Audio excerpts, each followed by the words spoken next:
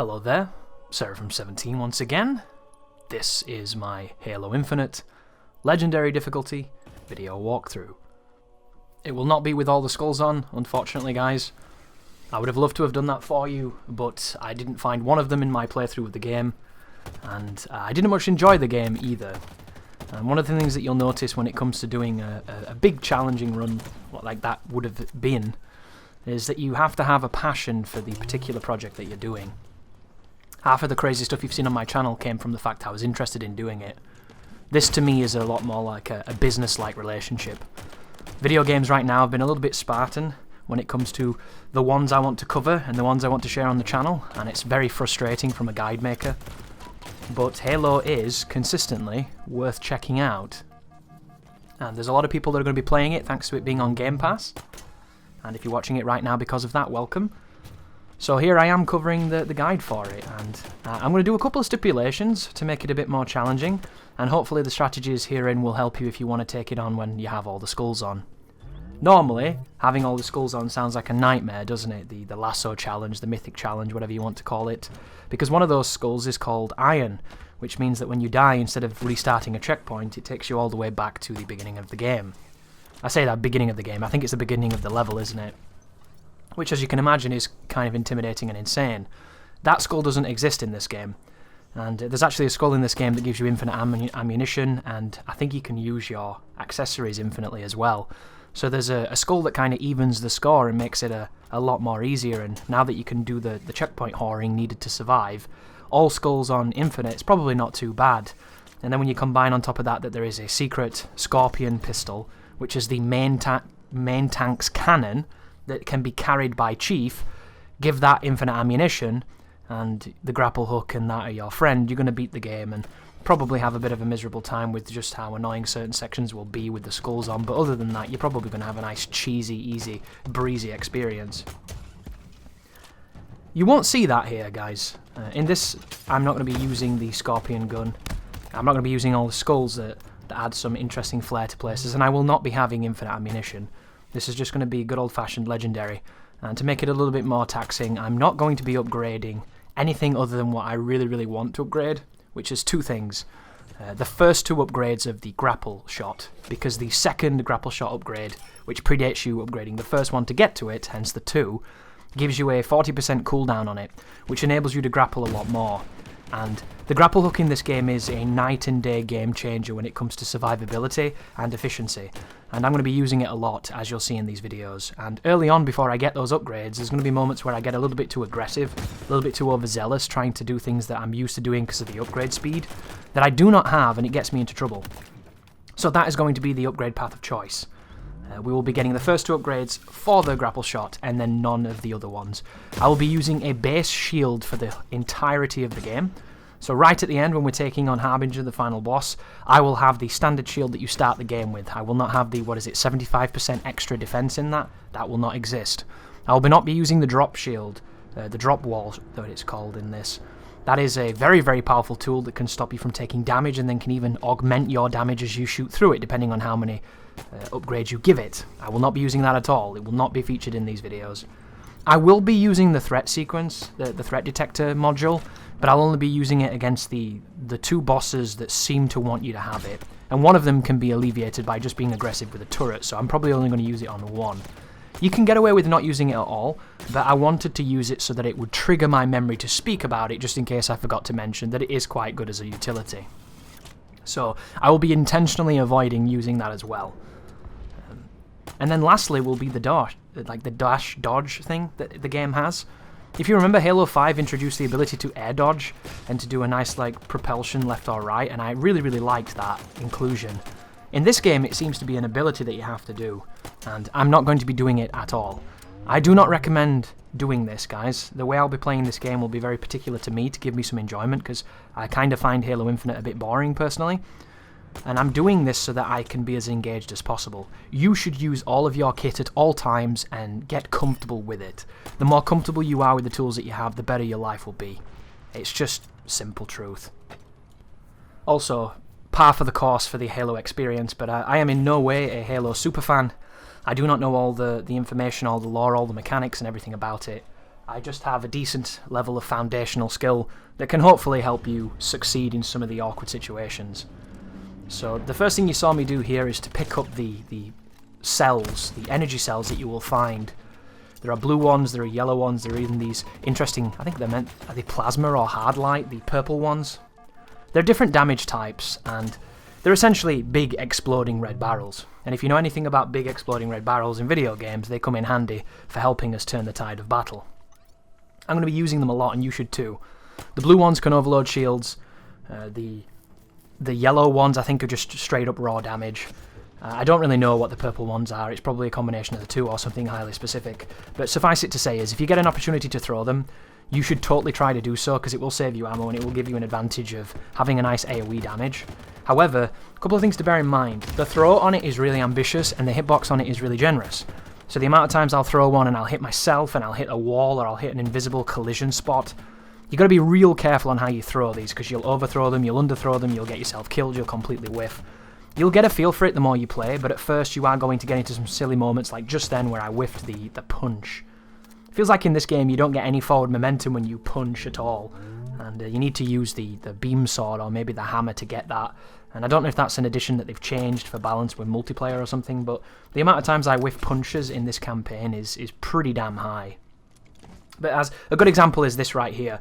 I completely whiffed those jackals pushing this corridor because I don't know the throw arc that well and I went too ambitious with it. But the second one cleans up everybody I tried to clean up before and we can just pepper the dudes that we didn't kill. Standard tech for the jackals that are carrying the shields. If you shoot them in the hand, they will lower their shield and expose their face, and then you shoot them in the face and they'll die. Of course, there's two main energy types in Halo that all the way through the games it seems. One of them is the energy weapon, which is good at taking down shields but not so good against damaging the body. And then you have the bullet weapons, which aren't that great at taking down shields but they're much better at the body. So carrying two weapons of the different damage type is always a good idea because you can swap between them to get full max damage and capacity. However, in this game, I feel like the weapons are completely neutered and nerfed and don't really feel all that satisfying. It's a combination of the enemies being really spongy and beefy and overtuned for no reason, and your guns just don't seem to have the kick sometimes that they really need in some of these situations with how many enemies you're going to be fighting and just the caliber of their defense. So I'm going to recommend to you that you do what you're comfortable with, carry what you like, carry what you know you can use well, and then just do that. I'm also going to try and make an effort to carry a couple of guns through the game and see just how long I can keep them by using the ammo refills that you see behind me just there, those little fonts that give you a nice different ammo type. Because when you carry something really strong through the game, you can get tons of advantage if you know what you're doing. And I wanted to test this to see how viable it was and to see if I should recommend it to you do the same. Because there's an interesting pendulum that swings here between committing on empty guns in the hopes of getting refills and then running the risk of getting into a situation where you can't get out of it. And this can happen to the best of players if you get unlucky, and it's going to happen to me in this, but luckily enough, I am confident in my ability to overcome adversity in video games, so I knew I would be able to deal with it if it did happen. I was just really hoping that it wouldn't, and I can warn you guys away from it if you want to avoid it yourselves. But throwing the cells, really a good idea. Damage types, understanding your damage types is very important. Understanding your crits on the enemies is very important. The beginning of the game here in this tutorial is kind of mean as well because they don't give you the guns you'd expect. The main gun we're using here is the assault rifle and the sidekick pistol. I don't like the assault rifle in Halo, I never have. It's a gun that frustrates me beyond belief. I've always been more of a fan of the battle rifle and the Covenant equivalent, which is not in this game for some insane reason. So you won't see me giving too much love for this bullet-spewing hose. That being said, it is really good at a consistent stream of fire and making the enemies flinch and stun. So as much as I don't personally like it and I always try to get away from it, its utility is undeniable. It is very good at close-range engagements and getting a desired result, which is putting damage down the lane and making sure that they can't damage you. But when you enter into this room, there is a handful of brutes walking away here, so you can get a couple of cheeky assassinations on them if you want to, and then you can back up and try and get your shield back, because the weapon that we just got hit with then, I think it's a Ravager or something along the names of that. It is this gun that in the multiplayer is apparently completely garbage, but when the brute uses it in the campaign, it has so much AoE, so much splash, you can get killed through floors, you can get killed behind walls. They hit you with it from all kinds of angles, and it can be really, really difficult to avoid. So use your mobility to keep that guy guessing, and if you do run out of ammunition here, you can pick up the Mangler, which is... It's kind of like that brute shot, not the brute shot, sorry, you know the brute shotgun that used to exist that you could dual wield? It's a little bit like that in how it looks, but it performs a lot more like a pistol. Also, there's a huge exploit on anything that has a jetpack, which you just witnessed then. Any kind of big enemy, elite variant of an enemy that has the ability to fly around, they can be a huge problem. However, when they mantle up and down and on certain jumps that they do, because you're so mobile with your grapple hook, you can get behind them as they land and then kill them with the assassination. One of the areas where this is going to betray you, though, is a bit later on when they start getting more shields and beefier and beefier. It'll get to the point where you can punch a brute elite in the back twice and it doesn't die.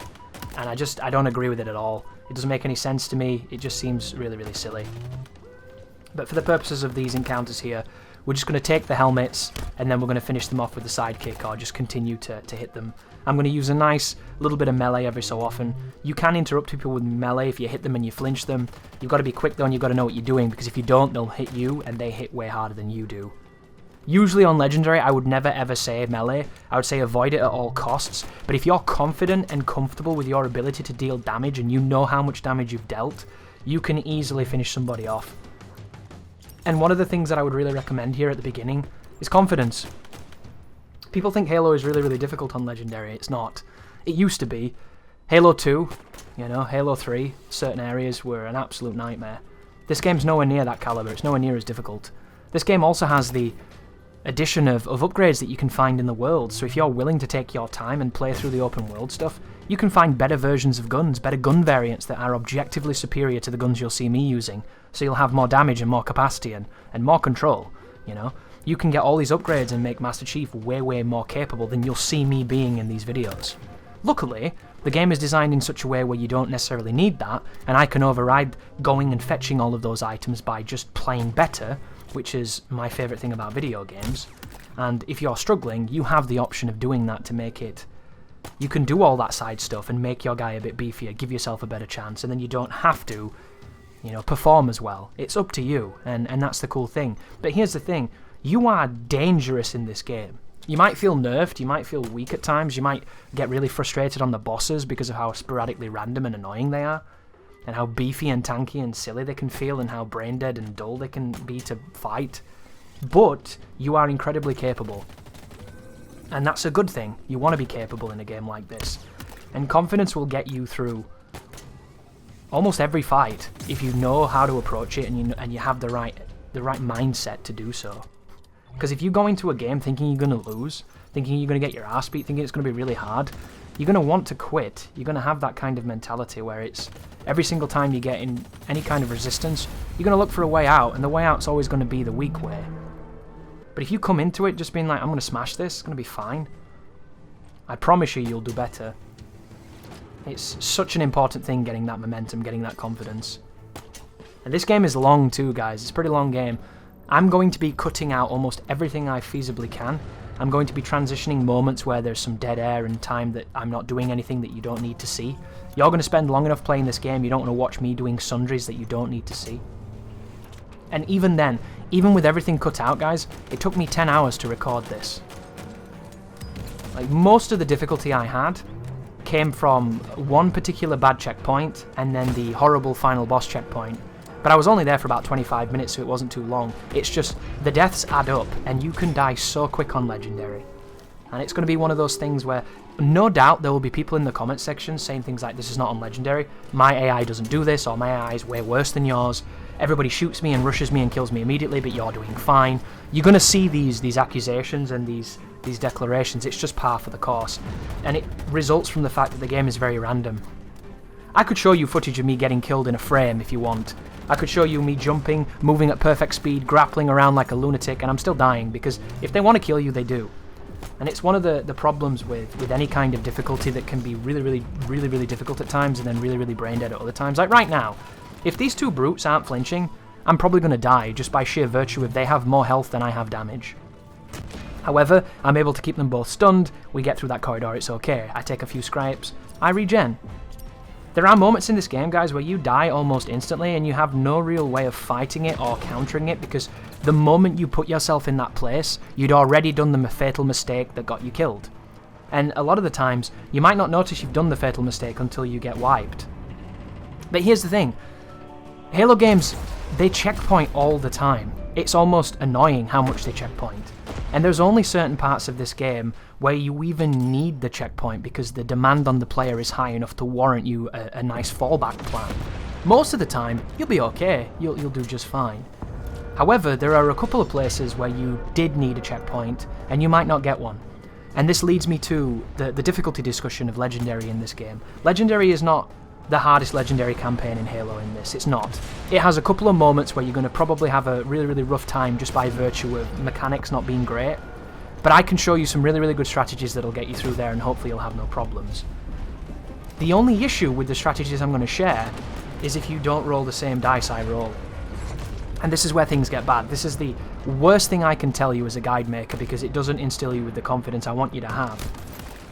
And the problem is, there's about 3 fights in this game that can be tedious if you don't get a checkpoint, and you might not get one.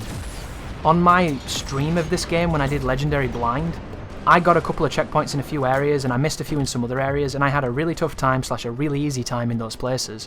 When I recorded this, 2 sequences where I got checkpoints I didn't get, and they got a lot more difficult because of that, a lot more demanding. And then another area that was incredibly difficult on stream gave me a checkpoint and it was a joke. And this is what you're going to be fighting. You're not fighting the AI, guys. You're not fighting the gun skill of the sniper jackals and the ridiculous movement speed of the hammer brutes now. You're not fighting that. You're fighting whether or not the game decides to give you the safeguard and the comfort of having a checkpoint. And if you can guarantee that you get one, and if you do get one, you'll be absolutely fine. If you don't, you're going to have to pull out all the stops and prove that you can play the game. And it's frustrating, but it's just how the game works. But there was the introductory mission. We're now moving on to Foundation, and we're coming across our first elite. Dude, the fucking elites in this game are so overtuned, it's insane. So I think we can all agree from the older Halos, the elites have always been a tricky enemy. They're very clever, they're very fast, they've got a regenerating shield, they know how to use it, they generally cause chaos. In the old Halos, what would you do? Charge pistol, take his shield, headshot him with something that's got bullets, kill him instantly, right? Noob combo, famous combo in Halo. Absolutely phenomenal design.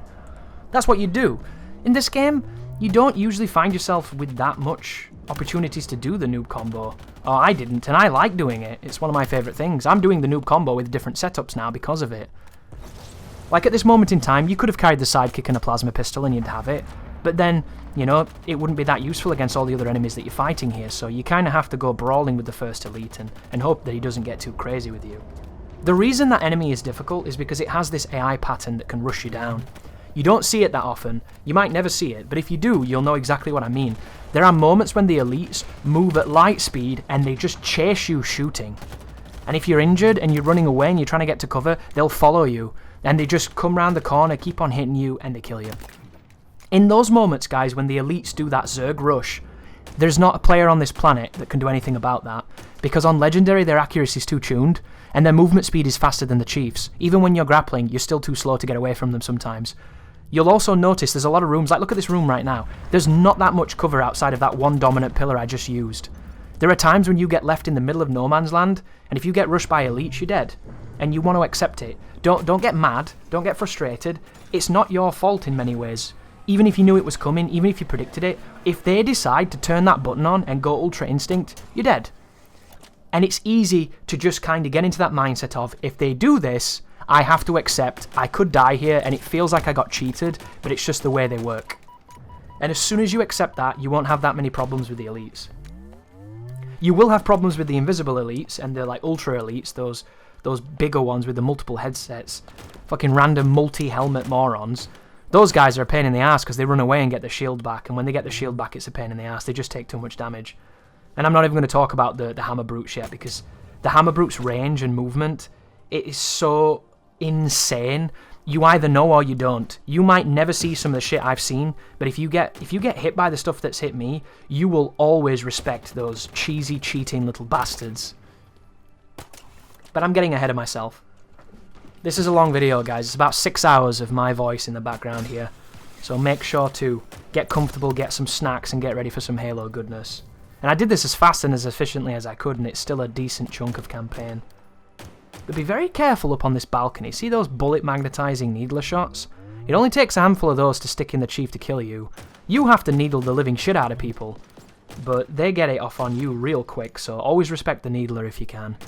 And they might not look like much, the grunts and the jackals, and a lot of the times they're not. But if you're in danger because something that is dangerous pushes you, and these guys become opportunistic vultures, they will profiteer off you. They will come in, they'll clean you up, they'll throw a nade you didn't see, and things get real bad. So always be aware of the nades, always be aware of the telegraphs, and over here we've got 2 elites. So I'm going to stick a bunch of grenades down there to try and kill the first one. I got lucky on his movement, and then this guy's not moving. We break his shield, I throw the nade to try and stop him rolling away, and I'm out of bullets right now, because remember how I said in the previous sequence, I'm going to commit to empty weapons to see if I can get refills? This is that moment. I can pick up that mangler, I can pick up this distortion pistol, this disruptor, the plasma pistol, you know, whatever you want to call them.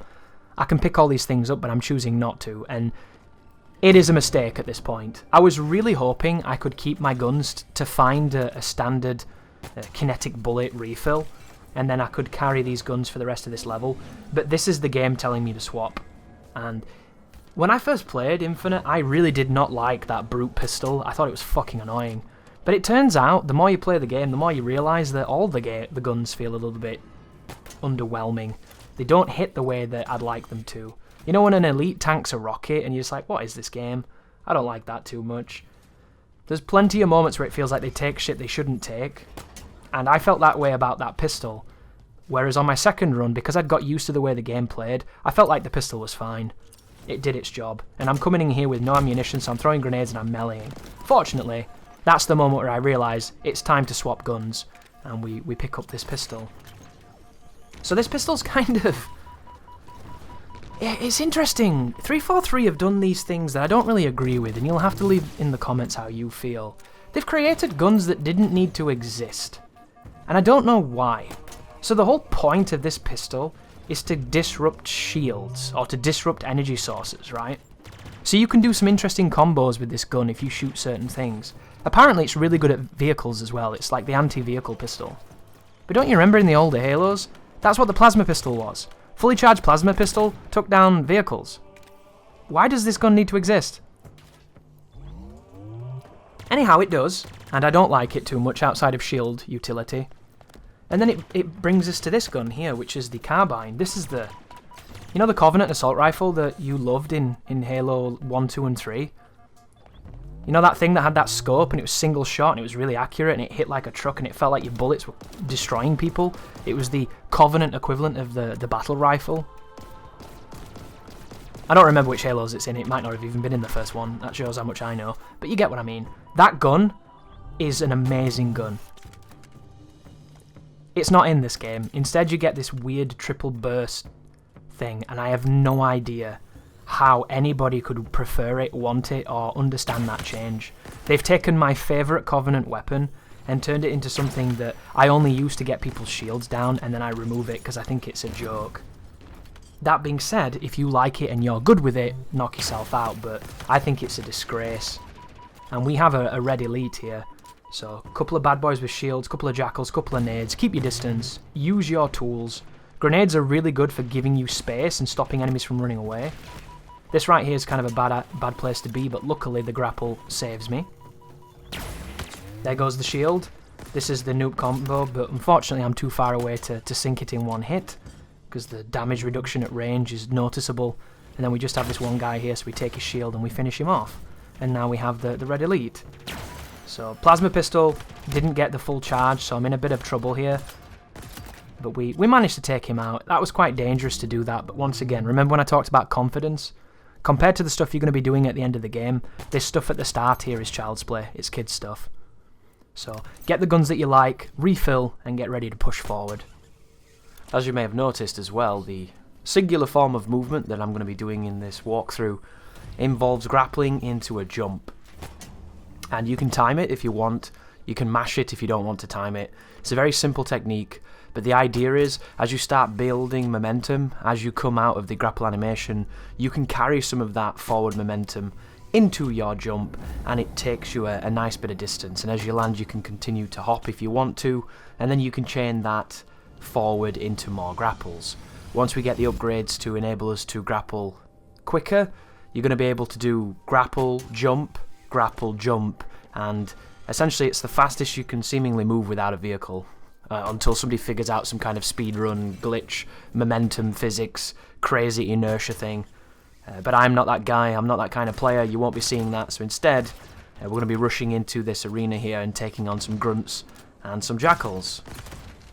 We're following the signal, we're hitting those checkpoints, and we're going to be moving our way up until the surface and into the new features that Infinite brings to the table, which will be the open world.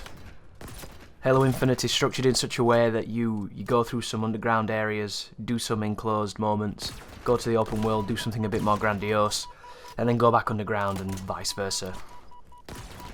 Also, be careful. Be careful grappling at the jackals too. If you hit their shield, they'll kind of just whip you off a little bit. If you don't, you will go towards them and you'll be able to punch them and get into one of those awkward fights. But just be careful, because you never know whether or not there's going to be something else peeking around that's going to help the jackal take you down. It doesn't take much to die in this game. It's not going to look like that when I'm playing at times, because it looks like you're quite confident and you've got tons and tons and tons of resources to keep you alive, but when you're playing, the bits you don't see, guys, the bits I've edited out where I've gone into a situation with said confidence and then immediately been beamed, is the stuff you don't really see too much. And some people, I don't think, are as media smart as others when they realise, like, when they watch somebody play something like this, they think they never die, and it's not the case at all. Dying is part of learning, it's part of understanding how to move, and you're going to see this area again later on in the game in a sequence which I really wish didn't exist. It's one of the areas where the game feels really, really padded and boring, and I just don't understand why of all the geometry to reuse, they would reuse this particular zone. I think it's decent the first time, but you're almost exhausted by the time you come back to it, and it's nowhere near as interesting as it should be the second time. But this is introducing some of the mechanics that you're going to be doing in this game, which is picking up these energy cells and putting them indoors. And I was really hoping there was going to be something a bit more interesting as an event trigger for the new Halo, but we find ourselves finding keys and putting them into boss doors again. And as these platforms gently rise, there's going to be a couple of grunts on them. There doesn't seem to be too much of a threat here. The biggest issue you'll have is the detection on their faces as they run around. They're very animation heavy, the grunts, which is the only reason you don't kill them instantly all the time. But if you can catch their face, you'll put them down. We'll get a checkpoint just then.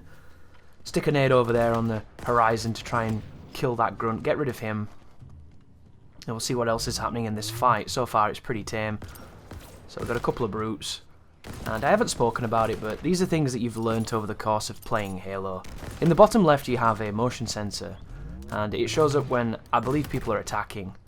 It could be when they're moving, but I don't think it is. I think it's when they're actively engaging you. Suffice to say, that is all the information you really need in this game. I'd prefer if it was in the top left. I'm more of a top left radar man myself, but I don't think you can adjust the HUD in accessibility to do that. Which is not the end of the world, but it's one of those things I wish the game had. And whenever you're in an engagement, keep your eye on that map. Because when you're being actively pursued, it's going to tell you where people are. It's going to give you an impression of where the threat's coming from and how to kind of gauge where you should put your body in response to where the cover is. And I can't get across how important heads-up play is and awareness. Ooh, also an interesting thing right there. The brute got onto the turret over there, and then the grunt did the same thing. This is a technique that's been in the franchise for a while. You can bait the enemies getting onto turrets so that they're not that good of an attacking force, and then just clip their heads and kill them quickly. You can turret bait the shit out of them. It also led to another interesting discovery as well, which I've only done it once, so I don't know if it's guaranteed, but it's something to think about. If you take one of these turrets that I'm going to rip out of the mount here, I really think these mounted portable weapon systems should be way stronger than they are. They feel really inaccurate and really spongy, and they just don't feel very satisfying, which I think is a bit Bit sad considering how quick they fucking kill you. But this gun here, you'll notice it has a percentage of its ammunition in the bottom right. When you empty this gun, carry it with you into a fight. I know that sounds insane, it sounds kind of stupid to do that, why would you do that? But take it into a fight, especially if there's a fight that's got brutes in it, or elites potentially. Because I had an instance where a particularly beefy elite went and picked up an empty plasma cannon. And he ran at me with a plasma cannon and couldn't fire it. So he was just kind of stood there like an idiot. He didn't really know what was happening.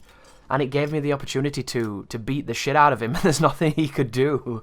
So there could be a strategy in this game, guys. I don't know how effective it would be to do reliably.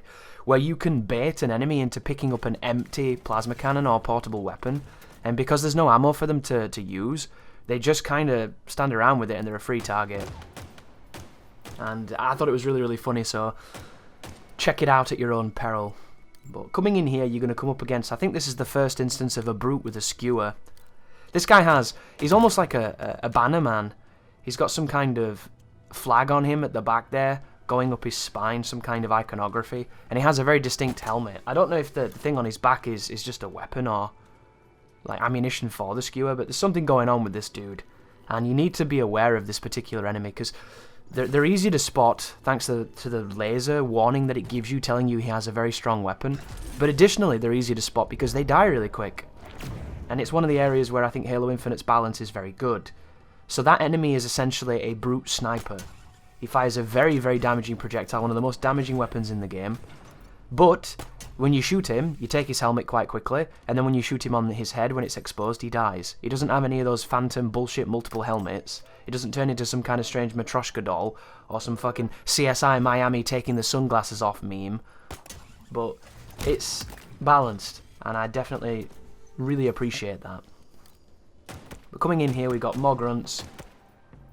We're using the sidekick, which is the pistol of this game. It's not quite the Magnum from Halo 1. It's pretty much up there with the pistol from ODST. It serves seemingly the same function. And I have on good authority that if you do the side quests in the world, guys, and you upgrade the weapons, this is a good gun to upgrade. I have not touched it myself. I've not upgraded any of the weapons. I didn't do that for the purposes of the walkthrough. But if you do, you will have a better advantage, so feel free to do so. I'm curious as well, guys. I wonder why they took the ADSing out. I know ADSing is not Halo, but Halo 5 had it, and do you think that they're thinking that maybe one of the reasons why Halo 5's reception was so mixed was because of features like that? I suppose that's a question I should open to you folks listening, if you're Halo boys. Did it bother you being able to ADS in Halo? Did you think it was sacrosanct? Just a bridge too far? Because I didn't mind so much, but I'm not the guy to ask. This is a pretty big room, this. And there doesn't seem to be too much in it. There's the kinetic ammo reload. Always good to find where those are and use them. That's just some random grunts running around with plasma pistols and needlers. Nothing too strenuous in this room. And we're getting semi-decent frames for this area as well. If you're interested in the frame rate that I'm running at, guys, in the top right, I have a counter there. You've probably noticed it. You can see how the performance is. It's kind of up and down. I don't have everything set to low, although I absolutely would if I wanted to maximize on frames. But the performance, especially inside, it was fine for what I needed it to be. I wasn't quite getting my refresh rate, so you can definitely feel that, but it was still responsive enough and snappy enough. But this room here is quite important, and you want to get comfortable with it if you can. Learn the placements in this room of the grenades, the weapons, the reloads, things like that. There's another whiffed punch. Because you're going to fight a boss here. The first boss of the game is going to be in this area, and it's actually kind of a hard fight too. The bosses in Halo Infinite, I was really looking forward to them, and then when I fought them, it turns out I don't like them at all. They just tend to be very random, very beefy, and pretty much unfair for the most. I like a boss where you can feel like you're engaging it, and it's a battle between both of you, and your decisions are keeping you alive. Whereas, if this guy wants to kill you, you're dead. It's just that simple. I'd love to say that you can skillfully avoid everything he does, but you simply can't.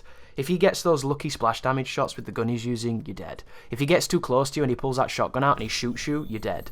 You know, the range on all of the stuff he's got is insane. His accuracy is insane. He even pre-fires you as well. So if you're popping your head around a corner, strafing out to peek, you'll see a bomb coming towards you and it'll hit you perfectly. And if you play anywhere near as aggressively as I do, it's one of those things where you're going to just die a few times anyhow. But the strategy there is kind of simple. You want to bait him into a close range engagement, and then you want to kite him around that elevator area and hit him with everything that you've got. Taking shields is super important, so make sure to use things like the disruptor combos, the plasma pistol if you need that, or any other gun that you're confident in taking shields with, and then once the shield's down, you have to keep pressure. Here's the big problem with any kind of enemy that has a shield in Halo. They are programmed to be defensive when they lose their shield. They will hide, they will take cover, and they'll get it back. And it's a really clever and really cool way of making the firefight dynamic and more difficult. But it's really frustrating too, because this enemy has an incredible threshold for HP. You can't just instantly kill him. He's got too much life. And when he gets his shield back, it takes so long to take the fucking shield down that it's really frustrating. So what you end up having is, you're going to die a few times against Tremonius here, just because you're trying to be aggressive. Because you need to stay on him, and if you don't, the fight just gets even longer than it already is, and it's already pretty damn long. But the fight starts with 2 jackals, and they're in that elevator area, so try and nade them if you can. I had middling success of killing them off the bat. This was one of the times where it didn't work. So just finish them off and watch out for Captain Splash damage. But you can see him on the map when he engages you, and you can see him flanking me now on the left. The map here is your best friend, guys. But I'm going to put some weapons on that I like, and I'm going to try and kite him around this elevator shaft here. This is where all the fun is going to happen, because he likes to peek around and shoot, and you can get some shots off before he starts shooting, and if you can position him in the right place, you can make it so that he hits the cover in front of him instead of hitting you. But I'm going to bait him into that so I can shoot that to try and do some quick damage to him, stack some damage. I pick up the power cell. You'll notice is, boom, the power cell right there did a really, really nice piece of damage on his shield. That took half his shield, that power cell. And then he punched me, and he didn't pursue me, so I got lucky, but we dropped his shield just then. And now, I'm going to try and get him to come close. So, tons of nades, took half his life with the double plasmas there. And here he goes trying to, look, he's getting a bit confused here. Don't stay outside in front of this guy, because he'll just kill you too quickly. Make sure to get your shots, get back in cover, and right now he pulls out his shotgun, but he keeps trying to do the diving fist move, and his AI is kind of struggling to pathfind here. Right now, I could be dead. I've almost committed to dying. So I go and I melee him to try and finish him off, and he doesn't shoot me. And that's luck, guys, right there. That's just luck. That's all that is. But you get an idea of what that strategy is. You want to take the shield as quick as possible and then get him rotating around a piece of geometry where you can stay ahead of him and away from his damage, but you can still hit him as hard as you can. Use your nades, use your power weapons, and then proceed on. And there goes Tremonius. I actually think he's one of the worst bosses in the game, him as well, because at this moment in time, you don't have the fast grapple, so you can't even do any of the sexy grapple stuff to get yourself out of trouble, and you don't have opportunities to have any other upgrades, so this fight right here, there's no way to come to this fight with anything more than you are meant to have. Because this first sequence here, even if you're going to cheese the difficulty and use the scorpion gun, even if you're going to use things like the skull with the infinite ammunition, it's really not going to make that much of a difference there because you don't have the bigger shield. You can't upgrade your shield to take more damage, you know. You can't have the drop shield or anything to hide behind. You have to do that. So hopefully you don't struggle too much and you can push forward now and start exiting the area. You'll have to excuse me as well, guys, if my throat sounds a bit shitty. But I talk every day, as you know. And then I come to a 6-hour commentary like this. And I'm not even an hour into it, my voice is already destroyed. So, by the end of this, I'm probably going to sound like the abominable Dr. Fibes. Oh, this is interesting. So, we now have to rendezvous with the pilot, and it involves clearing out this open world sequence here. The open world sequences are nowhere near as balanced as the sequences inside, because all kinds of odd things can happen. You can end up getting into gunfights with people behind you, all around you. You can end up pulling dudes from other encounters into your encounter, and there tends to be a decent amount of vehicles as well. So be very careful in these sequences and use the buildings to your advantage if you can. This one's got a couple of grunts in it. There's a skewer on the roof which we could have picked up. The skewer's really good for taking out vehicles as well, which is one of the main uses of that weapon for me. On my first playthrough of Legendary, which I did on stream, if you're interested in watching it, where I came up with all the strategies you're going to be watching here, the skewer was the gun I tried to carry the whole game because, in my mind, single shot, slow reloading, big high-powered weapon was going to be the best thing to carry through the game. And in most situations it was. Very, very damaging gun, very good. But even if you carry a max stock of it, you've got 8. And 8 shots, it's enough to kill anything in the game, pretty much. But it's slow. And it's got an animation bug, where the animation for reloading it runs at 30 frames per second, so it's really jarring. And it pissed me off so much staring at it, that I'm kind of glad I didn't carry it in this run. That right there is an upgrade. Pick it up. We're going to be needing... I think you need something like 5. I think the first upgrade might be 2. And then the final one is 3 that we're going to be getting for the faster grapple hook. But there's a lot of bad things here, guys. This is really good practice of understanding how to move around a battlefield with the grapple hook and understanding how to keep yourself safe. And never fuck with the dropships either. They're not quite as dangerous as they used to be. The dropships used to just melt you. In this game they attack you and they've got really good accuracy, and there's times when it feels like they stalk you. But they don't slay you the same as they used to, so you do get a bit of a grace period. But watch out for the elites and always watch the grenades. The grunts are not a dangerous threat, but when they start nading you, that's where it becomes really, really dangerous. There's a sniper rifle just beneath me, if you need the power. The limited ammunition is one of the reasons why I'm not the biggest fan of some of the power weapons in this game. Because for me, limited ammo is nowhere near as advantageous as something that is devastating and has a nice stock to it. Like the battle rifle is a gun that I'd rather take the battle rifle over almost anything in this game. And it's just because I can kill at every range with it. I can kill every type of enemy with it. And depending on how accurate I am, depends on how effective it is. But look at the map right now. Lots of bad people to my right here, trying to wait for my life to come back. A couple of grunts just chilling over there. Some guy comes round, it's a jackal trying to flank me. He could have killed me then if he'd have been a bit more aggressive. I got lucky.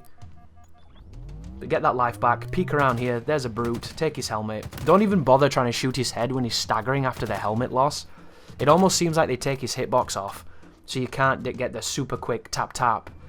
Every so often you'll do enough damage to him so that when the helmet goes he'll die immediately. But it's better to just save the ammo, wait for him to settle and then pop his head. But last couple of jackals here. And then there's just a bunch of dudes behind me. Which I don't know what they're doing. Tons of ammo here and kinetic ammo to refill. Sidekicks and grenades.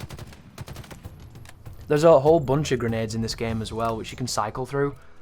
I really wish I could change the bindings on the grenades so that instead of pressing N, which is what it is on the keyboard, to swap between your nades and cycle, it'd be nice if I could have changed like 3, 4, and 5 on the keyboard to be the different nade throws.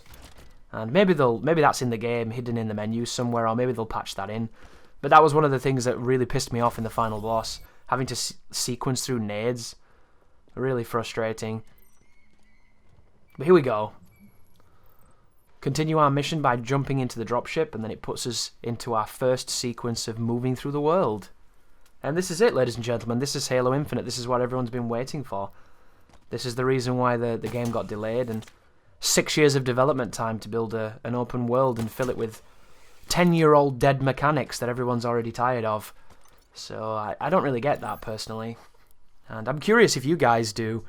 Do you have any idea why Halo thinks that people want to do things that we've been doing for the last decade ad nauseum?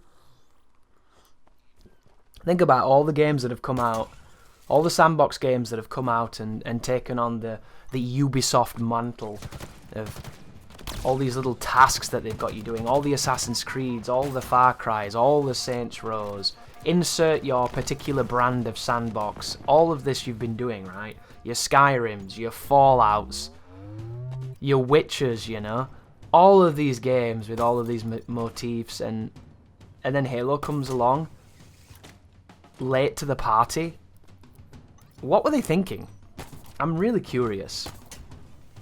I'm interested if anybody thinks the open world aspect of this game is the thing that Halo's been missing, because the conversation that I'm a part of with the people I've been speaking to, the only answers I seem to get are, who asked for this? It's kind of interesting, isn't it? Because the thing that I find the funniest as well, by the way, you see how the game is stuttering right now? This is not my capture device, guys. This is the game running like shit. This is the reason why I'm not a big fan of the open world sequences, because the game just simply can't do them. There's too much going on, there's too much detail, and the game is stuttering like a motherfucker. And I'm not on a console, guys. I am running one of the best graphics cards in the world. I have a very powerful CPU. I have got good RAM, my PC is expensive, and the game is just shit in the fucking bed, because it can't keep its pants up. And it's really unfortunate that the optimization couldn't have been better. But it is what it is, When it's the first ever attempt at doing an open world sandbox, you don't have the pipeline down. You don't have it all smoothened out. It takes time, it takes iteration, and this is their first attempt at it, and I don't really understand why they've done it personally, because nobody wants sandbox anymore. Sandbox is kind of in the twilight. Are you really going to do something that Rockstar haven't already been doing for the last 20 years? Probably not. And there's a demographic for people that want to play, but those are Halo players. And at this moment in time, shooters are in such a shitty place. We haven't had a good single-player shooter campaign for a while. There hasn't been one that stood out. Halo could have turned up, had a really, really good Halo campaign, and just took that crown and reminded everybody what really fun single-player can be like. But instead, we get this Ubisoft garbage, and it doesn't make a lot of sense to me. It seems kind of confusing. It seems like a bit of a mixed message. And it sucks too, because Battlefield wasn't good this year, COD was kind of questionable this year. I've heard there's all kinds of horror stories about the multiplayer for Halo at the moment, where they've set it up to be just grindy and stupid. And that's what the industry is chasing, isn't it, when you think about it? They're chasing the same fabricated money-making procedures instead of the lust of the art and the joy of the gameplay. And it's a shame. Because Halo didn't have to do much, I don't think, this year for it to really, really stand out and be strong, but it had to launch feature-rich with the staples of the series. You can't launch fucking Halo without co-op. You can't launch Halo without split-screen co-op, You can't launch without Forge, and custom games, and Slayer in your multiplayer, and a progression system that's rewarding, skill-based, and fun to chase. You can't launch in such a diminished state where the only real focus seems to be egregious, microtransactive, exploitative fucking procedures that everybody's doing now. Like, when I look at your game and I look at how it's been displayed to me, the player, I shouldn't see all the many ways that you're trying to guide me and coax me into buying bullshit or spending time on a server to tick away at some random currency that I have to accrue in order to get some fancy cosmetic. But games now, they're not anywhere near as good as they used to be at hiding the more egregious side of their nature. Games didn't change when it came to intent. Games have always existed to be money makers. That's the reason they exist. They've always existed to make money. But they used to have a really good game there, baiting you into the purchase, and that was how the money was made. You couldn't make half-assed empty bullshit games that needed 6 to 8 months worth of fixing and tweaking to be the product they should have been at launch. If you'd have done that on PS2, you'd have done that on original Xbox, your console would have sank, gaming would have died. We couldn't afford to do that because that wasn't the way it was. But now, everybody's kind of accepted that we pay for these broken, empty experiences, and then we celebrate when the developers do what they should have fucking done to begin with. And it makes me really mad. And I never thought I'd have this conversation in a Halo game, I never thought I'd even be thinking these type of things. This is another one of those open world firefights, guys, here. You can't interact with the object because there's enemies in the vicinity, so you've got to clear everybody out before you do this. That's the reason why I'm kind of like slowly deconstructing the entire room, and I'm going to be pushing forwards towards that lever. But Halo, to me, the number one non-Halo fan, it was always an event, even if it wasn't my type of thing. It wasn't my game, it wasn't my fight. It always felt special. It always felt like gaming is happening right now. Something is emerging. And I've always felt like that with Halo. Like, it always makes me think of Halo 3's launch. I thought Halo 3's launch was just so important. And I was a Gears guy. I actively was quite anti-Halo at that point. But, you know, in more of a fun kind of competitive way, more so than I want Halo to fail because it's a shit game. It was more so Gears is better. You're all pussies for playing this weak-ass alien shooter. But even then, you know, even in spite of my own bias at the time and my own passions, you knew that when Halo came out, shit got real. Because everybody bought it. It was massive. It was major. It was such an event in gaming. And to a lesser extent, I think this one is still that. I still think it's quite important that the game's come out. And I do think that there's a lot of people that have probably jumped onto it and tried it, especially thanks to Game Pass. But it just doesn't have that same... There was a feeling, you know, it was an experience. There was something to behold. And I didn't get that with this. And not even from a personal perspective, from kind of an environmental perspective. Like, the singularity didn't seem to be the same. And I don't know if it's the idea of trying to... Be careful coming down here. I got lucky getting that checkpoint. There's another shotgun brute here with a shield. He could have easily killed me, this guy. This is one of those places where you might be able to reverse engineer a path to get back up into that control room, but I just came down and picked up some grenades and then got out of there. But it didn't have that same feeling. I don't know if you would agree or if you felt it too. People didn't seem to be as interested. Maybe you can't come back to a franchise after all this time and expect it to have that same launch, that same bombastic appearance. It's interesting, isn't it? I know that the way that they released it is probably an interesting choice as well. These guys are super dangerous, by the way. These are the berserker brutes. The melee-focused brutes. They're very fast. However, they're not very good at mantling and going between vertical surfaces. So you can use this as your advantage. I got really lucky here. The guys I saved are these crazy shotgun-wielding beasts. Look at these guys. This guy right here with a shotgun killed both of those guys for me. Which is rare. Really rare. But nice when it happens. And if you're wondering if you've seen that guy and you got creative... Yes, you can indeed do the old school Halo tech of giving soldiers who are your friends a bunch of high-powered weapons and they get infinite ammo and kill everything for you. You can totally do that. The closest thing to the new cheese there would be the Sentinel Beam, because it's hit scan and it's just madness. Absolutely madness beams of death that never reload. And then we have here a jetpacking brute, which I'm going to... See that? What was that? Was that bad detection then? Did I whiff? I don't know what that was. Something's going on with this game when you hit people from behind. I don't know if you felt it, but it happens to me a couple times in this walkthrough, so... If you guys have any idea what's going on, I'd love to know. But here comes a dropship. I'm going to pick up this power weapon, the portable turret, and I'm going to go to town on some guys over here. There's going to be a bunch of brutes showing up. And because your movement is compromised, I'm going to have to drop the turret or I would have died then. But push forward. Nade the shit out of everything. Never ever hold on to your nades. My advice would be to keep maybe one or two, but for everything else just toss them, because you get so many grenades, there's no reason to keep them. If you want to really be safe, maybe keep one of those electrical stun nades, because they come in handy so much, they're really, really good.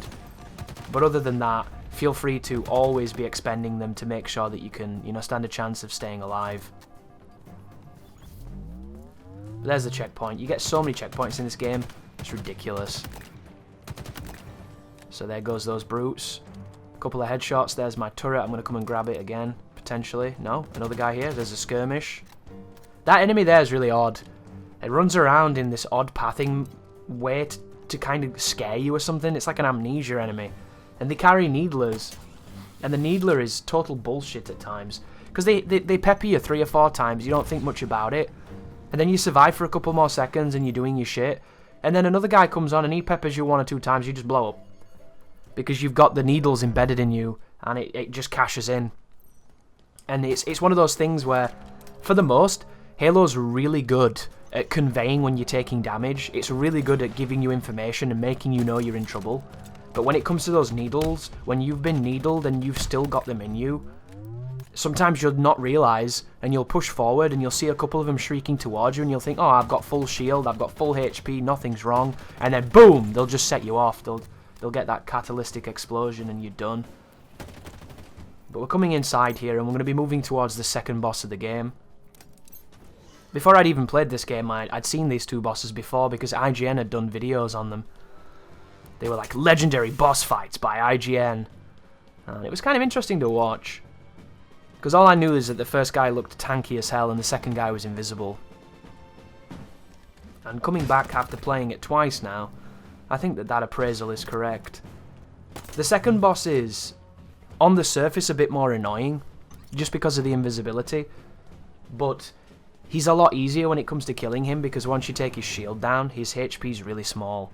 So you can just stomp him once you get that life. Once you get access to his life bar, you can really hurt him. That's something I've just noticed as well. Oh wow, being attacked by the berserker guy. Is there any way on the map in the little corner there that tells you that the people are above you or below you? Because that's one of the areas that can be quite confusing when you think somebody's really close and they're not. I wonder why they didn't do a system where when they're on your level, they're that diamond that you can see. When they're above you, it's a triangle pointing up. When they're below you, it's a triangle pointing down. Do you think that would have been too much information? Do you think that would have been too jarring? You might have noticed here as well, the grapple's utility in this game is incredible. The amount of stuff you can do with it is really, really, really good.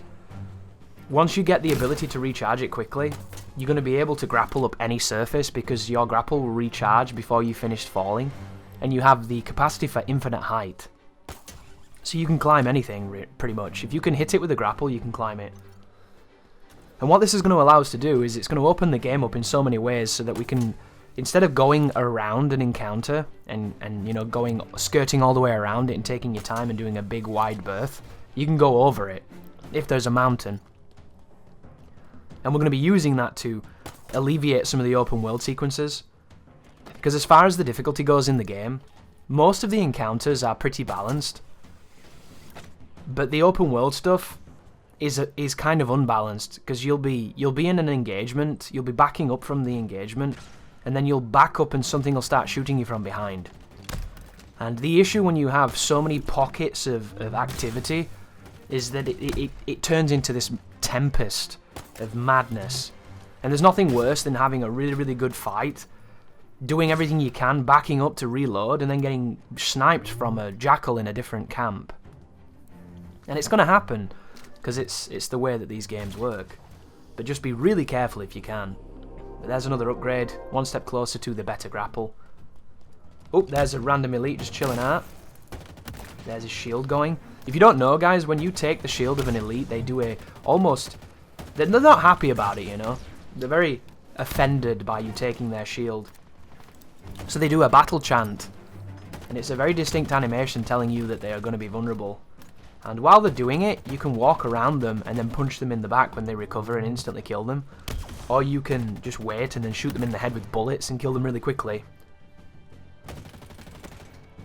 The thing that I really like about it is while they're doing that animation, they cannot kill you. They can't throw grenades, they can't roll, and they can't do any of their attacks. So it is a very safe situation for you. And I like that kind of consistency. But we've picked up a new weapon here. I think, is this called the Shockwave? I'm not certain of the names on a lot of the guns, guys. I know I've now got it's the shock rifle, sorry. So, the guns I'm rocking now is the Hydra that we picked up from Tremonius, and the shock rifle that I've just grabbed. Shock rifle's really good at taking down shields, because it's electrical, and I'm assuming that it affects shields, or maybe it's better at vehicles or disruption and stuff like that. I don't really know the stats on it. What I do know is that when you shoot people in the head, even if they have shields, you can get a good kill on them because of its damage output. So it seems like it fires a triple burst, even though it takes off 5 ammunition. But it's a very, very good gun, and I recommend using this at almost every range. It's also really, really good against the Are they called skewers, those robot guys? I don't remember the names. We'll find them later on. And then here we have the second boss, the invisible guy. So right now, guys, I'm experimenting to see what this guy does at the start when you stand up here. I wanted to know whether or not he could deal with it, and you can see he just stands there and he doesn't know what to do. When you start hitting him with splash damage from the Hydra, he does move, and he has the capacity to pull his gun out. He just pulled his gun out there. And then I shoot him as he comes around the corner, and he's just going to just back and forth, but he does a lot more damage than you do. So when I was messing with that, I thought, yeah, that's probably not a good idea. I'll go back to my standard strategy. The idea is, if you put the threat module on the middle pillar, you'll get the best coverage to be able to see him. And then from here, you just want to circle around the room using your grapple hook, picking up the blue cells to throw at him and get his shield down. Pick up any weapon that you like to put some pressure on him and constantly keep on his shield. The only issue in this fight is his AI. If this guy decides to bum rush you with that sword, you have to get lucky to survive. Because you can jump the slashers if you do it with the right timing, but he can quickly do a lunge afterwards, which catches you. And if you trade with his first attack and it takes your shield and you're trying to get away, unless you get fortunate, you're dead. Because he'll just two-piece you. So the idea here is try to stay away from him if you can. Staying away from him is your best friend. And then constantly, as he chases you down, bombard him with whatever you've got. When he pulls his sword out, he's going to rush like just then. And when he does this, you want to get him chasing you. And as he chases you, you can circle the room throwing the cells at him and then spraying him a little bit. Every time he pulls his gun out is an opportunity for you to engage him. Don't go closer though, because he'll just pull his sword out and then you're in his advantage then. But you'll notice, after a while, if you do this, I've done this fight a few times, you get a really good feel for where he is. So when it comes to throwing the cells, you know, every so often you're going to waste a few, but as soon as you get that shield down, because we've carried the Hydra from Tremonius, we're going to use it to finish him off. And the good thing about this gun is that the Hydra's not a great weapon. It's not as strong as the skewer, it's not as ridiculous as some of, you know, the other power weapons, but it's consistent. And that's how you're able to just keep him flinching and put him down. Not only does it have a lot of ammo, but it has good range, it has this ability to track enemies for you, it has this lock-on system, and it does explosive damage and it stuns.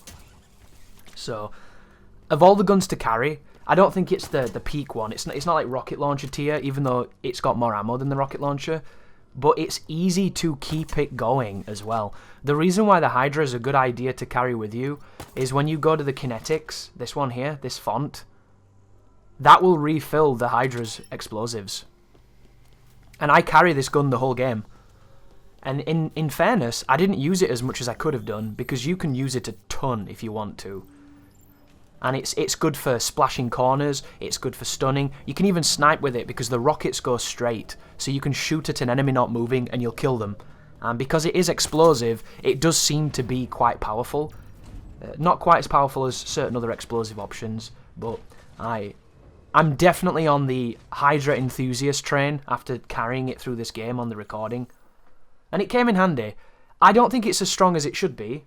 I think anything that fires anything that's explosive should be really dangerous.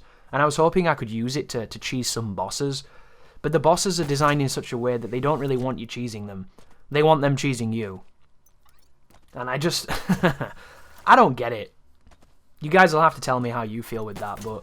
Do you like shooting bosses where they seem to take 100 fucking hits to the face? Does anybody like that? It seems really silly to me. Especially when you can't guarantee the checkpoints, and you can't guarantee consistency.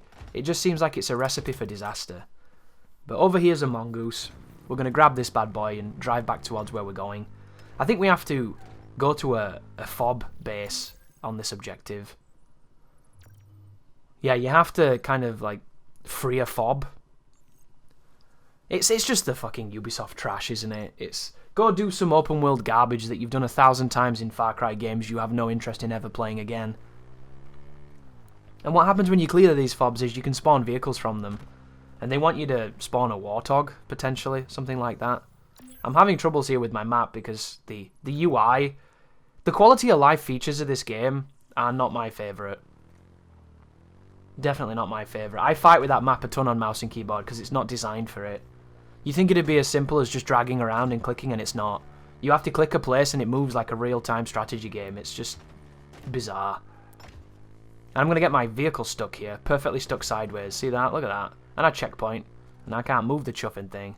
So that was bad. Anyhow, moving onwards. The particular fob base I picked here, I don't know if it's a difficult one in the grand scheme of things, but I will say so far, this is probably the most challenging fight, just because there's a lot of elites and they're very, very close. So there's a couple of grunts, there's an elite to my left just then, I'm going to ignore him. And then there, boom, red elite just up there. And just look at the map here, lots of enemies in close proximity. It isn't too bad though, because they do give you checkpoints a lot. And I'm going to try and touch the button just then, but you can't. So I come down here, elite's just over there, throw a couple of power cells at him, he's dead. 2 more power cells there, there's an elite just there. He's running around with is it a Ravager that? A very interesting gun that, you can charge it, but I don't really know if you ever should. Because if you've picked that gun up, you've already lost. Oh, look at this. This is insane. I should not be alive here. Luckily, this guy's evading and doing all kinds of crazy stuff. Like, this is what I mean. Look at this guy rushing me right now. Right now, I couldn't even honestly tell you how I'm alive. It's just crazy. I got really lucky then. If that happens to you, you'll die. There's almost no situation where you survive those. But for some reason, the game just took pity on me. And I took on 2 elites at the same time with no cover. Like, that's... You tell somebody that you took on 2 elites with no cover on Legendary, they'll call you a liar. Unless you're, you know, doing something exploitative, or maybe you've got some kind of super sick weapon. But I should have died then. And we got another one over here. See what I mean, though? Can you imagine if the other guys had done what he just did? That guy did so much damage to me in the space of a second, and there's no way I would have survived. But there's the fob done. Now we can call in the mongoose, or the vehicle, or whatever it is they want you to do here.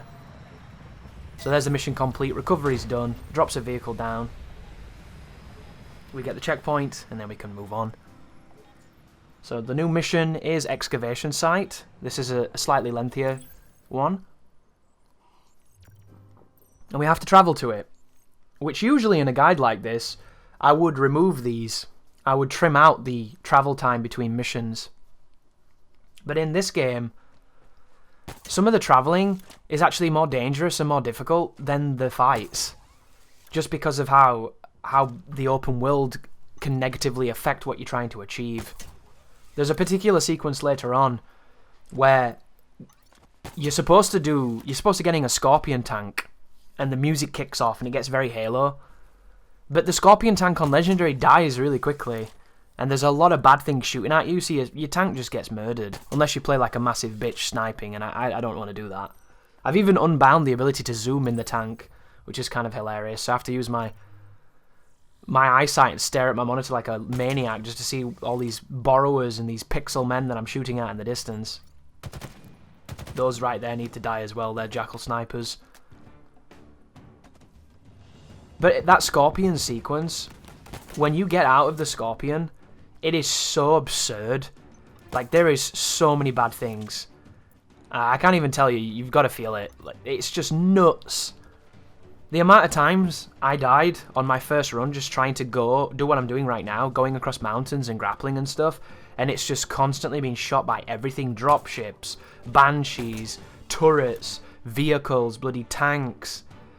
You know, it's just everything they can throw at you, they do. And there's a little example of it coming up here. See how the bridge starts to fork together? So the bridge extends, and there's going to be a dropship that pulls up here and lays a bunch of guys in your way. You get a checkpoint on this bridge, and you got to be it's really dangerous here, so you have to turn around and drop down this little gap here, because they all shoot you just then. If you continue on that path, you get lasered. You have to run a gauntlet of aimbot, and the dropship follows you as well, and snipes you up the mountaintop. And you can do it, because I did that on my first run, but there's 2 dropships shooting at you. Look at the damage they do. It's just ridiculous. They just strip the shit out of you. And this is way, way safer. So you wait for them to leave. Then you get up here, and there's a ton of dudes that they've just dropped off, and these guys are going to shoot at you, but you can kind of drop down, grapple back up, drop down, grapple back up, and you want to get and go to the exact same place I just was, but on the other side of this to get your shield back. So drop down here, And then from this avenue, we can go straight over the mountain this way, grappling over these rocks. And just be careful, because the most dangerous part of the traversal in this game is Chief's tendency not to mantle. There's times when you'll grapple something and he won't do the correct thing, and you end up fighting with the platforming. And there's nothing worse than fighting with platforming, as aimbot AI gets to shoot you like they're playing Kovacs with your ass. And it's kind of frustrating.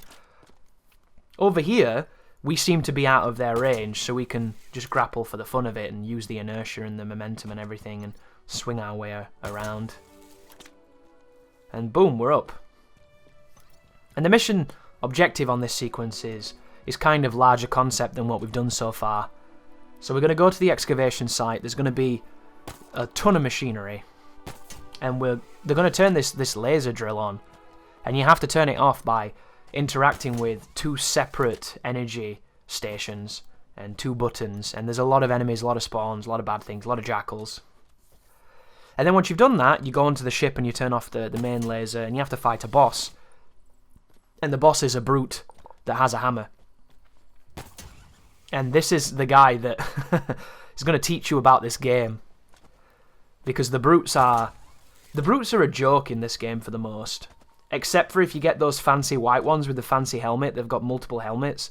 Those guys are tanky bastards. They take an ungodly amount of damage. Standard brutes, I'm okay with, I don't mind them whatsoever. But those ones are arseholes. And the hammer guy is a filthy hacker. A filthy, dirty cheater. The shit he's gonna do, this is it, we get the quick shot finally. And there you go, ladies and gentlemen, that's all the upgrades I'm gonna spend. And now we have the max capacity for what I want, which is the speedy grapple shot. So now we can do some serious shenanigans with my grapple hook. And a couple of enemies spawn there because it's a hot spot because of the upgrade. But just ignore them and keep coming down the mountainside here. But the hammer guy is absurd. He has the capacity to hit you when you're 2 meters above him. It doesn't make any sense. He has the ability to jump like 50 fucking meters and smash you. He does all kinds of weird stuff. He's just busted. He's busted in so many ways, and I absolutely don't mind it. I don't mind him being busted, but I don't think he should have so much HP. If you're going to make it so that he can do these crazy gymnastics and hit me and move really fast and do all kinds of like bullshit chasing me down, he shouldn't take 1,000 hits to die. It should have been a combination. It should have been decently resilient and fast and dangerous, or really fast, really dangerous, but really, really weak. You know? Make it so that his shield is good, but his life is low. Or maybe his shield is bad, but his life is good, you know? Give it something. You could have made it so that when he loses his shield, he becomes more defensive and he runs away. So you had to chase him, and there was a bit of a risk and a reward. But instead, he's just ungodly beefy. And he's got several helmets, and you shoot him in the face when he's got no helmet on, and another helmet pops off for some reason, and it just gets really mad. He's got a shield, he's got all kinds of shit. And he's called Bassus. So enjoy him. He's not going to be too bad though. And he's important as well. The thing with him, the kind of the linchpin of his design, is you have to get comfortable with him. You have to learn how he functions. Because if you're not comfortable with him, you're going to have to fight an entire wave of real bad dudes with one of those guys chasing you. So you need to get to the point where you know how he works and how he functions, and you're confident that you can, you know, not die to him and be functional. Because it's a part of your skill set you're going to need. And you do fight a few of these guys, and there's a couple bosses that simulate his pressure. Escharum another one of those that simulates the pressure that you're going to get from that. And hopefully by the time you get to that point, you're going to be a much more confident and capable player. And it does make a difference. The first time I did the game, it took me 14 hours, legendary blind, right? When I recorded the game, I did it in under 10 hours, so I cut off 4 hours purely based on having an idea of what I was doing and just by being sharper. So you'll be much more capable by the time you need to be. And then here's the dig site. And it's interesting, isn't it? Nearly 4 of those hours of recording were deaths. It shines a different light when you talk about it like that. You might watch this and think, oh wow, the guy's cheating, he's never dying, these AI look easy. But think about the 4 hours of footage of me getting beamed. Now here we are, there's the objective marker. This is the first time we're going to get the sentinel beam as well. There's a chopper down there if you want to have some fun with that. Chopper seems really good in this game, but the vehicles die super fast. I don't remember the vehicles dying as fast as they do in this one on Legendary. I don't know if that's an active choice from the developers to make them a bit easier to kill. Oh, this is an interesting too. Do you see these 2 turrets here? These 2 turrets are going to be a pain in the ass coming up. So I decided to try and put some damage on them to kill them before this happens. I had no idea that they were going to take this many explosives. And you can tell, I really don't want to spend my Hydra, because at this moment in time I haven't realised that the kinetic ammo is refilling it. So I'm wanting to save that for Bassus when he comes a moment from now. But like, look at this. Look how ridiculous this fucking turret platform is. That's just mad to me, that. I'm not going to kill the other one, I'm just going to contend with it. There's a ghost down there in that hangar as well. Having a good understanding of this zone helps. First time I did this area, I really disliked it. I thought it was shit. But second time, I did enjoy it a lot more when I had a grasp on what was going on. The spawns are kind of mean, though, because the quarry will be completely empty, and then you'll trigger a button, and when you, like, look at that weird trigger there, it just pulls you into its spot and then plays a cutscene, and then boom, the dropships start coming down. I can tell you, if you stand near those dropships as they descend, they kill you instantly. That's a thing, so don't let that happen. And this first sequence here, these doors open up, you can jump up here, kill some of the grunts, and then there's a skewer brute over here. There he goes. There's the checkpoint. And inside here, guys, there is a hard light refill as well. So the hard light ammunition type, I think, is the rarest ammunition type in the game. It's the big dick ammunition, and it refills the sentinel beam. It might refill the cinder shot or something like that, because that's a purple gun as well, isn't it? Suffice to say, see what he's using there? That gun he's using right there. That is one of the most powerful guns in the game, what he's using. If I could carry that gun through the whole game, I would. You have no idea how good the sentinel beam is. It is incredibly good. And I slept on it the entire first playthrough. I slept on it till right at the end, because I just wanted to test all the guns, and there were too many other guns to choose. This is the one you want to carry. This thing here, it has great stun, it has great damage. The only downside of this gun I can think of is that because it is a focused beam, it is very aim dependent. So if your aim is not very good, you could waste it by holding the trigger and missing a lot. And then secondly, there are times when there's not that much ammo for it, so it's difficult to refill it. But I can't even begin to convey just how good this gun is for almost every situation. It's got range, it's got damage, it's got consistency, it's got stun, it melts shields, it melts HP. It's just great. It's probably my favourite weapon in the game. It does have range limitations, so you want to be cognizant of that, but for the most, you can get into a range where it will be very successful. And the sentinels use it, the certain brutes use it, and if you give it to one of the soldiers that you rescue, their accuracy combined with its DPS, there's almost nothing that will survive. Especially if you bring multiple soldiers and they have multiple versions of the sentinel beam. It's probably some of the most damage you can do in the game. But be careful of that right there. That's the danger. The turrets are unbelievably damaging. They hit you like a truck. And it's really a pain in the ass because... a big old pain in the ass, I should say. Getting through their shield in time to then contest the guy who's using it. Most of the time, by the time that's happened, you're dead. And it's unfortunate. But right now I've run out of Sentinel, and I really want to find a refill for it, but I'm probably not going to find it, so I'm going to have to let it go until the next drop. And this is kind of a bad situation here, because I'm getting peeked by the turret. But I do have the shock rifle. This gun is really, really good. Especially at this range. The further away you are with this gun, the better it is.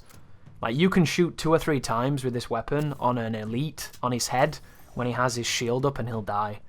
And that doesn't sound that great, but when you compare it to using, like, the battle rifle at this range, you'd have to do maybe 20 bursts of the battle rifle to kill him. This thing will just go through. So definitely recommend using this. This was one of those guns that I used a little bit on my first playthrough, but I didn't see the point in it. It just seemed like an electric gun. And then on the final boss, I used it a ton. And it showcased just how good it could be. But I get in the turret here to see if I can do much, and there's not really much I can see. If you ever see me looking down like that, guys, it's because I'm looking. And I'm moving the turret away so it's not blocking the screen. But, like, look at this on that guy. Immediately kills a brute to the head. There's a brute there. Immediately kills him. See that? That kind of damage at that kind of range with this ammo capacity is the reason this gun's really good. And it has really good range as well. Look at that. 2 shots at that range. Do not sleep on this rifle like I did. Very, very fun gun. Very, very good at those ranges. And on Legendary, that's the range you want to fight in. That's the kind of range you should be engaging in, because it's your advantage then. And that's what Legendary is all about. You can be super aggressive, super aggro and in people's faces, but you're going to die a lot more. Because you do not have the capacity to deal the damage they do. And their HP threshold is far higher than your damage capacity. And you need to be aware of that. But once you turn this mechanism, it's going to open up another spawn here, and it's also going to bring the dropship in, so you want to be really, really careful. There's the drop pods. Whenever the drop pods land in this area, they're probably going to bring out just grunts and things like that, or they're going to be those berserker brutes. The berserker brute is so overtuned at times, he's a pain in the ass. Incredibly fast, really good pathing, they'll be on you in a second, and then if they punch you, you know, you're dead.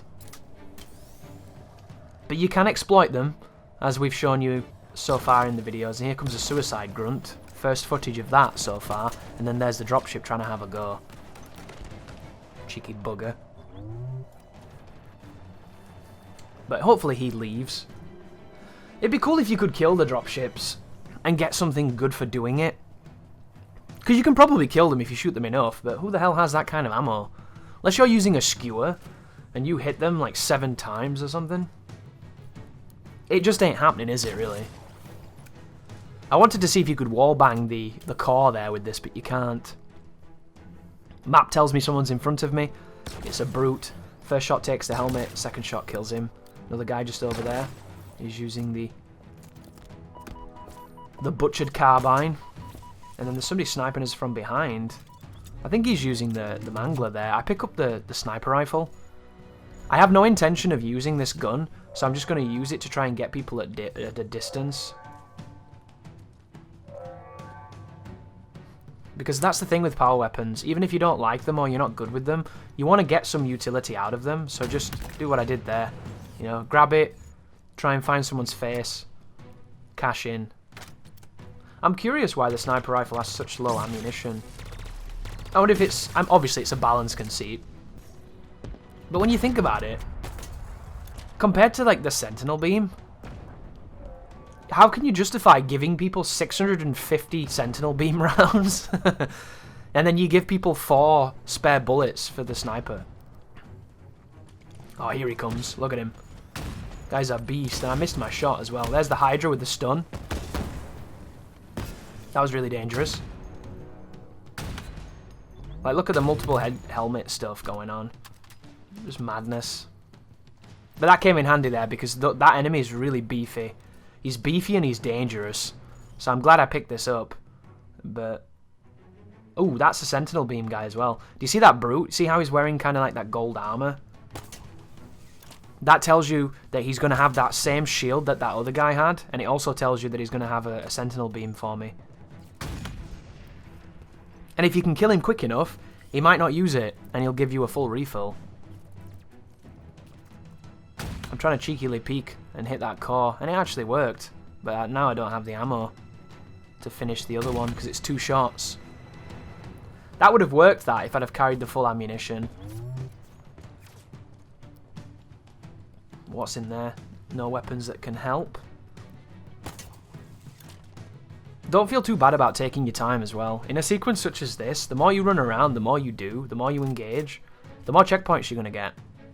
And checkpoints make things easier. The only reason you're going to struggle with this game in any capacity is when the game decides to be a dickhead with checkpoints. For everything else, it's going to give you the resources that you need. And there's only a couple of moments in the game where you face those meat grinder checkpoints. Most of the checkpoints are fine. But right there was a skewer refill, and I'm currently packing full skewer ammunition. I like this gun, it's a very powerful gun, but I was avoiding it on this recording run because I used it my entire first playthrough, and I always had a pocket skewer like it was a boom shot in Gears. So you'll notice that I don't go near it too much. That does not mean it's bad. This gun is incredibly good, especially for hunters. When I fight hunters, this is the gun I want. Because you can shoot them anywhere and it seems to really do the trick.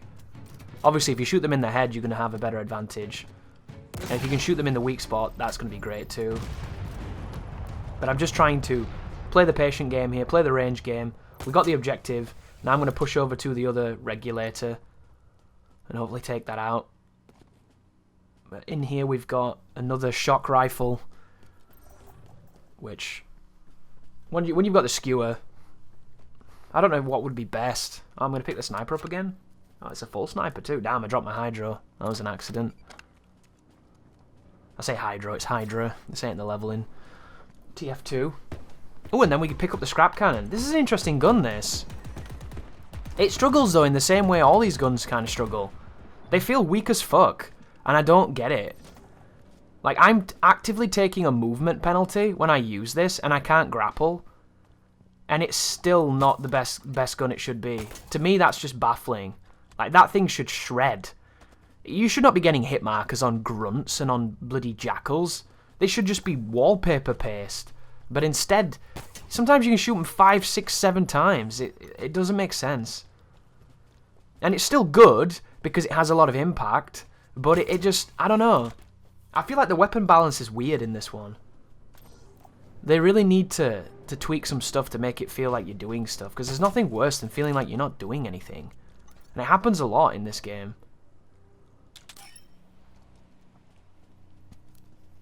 I maybe should have saved that. Saved it so that I could use more sniper rifle, but I didn't. So here is the other area of the spawn, and there's a bunch of brutes here.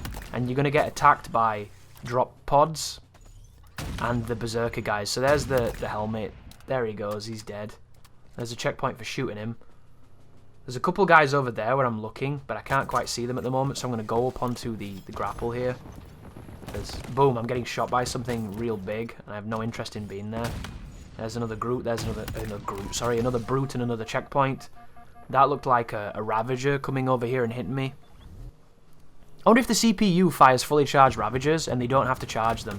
Because it wouldn't surprise me if that was the case. Because when they use that gun, it seems really good. And then when you use it, it doesn't seem half as good as it is when they're using it. But we can hit that guy, take his helmet. We can move over here and hopefully finish him off. I'm trying to get rid of him, but my accuracy is terrible. So I end up chest shotting him and it's not enough. So empty sniper rifle. There's a ghost over here. There's a couple of grunts that way that could prove to be a problem. We'll swap that out for the shock. And then we'll use this. See if we can make a bit of a difference. And boom, sentinel beam, man. Here he is. Doesn't seem like he's fired yet. Will we get a full stock? I hope so. Kind of looking. Oh wow, there's a. Oh, that's that grunt that drops weapons. He's kind of like a loot grunt. Is he new? I don't remember an enemy like that. And if that might be just because I'm a fake fan. Oh, is there a brute here? What am I fighting with? There is another sentinel beam, golden shielded brute. This gun's very good. You should totally use it. It's got a pretty fast reload as well, all considered. But the sentinel beam beckons. We've got 2 sentinel beams now. And depending on how much is in them will depend on how much I use them. This is a good old-fashioned monster closet in there, if you've not seen that. Go in there. That's pretty much how every single enemy was spawned into video games 10 to 15 years ago. Godlike. Where's he going? Interesting. I didn't even hit him. So, still a bunch of brutes. There's a flying brute.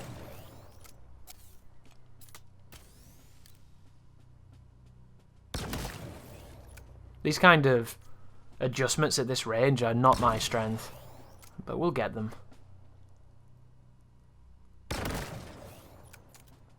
That guy's been cheeky. We're all out of ammo. We're going for the sentinel beam. What are we doing?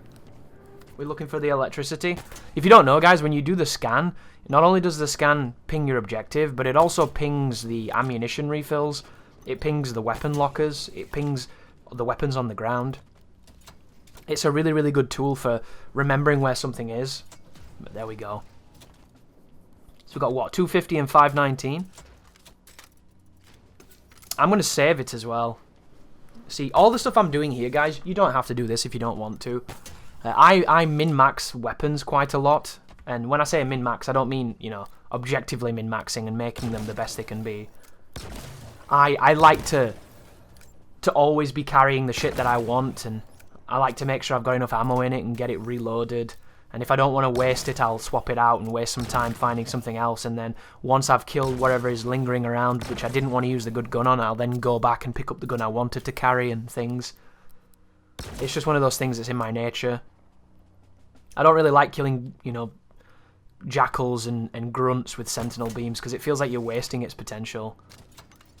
So, boom. Pick up the shock weapon.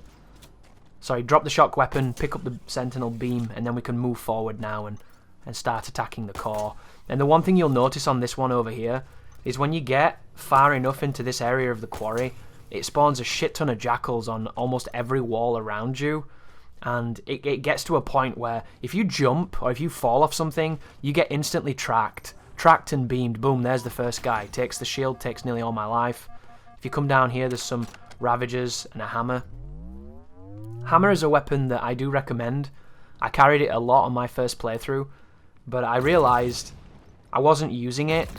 I did the whole Final Fantasy Megalixir thing, where you spend so much time holding on to Megalixirs for when shit gets rough, you end up never using them. They become an item that's really, really good, and then you never use it, so what's the point? And then you'll have such a stock of them that you'll get to the final boss, and instead of throwing potions, you'll be throwing Megalixirs just to use them, because there's nothing left in the game for you at that point. And that's kind of what happened with the hammer. The hammer is really, really good at taking shields on bosses. I actually fought Bassus coming up on my first playthrough using the hammer. Which that could have been quite interesting, hammer versus hammer, but his hammer's better. And he's faster with it too. Which, I suppose it makes some sense, right? He's a giant ape thing. Speedy ape guy. But I do think that the melee swing on the hammer, and the swapping weapons, pulling the hammer out, hitting the hammer, everything using the hammer feels really slow and really frustrating. So one of the reasons I didn't carry it on the walkthrough is just because it pissed me off when I used it. It pissed me off the whole time. Like right now when I'm trying to grab things and the chief won't.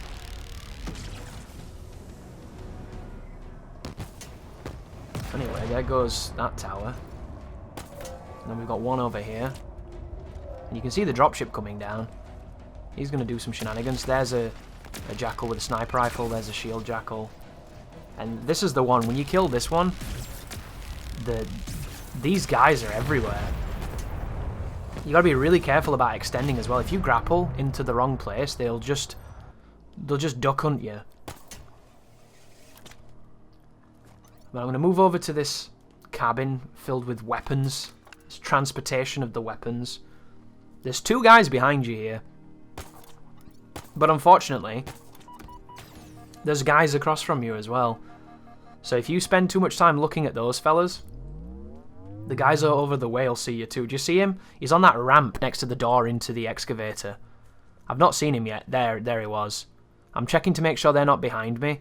Can you see him? He's just there. I just peeked him then. He's aiming at me. Of course, this is not the range for this gun, so I'm going to have to use the Hydra here. But this is where you see the Hydra's get... Or I might even snipe him with this gun. Because you can snipe with this. It's kind of funny, even though it does have that parabolic arc. There you go. There is a dead jackal. And there's another one just there. So use yourself as bait. If this was Halo 2, you've already died. And then this guy dodges a bunch of them, and I'm having difficulty judging the range. He's all skating around like a bitch. There he is. We got him. So grab the sentinel beam again. Keep the sentinel beam here, guys, because when you get up onto the excavator, there is a refill for it. There is a hard light station. And just be careful. We just got a checkpoint so you can be bolder now. Now you know that you've got the immunity of coming back. That's not opened yet, so we can't do that. Instead, you want to just grapple up. Grapple up and go through the side doors. Like, I just don't understand why it checkpoints so much. I wish they'd designed the checkpoints better. It's a system that shouldn't exist because it's too capricious and unreliable. I really don't like it. Look at all the battle rifles there. Tons of battle rifles, and that's a rocket launcher as well. I don't really like the rocket launcher in this game. It feels pretty nerfed. That being said, it's a goddamn rocket launcher. How can you not pick it up? Especially when you know there's a boss coming. But I don't know if you agree here, guys. When you fire a rocket, shit should kick off. Rockets should be rare, but they should be end-all, be-all kind of situations. You know, like the Spartan laser? I think the Spartan laser should kill anything in one hit, because it's hard to use. And it's not even in this bloody game, which is shit. My favourite weapon, the Spartan laser, and it's not here. Anyhow, this is me going around and making sure I can find some ammunition for what I'm using. This is before I realised there was a refill for the hard light up here. I'm going to find it momentarily, and then I'm going to come back, and there it is there. See it? Boom. So now, I have to go and find the sentinel beam, pick that bad boy back up, and then refill the gun. And finding guns sometimes when everything looks the same, because the fucking levels have been designed to be generically copy-paste, procedurally generated level design 101. Like, this place is so confusing to navigate. I'm in the wrong wing of it, that's the reason why I can't see anything. And I was tempted to edit this out here, but I didn't want it to seem like I was editing around something. Because there is a boss coming up. And you know what YouTube's like. You get those people being like, ooh. Sorry. I'm sorry that I don't do things to your standard, mate. Maybe next year. But it gives me a checkpoint when I pick the sentinel beam back up. And then we'll go all the way across to the other wing. We'll refill this bad boy, and then we'll take on Bassus. And you really want to spend some time with this boss. It might not be fun, because he's such a bitch. But definitely learn to feel comfortable with his pressure. Because it's going to pay dividends later on. And that little alcove here, you know, with the gap? That little viewing port? Jumping through there is a really, really good strategy for getting him to try and rush you and hit you. He can't jump through there. You can. And when you do that, you can shoot him a bunch, and then he'll strafe around really quickly, so you can jump back through it. And you can kind of really wind him up doing that if you do it right. But be careful the start here as well. He spawns directly in front of you, and he can immediately hit you with the hammer. And you'll just be killed. So right here, boom, there he is. He's not that aggressive. That was a bad grenade right there. I tried to pop it over on him. But here he is. His starting phase is not too fast. It's when he starts taking damage that he speeds up. And right now he's fucking skating. Look at him. Skating around like a lunatic. So fast. But his issue is the mantling. He's not good at changing levels. Like if he was in any kind of MMA competition, the moment somebody shoots for the takedown, this guy doesn't know how to sprawl, he just gets taken down. It's not a good day for him. So you bait him into dropping down, and then you go up. And then you shoot him, and then he comes after you, and you drop down. And then you bait him into dropping down, and then you go up. But be very careful, because when he does this, when he drops down like that, I once grappled to that balcony, climbed up, and as I was mantling, he hit me. He was on the floor, I was mantling that balcony that's like fucking 2.5 meters in the sky, and he still hit me. So, as safe as that strategy is, and as reliable as it is to do that to that enemy, there's moments where he'll just go, fuck you, because he's a bitch. And don't think I did that first attempt, guys. That boss is annoying as fuck. Super annoying. You can get checkpoints on him, though. If the fight goes long enough, you can checkpoint when he's got like half HP. So you might get lucky if you're having a bad time. But you shouldn't need it, because he's not hard. He's just a bitch.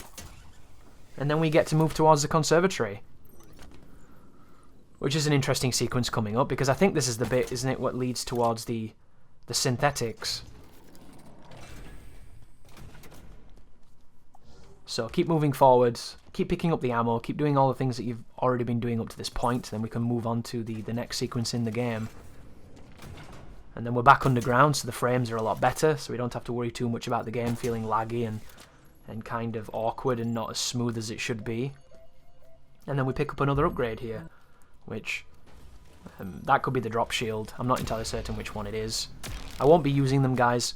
I'm not using them because they're bad. I'm not using them because I don't want to, and I want to enforce a bit of a restriction on myself to make it more interesting. Oh, is this part? So there's certain parts of Halo Infinite which I find to be an absolute slog. And this particular sequence here, I don't mind this one. This room here with the double brutes. This is okay. But there's a sequence coming up where the game becomes really obvious that all you're doing is moving through corridor to corridor shooting enemies. And the pacing and the spacing of the events is just, it's not where it needs to be. You can get a quick assassination here. So you might even be able to get 2 there if you're fast enough, but I wasn't. So finish him off with the Hydra. Slam a few charges back into it, and then keep moving forward. There was a refill just then, in that font. But down here we've got an elite, and I'm trying to take his shield, and he's being a bitch. There's his little pose telling us that everything's gone and he's all mad, and then we just shoot him because his AI goes squirrely for some reason. And then I'm going to go back, refill with the kinetic ammo, and this is how you keep the Hydra the whole time. It's very, very, very, very powerful as well, considering how easy it is to sustain. And you remember at the start of the guide where I wanted to carry a sidekick and an assault rifle and I couldn't do it because there wasn't enough refills? Well, once you get the Hydra after Tremonius, you can carry it the whole game. It's kind of crazy how you can do that, really. And it's balanced too, because I don't think the gun is that great. I think it's good, and I think it obviously can be good, but it's not the best thing in the world. It's not me running around with a sentinel beam the whole time and always having access. But I swap it out for the Mangler here. Something I need to warn you of as well if you're going to be following my particular strategy here with the Hydra. There's times when you drop it to pick up another weapon where you come back at the end of the battle and it's disappeared or it's gone through the floor. So you'll have to restart the checkpoint. And a piece of advice coming from somebody that had to do this a few times. If the checkpoint is after it's disappeared, if you quit to the menu and you reload, it'll double back the checkpoint 1 or 2 times. You might have to replay a couple of fights, but it will take you back to having it. And you can do that on a few situations as well. It works on the final boss. The final boss has a bunch of checkpoints on all 3 phases, and if you don't like the checkpoints and they don't work for you, if you go back to the menu, when you restart, it will be before you've entered the final boss's room, and you can get checkpoints anew that way, and you can use your time better. You can also set up better at the beginning, which is good. Because sometimes going in with the wrong sequence of weapons, having the wrong grenade on, having something that fucks you off when you have to repeat it a million times can be the difference between doing something and quitting something, because there's nothing more annoying than having to repeat the startup of something before you get instantly murked by a cheesy fight. But here we have another one of these power seed moments. This is me going back to pick up the Hydra. I find this hilarious, me guys. I don't know if you find it to be as funny as I do. Video games have been around now for, what, 50 years? Probably longer. And in that time, we have gone from 2 white paddles on a black background batting around a white ball to, procedurally generated universes. That's kind of a bold step, isn't it? Do you know what really pisses me off? That Halo, on its 6th iteration, or however many other ones it's had, thinks that a compelling way to keep the player's attention as they go through its rather lengthy campaign is to pick up a fucking power source, carry it awkwardly to a station, and stick it in the hole.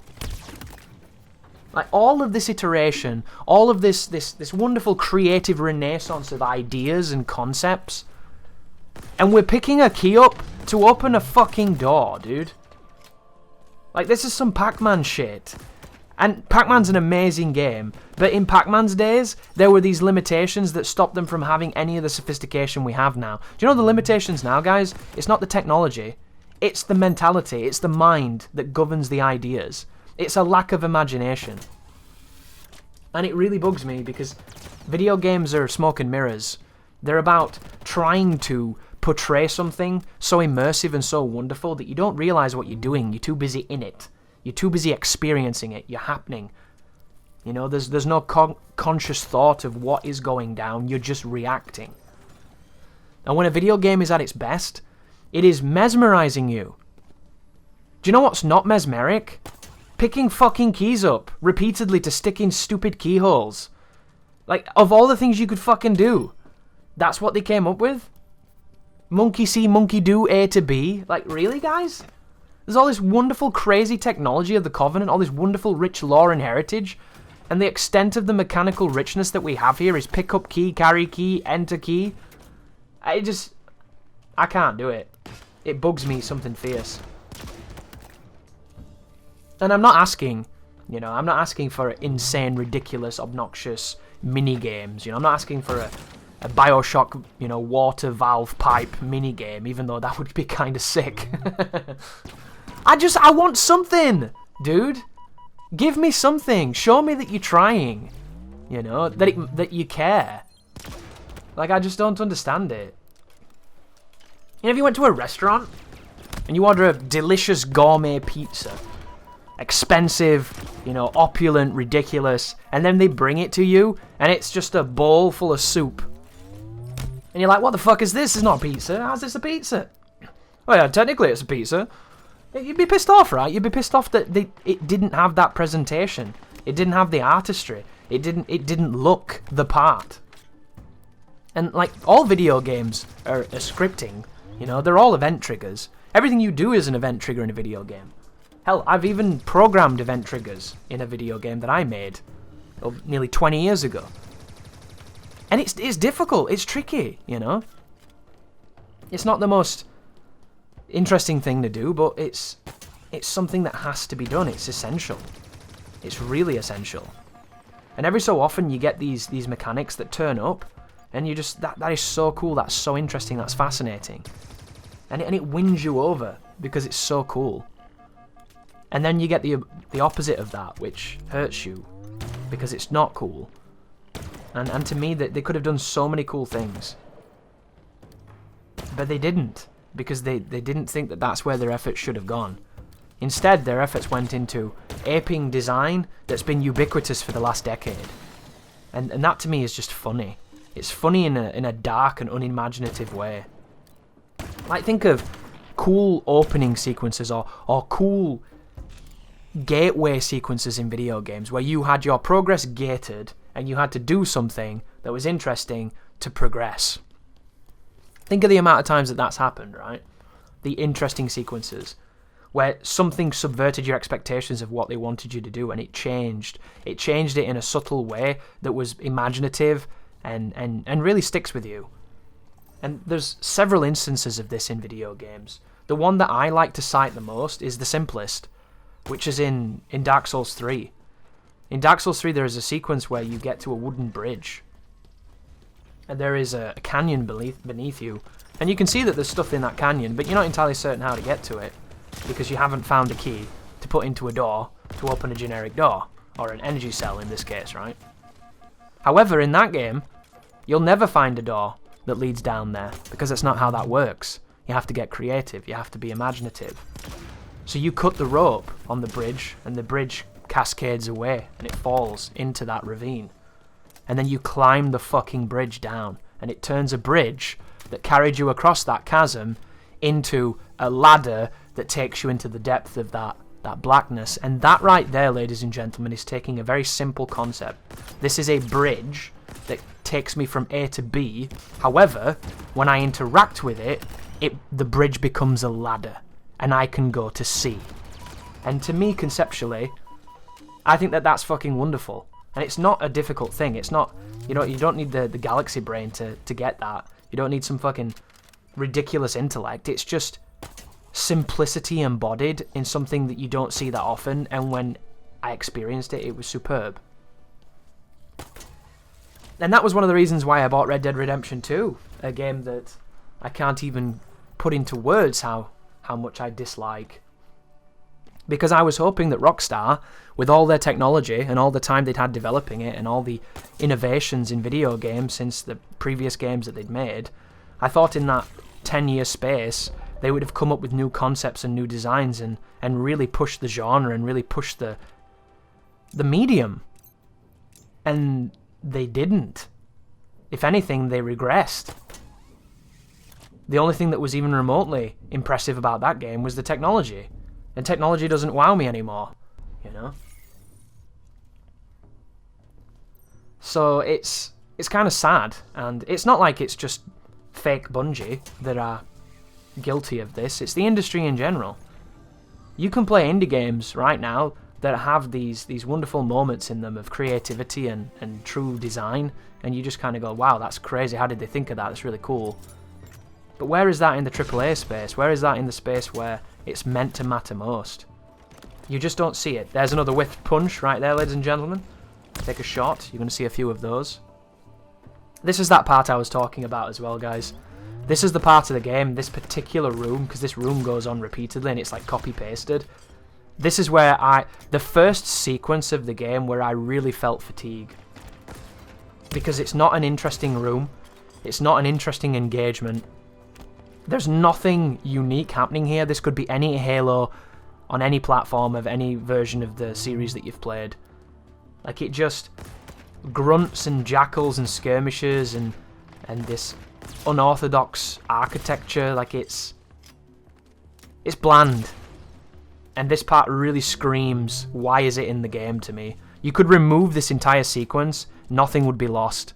Because nothing's happening. There's no engagement. It's just dull. But going back to the discussion of the smoke and the mirrors and the A to B design structure, that, you know, it doesn't have to be high concept, it just has to be interesting, and it has to be something that skews creativity rather than functionality. It's the difference between the artist and the artisan. You know, there's nothing wrong with doing the work, there's nothing wrong with being the workhorse. Every so often, though, you need to be the poet. And video games, first, are a visual medium. And that visual medium needs to be stimulating. It can't just be perfunctory. And it doesn't have to be anything too crazy. Think about a simple shift in perspective. There are whole games designed around shifting perspectives. Oh, be careful here, random elite. Cheeky bugger. Like, think of Portal. Portal is a game about going from A to B. It's not that dissimilar to the example from Dark Souls 3 that I just mentioned, with the bridge. In Portal, you have to escape your confines, right? A sequence of tests. And you do that by sticking two portals, an entrance and an exit. You remember the first time you played Portal? And you were like, wow, this is kind of interesting, this. And then the first time you really played Portal, where you overcame a puzzle that was tricky, and then when you stumbled upon the solution, you realized just how clever and how ingenious, really, that simple premise was, and how far they were able to take it just by simple physics and just really, really clever iteration. That's a fully realized mechanic. And it wasn't, you know, we're not talking about ridiculous systems like the junctioning system in Final Fantasy VIII. Here's a nice tutorial from Quistis explaining how to understand 9 million menus and 9 million concepts, and you're like, what the fuck is going on? I've been playing for 30 seconds, can I just see more of these tasty waifu schoolgirls? It isn't like that, is it? It's, here's a portal gun, these are the surfaces it sticks on, put one there, go through that, end up there. Simple, concise, magical. Then look at something like Fez. Fez is a platformer that I really, really like, in as much as it hurts me to like it because I'm not a big fan of good old Phil Fish, the entitled whiny bitch that he is who left the video game industry because we hurt his little feelings. But Fez I thought was superb because it completely took me by surprise. I thought it was just going to be a cutesy platformer with good music and a nice aesthetic, and I thought you'd just be running around playing as little Gomez, getting it on and doing what he does. And then it comes to a point in the tutorial of that game where you unlock an ability, and this ability is to rotate the perspective. So you literally turn the world on a different axis. And it blows your mind. Because you're just like, oh my god, that's so clever, and it's so simple. And you're doing, essentially, perspective platforming puzzles. It's nothing complicated, nothing crazy, it's just shifting perspective. But it fuels an entire platforming game, and it's very fun.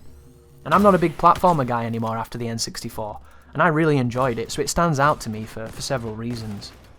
But it's just, it took a concept that you see ubiquitously in video games. Navigate from A to B, pick up X, right? And they did it in a way that made it satisfying and interesting. Ooh, this is a gold elite, and he has a cloak. I've not spoke about these guys, but these are the worst enemies in the game.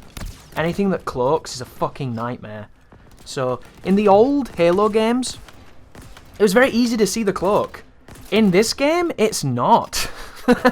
I don't know if my graphic settings are wrong or something, but when he goes invisible, he is a problem. And he's a problem that you're going to have to deal with, because they always give them a good gun, like a skewer or some bullshit shotgun, and then they'll give them a sword. So if you get too close to him, he'll rush you with a sword. If you're at a distance, he'll hit you with some really, really damaging weapon. So you need to put pressure on them, and you need to kill them quick. Because if you take their shield and they run away, they'll get it back, and you'll be fighting them forever. There's a sequence, I think it's the final level of the game. Is it the Silent Auditorium? And at the beginning you get dropped off. That's two invisible guys in front of me right there. I completely forgot about this, and I ended up dealing with them with the Hydra. Turns out the Hydra's pretty damn good at these fellas, which is quite nice, but the reload's real long. Can you see him? It's so hard to see him. You can jump their attack, but it's not the easiest thing to do consistently. But there you go, two random invisible dudes. They were just standard elites though, they're not that tanky. I don't mind the standard elite invisible one. It's the white guy and it's the gold guy. Those ones, dickheads. But the start on Silent Auditorium on my first playthrough, I was on that fight for like 25 minutes. I was legitimately getting tilted and getting really mad because every time I fought against him, I took his shield and then he fucked off and I couldn't find him, and then he got it all back and he came back and he fought me. It was like the most cowardly invasion in Dark Souls ever, dude. It was horrible. But I did learn from that experience, and with this walkthrough, I'm going to give you a rocket launcher, and you can push both of them and kill them really quickly, so you don't have to fuck around with the invisible bros.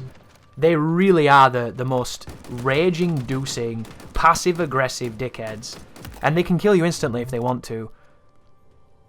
I think that's what makes it worse, the fact that they can kill you so quickly and yet they're just bitches the whole time. But keep on pushing through this sequence which I wish didn't exist. A couple of brutes here that have got that shotgun, that new shotgun that's the automatic shotgun for the humans, which has got really questionable range and really questionable damage. There's times when you shoot people with it, you don't even get a hit marker, it's so weird. And then there's other times where it seems quite strong. Everybody I've asked about that shotgun says it's shit. And I hate to disagree with them. It's just, perhaps there's a time when you get close enough you can make it good. Because to me, I don't really understand using guns in a game that aren't good. I don't understand designing guns for a game that aren't good. I don't really get the place of them in the ecosystem of the armory.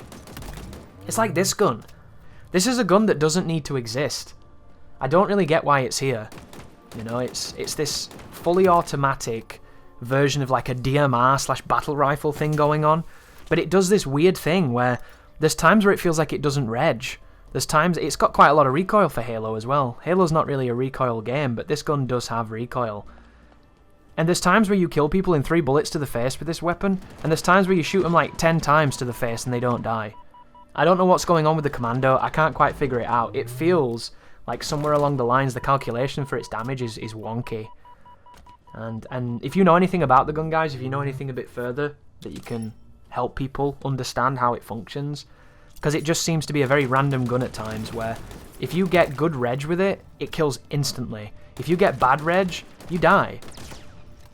And you notice it when you take on the flying synthetics, because those guys, their face glows when they're about to shoot you, and if you shoot them in the head it counts as a crit. But there's times when you shoot at their head 1,000,000 times and they don't die. And the face is glowing as well, and you're not missing. It's just, is there some kind of strange like visual recoil so the gun's not going where you think it's going? I don't know. Is something happening with the projectile speed? Because Halo is projectile for mostly everything, right? It can feel like hit scan with the enemies because they're so accurate, but the only thing that I believe to be hit scan is the sentinel beam. because you can see it. It's as soon as you hold the trigger, it's there. You know, it's happening. And there might be a little bit of startup, but the beam itself is real time. I think it's interesting, this gun as well. You only see it when you hold the trigger. The end of the magazine for the assault rifle starts to squirrel out and bloom a ton. I think it's kind of weird. I really wanted to play this game without the reticle on. I was looking in the menus for a large period of time to try and find where you could turn it off, and I couldn't see anything other than the accessibility option, and that didn't work. Which I thought was really weird in current day, not being able to turn the reticle off. Because I don't really like how Halo's got a million different reticles. It kind of annoys me. And it's weird too, because I do think some of them are quite good. Some of them are fine. But there's other ones that I really don't like. And I just wanted to turn the reticles off in general and use a dot. Because I've got a piece of software that puts a dot on my screen, and just use that. And if you're wanting to practice aim, guys, the smaller the reticle, the better. Because you can't just, you know, ambiguously dump a massive circle on somebody and feel accurate. You have to really, really trace them and really pop it on them, and it's good practice if you're interested in improving. Whereas in this game, some of the reticles are fucking dumb. It's like kanji on the bloody screen. It's like those novelty scopes when you pack a punched a weapon in Black Ops Zombies. Just some random skull faces. Or like, look at the reticle on that. Looks like some fucking Burning Man tattoo motif in Binary. Like, what is even going on? It's like the thing that's on the side of the houses in District 9 to show that the prawns are being disobedient. Like, it's such a strange reticle. They keep on pushing forward. Do you see what I mean, though, with this sequence? It drags. It drags and nothing's happening. Just a bunch of standard firefights in a very identical looking room, and the room goes on and on and on, and it's not visually interesting. It doesn't have any kind of verticality. It doesn't have anything going for it. That could have been a vehicle segment and I would have liked it more, and I don't even like vehicles. But coming into this room, this is what I would call the first difficult fight of the game. You're coming up against a new enemy type as well. When I first got here on stream, I compared these to the drones from Halo 3. Because they're an enemy that doesn't turn up that often, but when they do, they're a pain in the ass. And they kill you really fast. Because when they shoot you, they have infinite range, and they hit scan the fuck out of you. So I'm going to look around this room to see if I can pick up anything interesting. And the only things that you really need to know here, guys, is if you get a checkpoint, you'll be fine. The checkpoints in this room do happen, but sometimes they don't. The reason I had such a tough time on stream is because it wouldn't give me a checkpoint, and I was getting beamed. And the general flow of the battle will be, you start on the crest of the pyramid, shoot a couple of the dudes, then when there's a bit of a lull in the fight, you want to come down into the lower areas and go into cover, because you're going to get rushed by berserker brutes, and there's going to be a ton of the drones. But when you're underneath the stairwells, the drones kind of bundle up together, so you can use grenades to get them, and you can kind of kite around the structures, so that you're always putting a piece of geometry between you and them. They will stand around this enemy, and they'll glow, and then they'll shoot you with the shock rifle. And if they hit you twice, I think you're dead. And if you shoot them in the face, they die really quick. But you are at the mercy of this gun, this commando gun. For some reason, there's times when it kills them in 2 or 3 rounds, and then other times it takes 10 times that, so be careful with this gun. I like it because it's, you know, just point and shoot, and hopefully you get there eventually. But every so often there's moments where it just doesn't feel like it's doing the job. But do you see the map here? The map is your best friend on this sequence. Know exactly where the targets are, put them down really quickly, and don't forget your grenades. And you do have a Hydra if you want to pull that bad boy out, but you don't need to. You don't need it. And then here comes the big fellas. This is where I would use the Hydra on these guys. Nade them to stagger them, and then finish them off with explosives. But just be really careful. And do not trust this geometry where I am here. They can clip you on the top of this piece of cover. So always stay underneath these areas if you can. That way they can't hit you. But you'll die a few times. Just try and getting the lay of the land and the flow of the fight. But as soon as you see that checkpoint pop, confidence builds, and you know that you've got a bedrock to start killing people, and just decimate, back and forth. Keep your head on a swivel. Know that they spawn up at the top of the crest of the pyramid, so they're going to get kind of stuck up there. And be careful peeking. If you peek out where they're all up there, they might shoot you at the same time, and you might get instantly wiped. And there's a checkpoint. Boom. As soon as you get a checkpoint, you're comfortable. Now you can run out and kill some people and finish them off and see what's going on. And as you can see, they're getting stuck, so they're not rushing me as much, and I can swap out to the shock rifle here and start using the shock rifle to kill them. When they glow like that guy was glowing, it means they're ready to shoot you. And I'll tell you this straight away, they will not miss. If you let them get a shot off, they'll hit you. Their accuracy's cranked to an unbelievable amount. You have to put something between you and them. I've been hit by this enemy at full speed, grappling. Like, they just don't miss. There's a lot of them, though. That's one of the things I don't really get about this sequence. It's just a dozen of these enemies and some checkpoints. And it's truly a forgettable fight, this, if you do get checkpoints. But if you don't get checkpoints, this is difficult. Like, it feels really unfair at times as well, especially if you try and do it in the middle. Doing this fight in the middle the whole time, you just need to get really lucky, and it's super difficult to do that. Which is something that you guys will find out when you play yourselves. Because nothing happens like it does in the walkthroughs. We've all seen that. You watch a walkthrough, some guy has an easy time with something, then you try to do the strategy and then you get your ass beat. Happens to us all. But there's only a few more of these guys now. I say a few more. These are the white ones. Picked up the sniper rifle as well. They've changed this gun for some reason. I don't know if there's some kind of lore implications. Ooh, this brute here, he's using that weird shotgun. The fucking disc launcher gun, or whatever it's bloody called.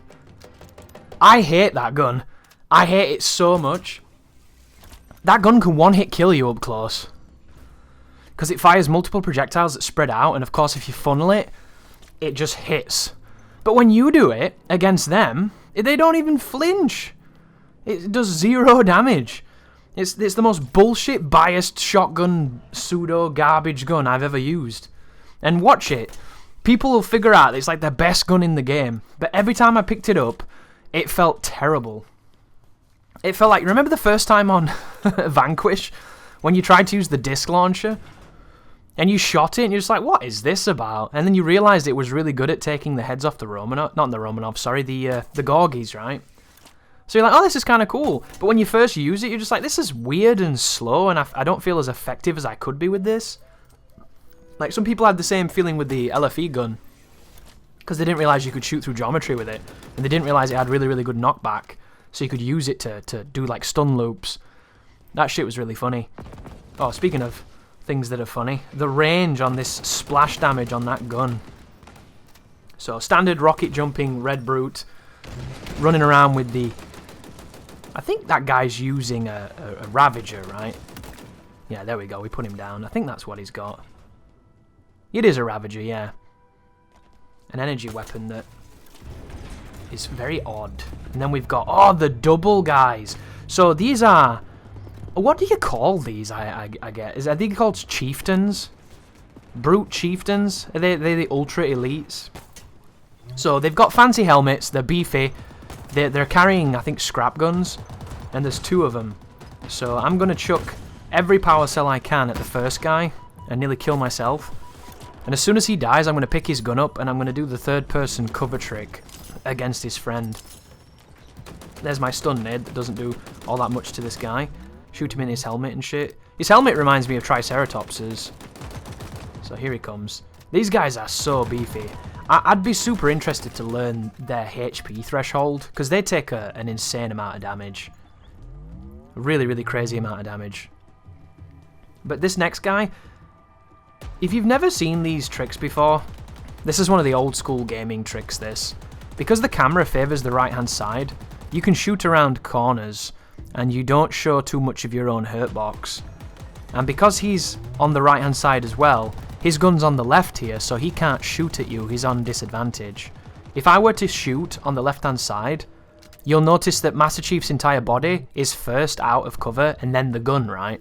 Because I have right-hand advantage, left-hand disadvantage. All we're doing there with that scrap launcher is exploiting that. And this guy's got a really big shield, and he's rushing me. So we're just going to have a little bit of a siege here.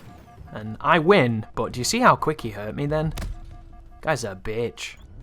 That can be a kind of tricky fight, but the room has got so much stuff in it that you should be absolutely fine.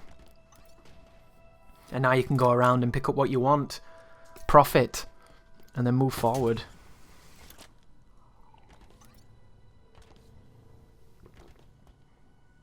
I wonder if you came here with... Because when I first did this room, I came here with the skewer. And the skewer's incredibly powerful on headshots. But it's not as powerful as I'd like. Like, I'd make it be like the magnum crit on the hunters from Halo 1. If you hit somebody right in the face and you hit them good with that, that shit should be game over. I don't care who they are.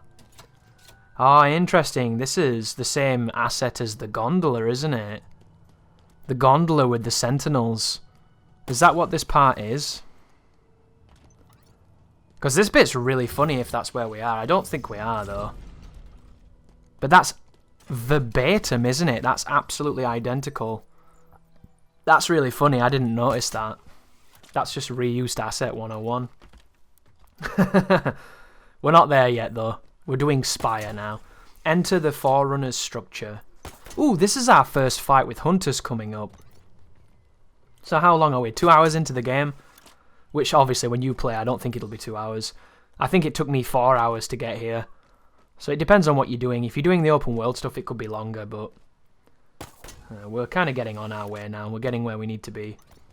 So hook your way across this mountainside. And you can see the lower area of this huge structure is where the fight's going to take place. And I want to compliment Halo Infinite here, because I've not really been that complimentary with the game, purely because I just don't think it's that great. But this, I think the sense of scale they've managed to get with the open world vistas. If you look up here and you see this Forerunner monolith just stretching into the sky, the same with that like band of the ring there in the background, I think that stuff looks really, really nice. And I think that scale's hard to do in games. And this game definitely does nail it. It comes at a price though. Look at my frames and look at the stutters. There's just too much to render right now in too much detail, and it's shit in the bed. And I can't help but feel like this would have been a better game if it was linear. I don't know if I've mentioned this, guys. I'm going to probably repeat myself. This is a 6-hour commentary, and I've not done these in a long time. This is the longest I've had to speak for... Well, you know, when I'm on stream, it's different because it's a two-way conversation. This is a one-way conversation, so it's kind of odd. So the repetition could surface, and I do apologise in advance. But I think the start of this game is the best. I really like the linear flow of the beginning of Halo Infinite. Up until the point where you come out into the open world, I think that that's pretty much the best part of the game. But I did die here, and there's the crossfade on that checkpoint. We've got 2 hunters, we've got some interesting geometry, and if you don't know what this creature is, they're 2 big bruisers that are somehow symbiotically linked due to this parasite that makes up their bodies. I don't know the lore, I've got an idea of what it's all about, but fundamentally, they work as a team. You know, they try to cut you off, they try to flank you, they try to put pressure on you so the other one can get advantage. And they fire this very powerful, damaging AoE green blob. If you go near them, they hit you and they hit the ground and they've got some serious range. And the idea is they have these pink areas on their body which is their weak spot, preferably the behind. Their back is very weak once you destroy the carapace, and then you can just do as much damage as you want, like just then. That's why he died, because I hit the pink side. And I'm using the skewer, which is obscenely busted, really, really fun gun. One of the strongest guns in the game. And the general conceit of the fight is that you do damage to them and you weaken them a bit, and then you get that good flank and you cash in a ton of damage and they die. And then when you kill one, the other one gets really aggressive because they're kind of linked, and bad things happen. And in this game, the hunters have this capacity to chase you down and fire this multi-hitting, crazy fucking machine gun blob of doom thing. And I don't know if that's new, but it's trash is what it is, because it's really unfair with the splash damage. And if you're in a small room, or if you're close to it, it just kills you. It completely wipes you out. So be very careful when the hunters start doing that multi-firing force it bullshit, or it's just going to be bad news bears. And here we've got Stephen Merchant from Portal 2 with a cameo, making the Portal tangent earlier on even more apropos. And this guy's Spoiler alert, I do apologise if you care about the story. I don't know the story myself. I've beat the game twice and I still don't know what's going on because I skipped all the cutscenes. But Stephen Merchant is going to become a boss. And he's a really, really easy boss, so don't worry about that. And then these are the first instances of Sentinels. Sentinels are incredibly dangerous in this game. They kill you really fast because they're all using Sentinel beams. However, they come with a nice caveat. If you kill them, they drop their gun. So as much as when you see a Sentinel it's dangerous, it also means you get to refill your awesome Doom laser. Or Quake laser, I should say. But touch this button and get ready for a fight. The fight is as basic bitch as it gets. It's the Adjutant resolution, and you fight this twice. I have no idea why the lamest boss in the game gets two encounters, but here he is. So when his arms are open, he has 4 arms. They're glowing. If you shoot them until they explode, it stuns the boss and he exposes his core. And you just want to take out all his arms, and then the final phase will you be shooting his core until he dies. And the damage system here is kind of weird on him. There's times when you blow all his weak legs off, he dies, because you've just dealt enough damage for that to happen. There's times when you do that and he doesn't. The only thing to bear in mind is the longer the fight goes, the more dangerous it is. And if you get caught in that laser is really strong, and it just completely strips you. So if you have no cover when he does that, you're dead. But he's no real threat, other than when he starts the laser and he does that initial sweeping push. That's the only time he'll catch you off guard. For everything else, you'll be fine. But don't even test that laser because it hurts. And like, this should be the end of him, but he's so beefy and tanky that I can't even get the kill. And I'm going to peek out when he's lasering me here because I'm that kind of guy. And it's just garbage, really. It's a really lame fight with an opponent that doesn't look good, doesn't fight good. There's nothing about that sells the concept of an interesting encounter. And if the intention of that design was to underwhelm, 10 out of 10. Because it's the worst boss in the game. But now we're on Pelican Down, and we're moving towards a considerably more difficult boss fight. A boss fight that a lot of people are going to have difficulties with, because it's a pile of dog shit. Luckily, it takes place where we are right now, so if you scope this area out, you can have a good understanding of what's going on. Before this happens, we have to go and get rid of some gun batteries. And I can't help but feel like I wish this sequence had come earlier. Because this is one of the parts of the game where it actually does feel like they use the open world. It does feel a bit more like a grander scale Halo moment here. And there's a few moments like that. I'm going to be using the traversal here. If you can get an enemy to attack you in a Banshee, you can fly to these locations. There might even be some hidden places where there are Banshees if you know the map. But I definitely recommend, if you can get a plane, use it. You might have done some of the side quests and you're able to spawn your own plane in. But if you've not done any of that and you're like me, you can always make do with the grapple. The grapple is the most fun part of Halo Infinite.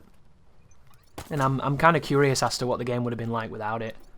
But do you see the mantle animation here, guys? Can you notice what's going on? This might be something that you guys can't see because you don't play on machines that highlight it enough. But the grapple animation when you mantle, same with just normal mantles, when Chief grabs his hand, that animation plays in 30 frames per second. I'm currently playing at 130 FPS if you look at the counter, which is pretty low all considered. Ideally I want around 240 for my monitor, and that makes the game look as smooth and as streamlined as it can, and it gives me the most advantage for aiming. At 130 FPS, when you see something moving at 30 FPS, it is incredibly jarring on your eyes. It looks really bad. The longer you play, the easier it is to see too, and every time you see Chief grab the ledge, it plays that shitty looking animation. And it's one of those things where at first you might not think it's anything too big, but after a few hours it becomes really annoying.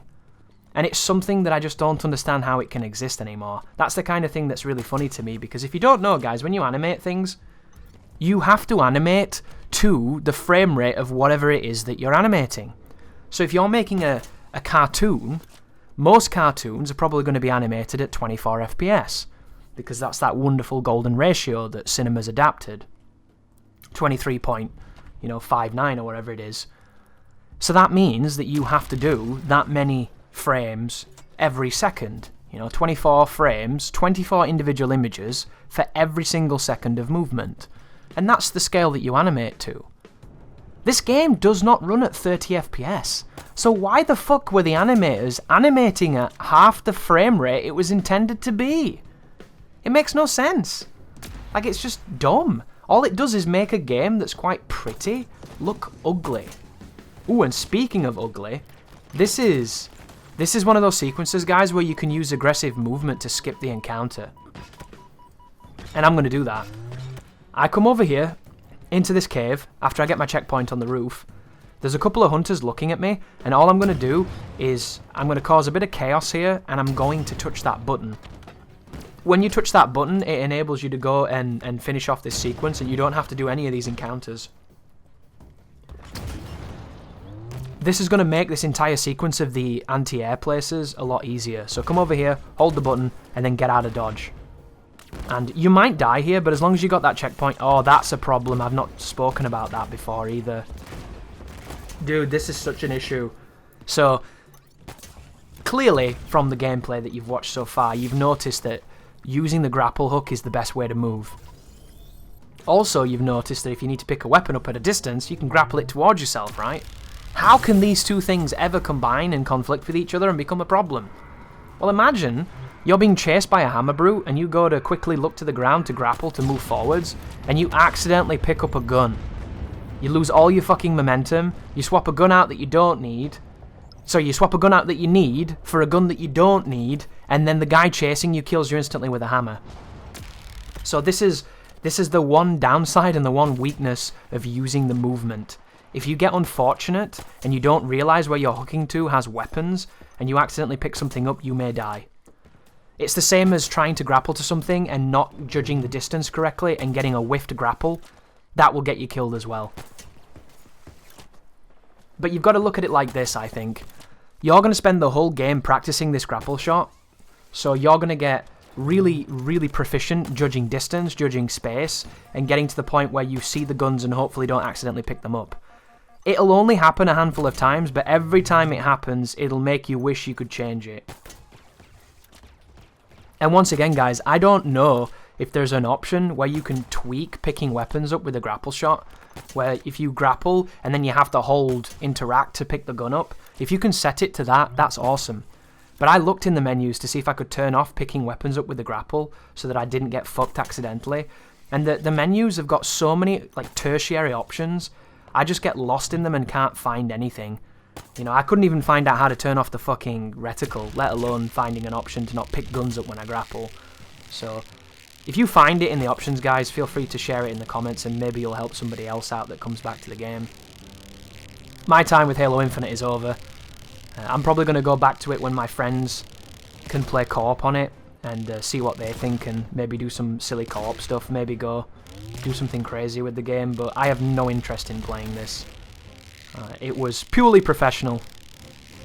There was no love in our coitus, only the physical act and the repetition. So once again, guys, get on top of the anti-air gun, wait to get your checkpoint, then when you get your checkpoint you want to drop down, press the button, get the hell out of there and detonate the emplacement. However, this one is potentially more difficult than the last one because you've got vehicles, you've got brutes that have got all kinds of big weapons, there's probably a turret somewhere, so you need to be careful. Like, look at his accuracy, dude. Parabolic arc and he's hitting me right on the dome. Guy's the best. I can't hit this as well, the range is too long. This is the limit of my sentinel beam. But going back to the little tangent on animation, I can't think of a single compelling reason why they animated anything at 30 FPS when it wasn't the target frame rate. All I can see there is laziness or cut corners. And I don't want to immediately call people lazy. I've done animation work. I've done it at university degree level. It's not easy. Animation is very difficult. It's also a lot of work. But I can't understand the concept of animating underneath the target frame rate. All that is to me is it's either human error, it's negligence, or it's apathy. Like, what could that be, do you think? I don't understand. This game was in development for 6 fucking years. Did they rush the animations? It seems so silly. And it frustrates me because it's something that shouldn't exist. And it's detracting from your experience. And you might not even notice it, which is fair. But frame rate is one of those things where once you start seeing it, you can't unsee it. It's the same with VSync. You remember when we used to play on 360 10 years ago? And we would play all kinds of games and we never saw screen tearing. Screen tearing was happening all the fucking time. Screen tearing was ridiculous. 360 generation for screen tearing and performance was one of the worst we've ever had. You go back and watch that old footage now, and all I see is screen tearing. Looks like the entire fucking screen is doing some kind of strange Venetian transition. It's terrible. But you didn't see it because you couldn't see it. It's like aliasing before you learnt to see that. As the fidelity improves and gets better, your eye picks out details you previously didn't see. And it's no different when it comes to frame rate. The higher the frame rate you play on, the more obvious it is when the frame rate changes or when it's low. So I have conversations with my friends all the time where they like... My friend thinks Cyberpunk on console runs well. I had no problems with its performance. Like, can you imagine? That sentence doesn't even make sense to me. Because I played Cyberpunk on all low, on a PC that's 5 times more powerful than the console he played it on. And it ran like total dog shit. But that's the subjective nature of, and the relativity of what you know. Like, to my friend, that to him is quality. Even if the game's running at barely 30 FPS and doing a million different things to degrade the image to ensure that it does. You know, he can't see it. It's just his eyes aren't learned enough. And I don't say that to be patronising. It's just ignorance. And it's an ignorance that, if you have no interest in fixing, is quite a comfortable and fun ignorance. And I had that exact same ignorance when I was playing Xbox One games on Xbox 360.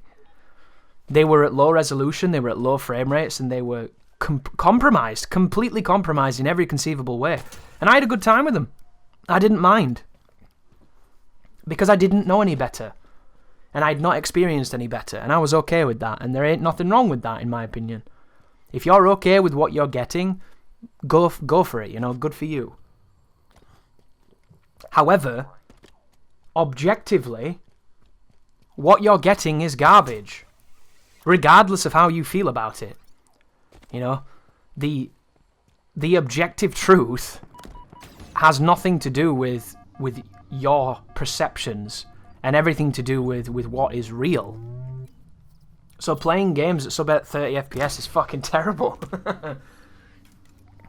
And especially when you're used to playing games at above 200 FPS. But we're currently, in video games, we're at this crutch. It's an interesting crutch as well, of visual fidelity leading the parade. But people don't really understand what visual fidelity is, because they just think it's resolution or graphics. They don't realise that temporal resolution, they don't realise that frame rate and frame pacing, all of these things come together. They work in tandem, you know? It's like the fucking Avengers and the ridiculous universes that all these superheroes have now. They're all intricately woven into the fabric to make this stuff work. You can't have one without the other. Something always is diminished if you do it that way. So when people want games to look good, they don't realise that they have to run good too for that picture and that image to be as high a fidelity as it can be. And there's a lot of ignorance in that. And it's not their fault, because the developers aren't doing the best job of conveying it. The people that are in charge of covering the footage, the journalists and the influencers, aren't doing a very good job of conveying it either. And we have all this emergent technology that's trying to improve, but because visuals take a hit when it happens, people are looking at it negatively. So you'll notice now in games we have performance mode and like cinematic mode, right? Or visual fidelity mode, or whatever you want to call it. One of those has a good frame rate, compromised res. The other one has good res and compromised frame rate.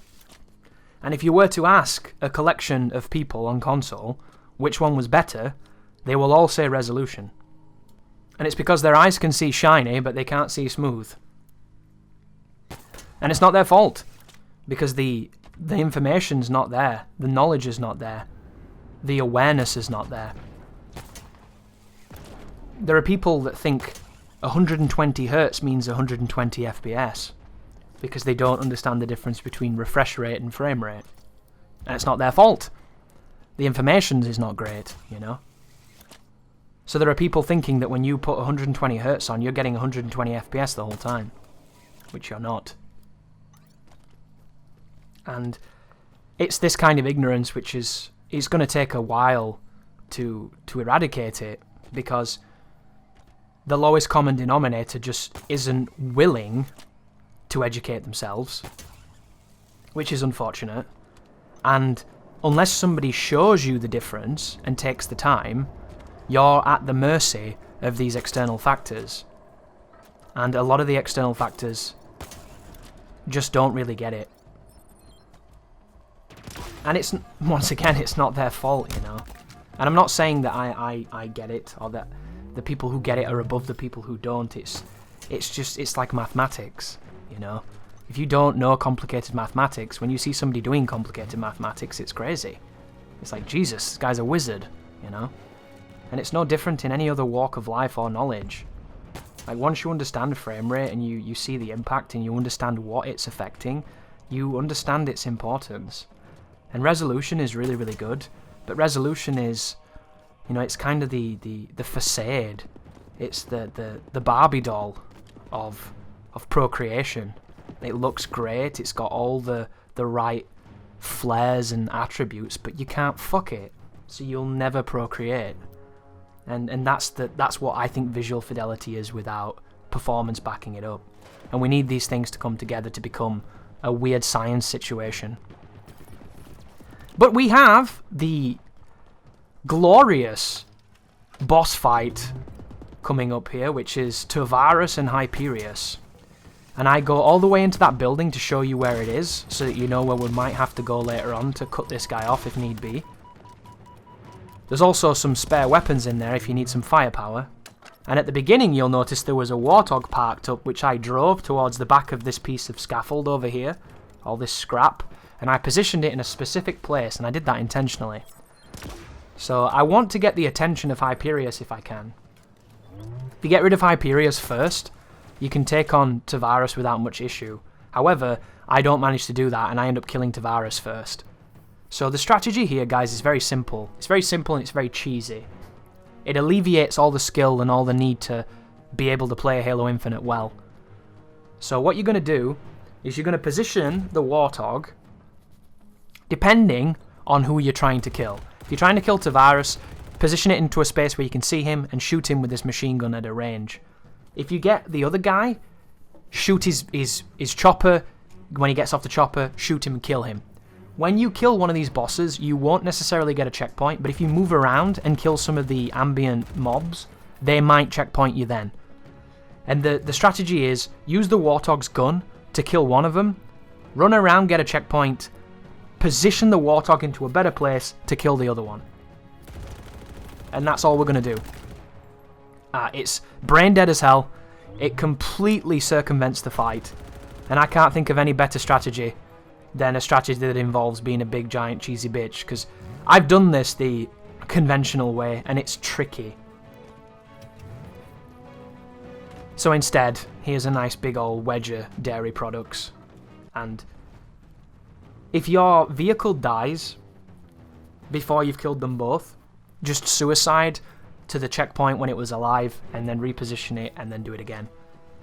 And right here we've got a nice spot to take on Tovarus, but he's going to move. So what this guy does is he moves between 3 separate areas on this high ground. He's programmed to do this. When he takes too much damage, he will jump to another platform, and you need to keep the pressure on him so that you can keep his shield down and then chip away at his life. And unfortunately, you need to put your vehicle in a very specific area to be able to see him. It's really tough to see at this point, but these hit markers here, they're him. So keep following the hit markers. He's going to strafe left and right. There was a checkpoint there, guys, because he actually ran away. He ran away, and he would not come back to where the warthog was, so I suicided, and I came back. And this time, he jumps towards the middle, and I'm on his HP now, so we can keep his HP going down. Chip him as best as we can. And what he'll do, you know that room I showed you before we started doing this, where there was the power weapons up on that ship? He's going there. When he gets low life, he likes to run off into that building to get his shield back. As soon as he gets there and he runs away, we're going to get off the warthog and we're going to chase him down and kill him with the rocket launcher. So hopefully, if you get lucky here, this guy will stay here the whole fight and you'll just kill him from shooting him like this. But if his AI decides to flee, which it certainly will, you're going to have to chase him. And just then, he jumped. So boom, I'm going to get off and now we're going to go and hunt him down. And if you're lucky here, well, which I'm not being lucky, falling down a fucking gap because he won't mantle that ledge for some reason, you will be able to get to him before he gets his full shield back. And then you can go and do the business. But be very careful because the closer you... Just then we get a checkpoint as well, so I don't have to worry about dying, which is good. But this dude is just going to be straight up hiding in this room ahead of us, just in there. So, boom, there he is. Just hides in the corner. It takes 2 rockets to take his shield. He's still got a little bit of shield left. And then he runs outside. So I'm going to chase him outside and I'm going to try and finish him off. There he is. Be real careful though. There's the 2 rockets. And then we just need to hit him one more time. Boom. No, one more time. There you go. So he's dead. Now that he's dead, Hyperius is going to get a little bit more aggressive, hopefully.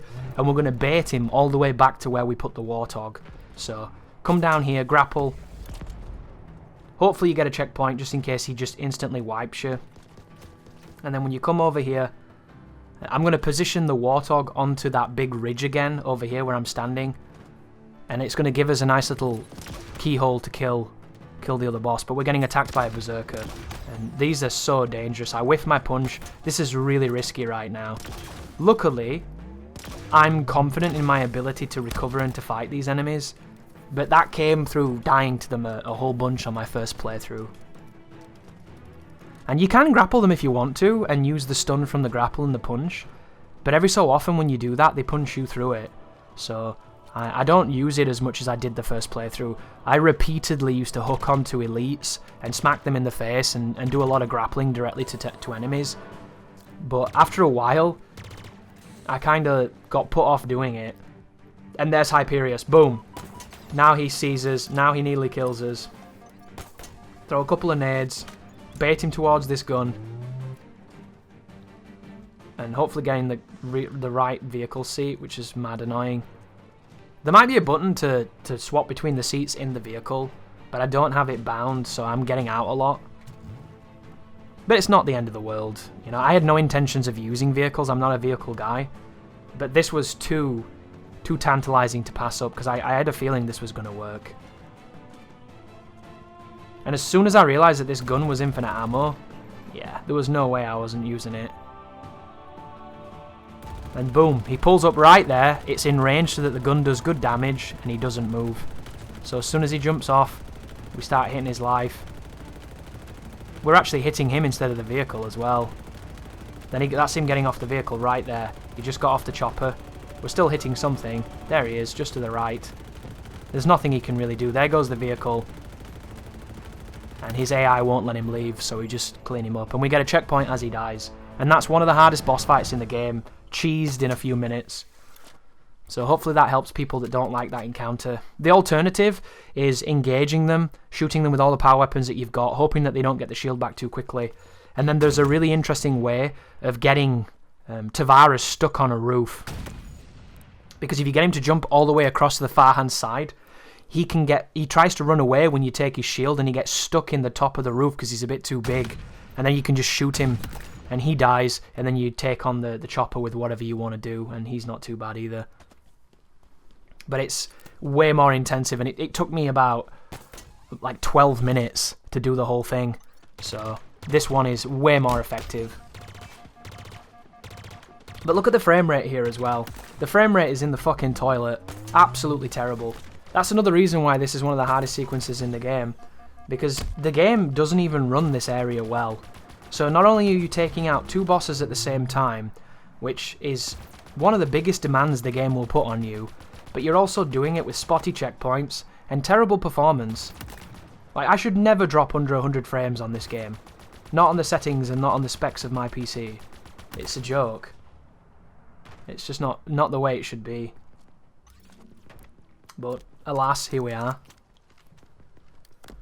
And there's a bunch of grunts here. Grunts and elites and brutes just chilling out. You can shoot these guys if you want to, and then pick up some of the ammo that's littered around this environment. Or you can go directly towards where the ship and the pelican is. And I think you can kind of skip this. Because we have to locate the pilot, and then once we've done that, it's going to take us to the other side of the ring, I think. And I quite like that sequence coming up. It's quite a nice area. I also get to showcase the Banshee, which I'm usually not very excited to share vehicles in Halo games, because, you know, I'm not a vehicle guy, not a Halo guy, not a combination of the two guy. But it's funny, in this game, they don't force the vehicles on you. You could argue they force the Scorpion on you at the close to the finale when you're pushing that final building, but you don't have to do it. There's choice there, and if you want, you can probably bring a Scorpion to every encounter anyway if you're clever enough. But I don't see that as being too much of an advantage because of how quick it dies. So I played the whole game on Legendary the first time, and I never flew a Banshee. I never attacked a Banshee or was attacked. Well, I was attacked by one. But I never got into an aerial sequence, and to me, Halo is all about that mixture of engagements. And I think that's the reason why the pacing on Infinite feels so blasé and bad. Not only can you argue that the biodomes don't change because it's the same environment the whole time, so it's always this rocky, green, blue, you know, like kind of sleek metal design going on.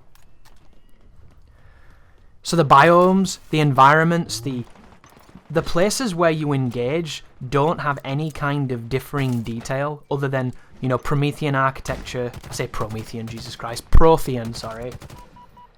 And then Halo Mission 1 or 2, depending on which one you think it follows the most. That never changes. So visually, as much as the game is pretty and has some nice vistas, it is repetitive and uninteresting after a while. And then when you combine that with the pacing of the engagements, the sequences that break up the engagements not being that interesting or creative, and then you don't have the vehicle moments of the grander scope. Because in the old Halos, there would be a skirmish, a battle, maybe a close-quarter battle in a building, and then you'd go outside and you'd get in a Warthog and you'd do some driving. And you'd drive for a while through quite an open space. There'd be dropships attacking you, there'd be little settlements of Covenant, and then maybe you'd get to a hangar and have a fight in the hangar that was more close-quartered.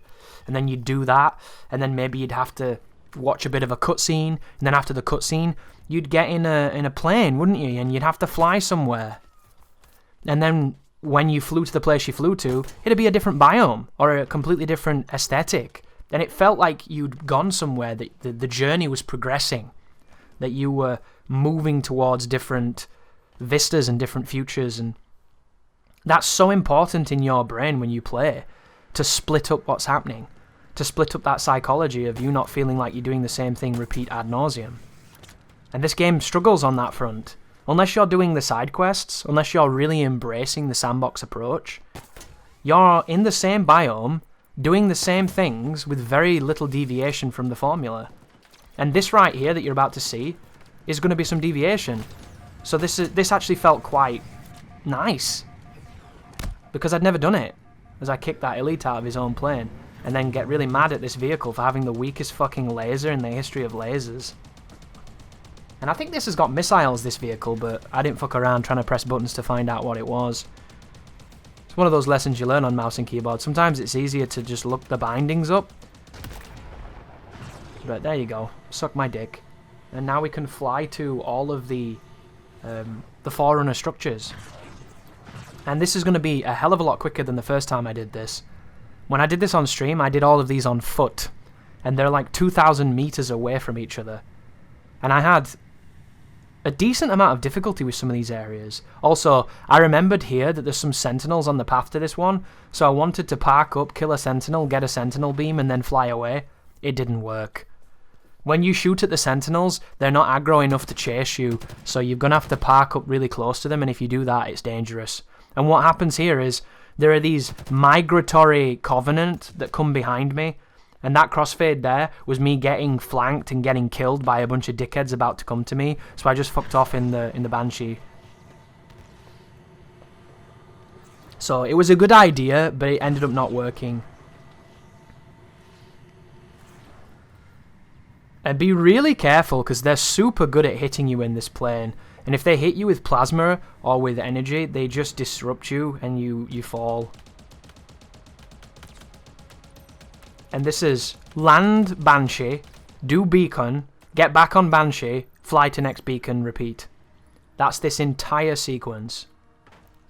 And I can't help but feel, if this had come earlier, it would be more evocative.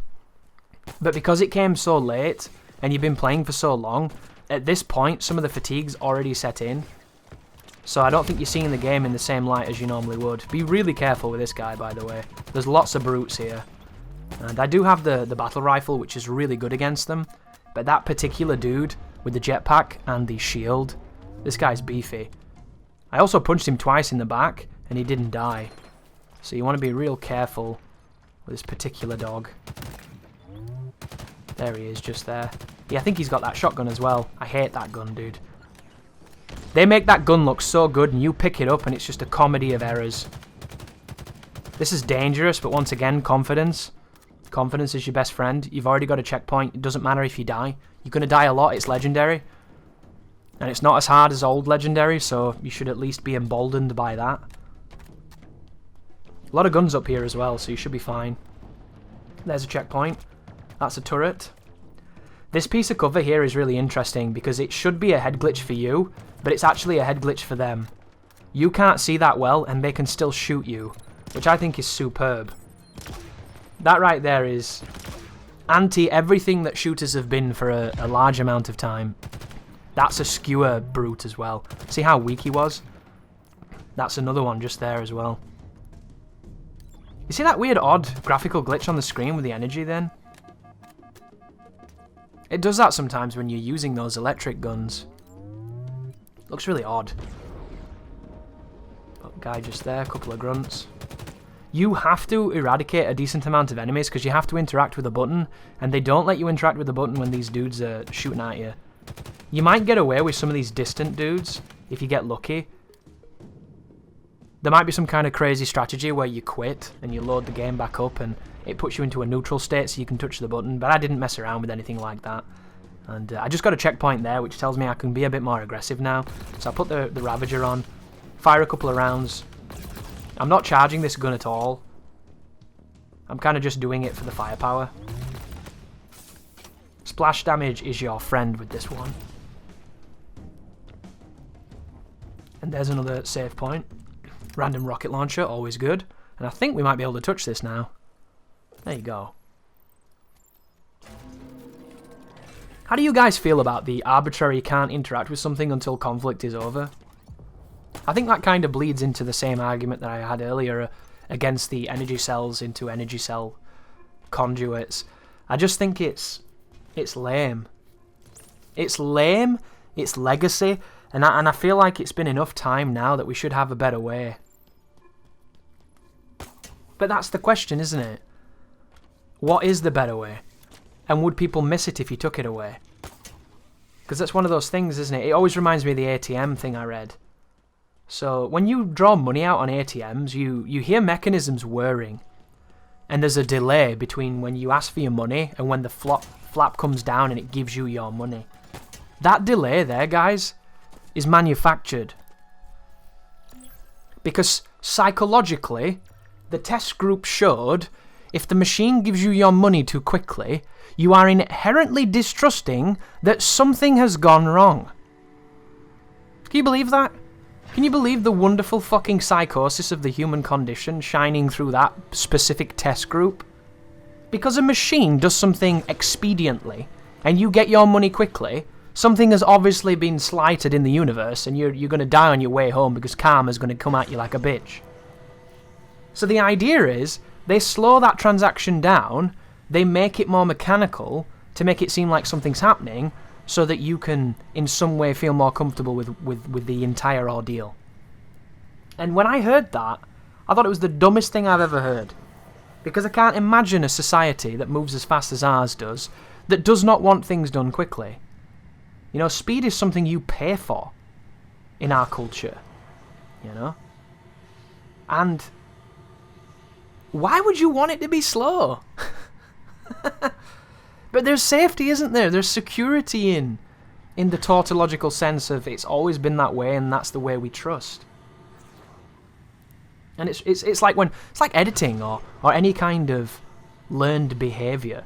When you learn to do something a specific way, when somebody comes along and shows you a quicker way of doing the thing you've learned, it can be quite difficult for some people to start adopting the new strategies because they're so ingrained in that repetition of their own routine. But to me, oh my banshee nearly died then. God damn. Oh, 2 banshees are bumming me, that's why. Look how powerful this is though, by the way. Having a grapple hook now completely nullifies the threat of most vehicles. I have no fear of vehicles in this game because of how powerful it is when it comes to rodeoing them. It's absolutely insane how one feature can completely change the tide of infantry versus vehicle combat. That shit's crazy to me. And I love it. I love how I can just single-handedly take out an entire fleet of stupid vehicles. It feels so good. And then you try shooting the ground troops and it just takes 900 million years. And there's a random ghost there. That's good. Once again though, folks, you don't have to be as overzealous and aggressive as I am when it comes to certain things. You can take the game a lot slower. You can also take the game a lot faster if you want to. It's just there has to be a happy medium because you die very quickly. Hang on. I'm not happy. Not happy with the frames. What can you do, open worlds? Open worlds and interesting pipelines for rendering. Ooh, we've also got those guys. So, this particular creature that's in front of me here, with the aggressive gurgling, the white one in particular, I think it is, he throws an electric stun grenade at you. It's the same grenade I threw at him. And the cool thing about that enemy, in as much as it's a pain in the ass and can be very dangerous, is that it drops those grenades. And that grenade can come in handy. When you're fighting the invisible elites, when you're fighting any kind of big brute, if you get that grenade off and it stuns them and it actually paralyzes them, it's a massive advantage to you. You can stun them with that grenade, go behind them and hit them in the back, and you can stun them with that grenade and hit them with crazy damaging weapons. It's one of the best opportunities to hit them with things. Speaking of hitting them with things, I'm trying to shoot a rocket at that stupid ghost and he's just screen watching the shit out of me like a beast. What a monster. I do think this game has input reading on the AI, because there's certain moments where you go to shoot at people and the moment you press the trigger they do a side dodge. You've probably noticed it yourself. It's one of those things that's in a lot of games and it can feel really annoying. Dude, this guy on the ghost, what a bitch. Can we get him? Can we finish him? I think I'm going to stun him with this gun, shut his vehicle down and then shoot him. Yeah. And he still managed to get away. Little genius. Is that it? Is he done? Oh, he's getting out. What a little dick. So annoying. All it takes is one elite to be a dickhead and you're having a siege. A siege against one dude. There's another checkpoint. I wonder if we can touch the button now.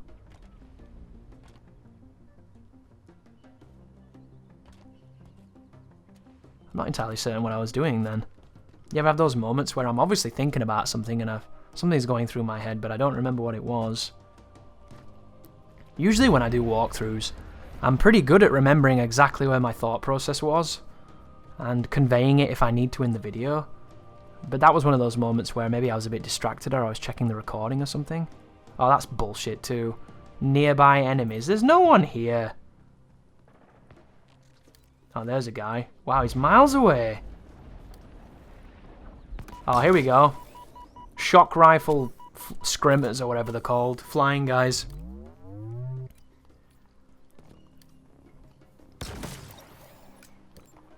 This gun, though.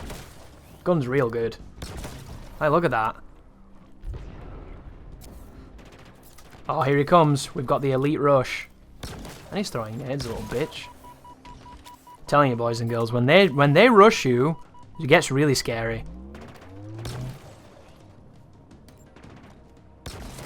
It's like an Unreal Tournament fight right now. You're watching some Quake Champions. Dude, can you imagine if Quake Champions had a campaign? All those awesome guns, all those awesome mechanics. Ah, I'd love to cover that on YouTube. Nobody watches Quake Champions as well. Isn't it insane that? One of the most skillful multiplayer shooters that exists. The shit in that game is so legacy and so high level you can't even fucking comprehend it, and then no bugger watches it. It's just sad. And I can understand that if it's hard to perceive why something is difficult, and look how many elites there is. Jesus, that's a ton. I can kind of understand the idea of people not understanding why it's difficult and not watching, but you can see it when you watch Quake. Dude, those guys are moving like lightning. They're constantly moving really quickly, both forwards and backwards. They're moving around the map as if they were born to do so. They're picking up the power-ups and the ammo and like rotating in the smartest possible way. And the whole time they're doing it, they're preempting their enemies' movements with rockets and all kinds of like different shots and stuff, and swapping weapons, and the whole thing is just like a hand-eye coordination master suite. It's such a showcase of incredible mechanical skill. And then no bugger cares. And then you watch like Halo Infinite's Pro League. And it's a bunch of people on one sensitivity moving like forklift fucking trucks. It looks like their analogs have got wheels on the top of them and they're spinning them around like a safecracker trying to finally open a vault. Unbelievable. Aim assist snapping on everybody.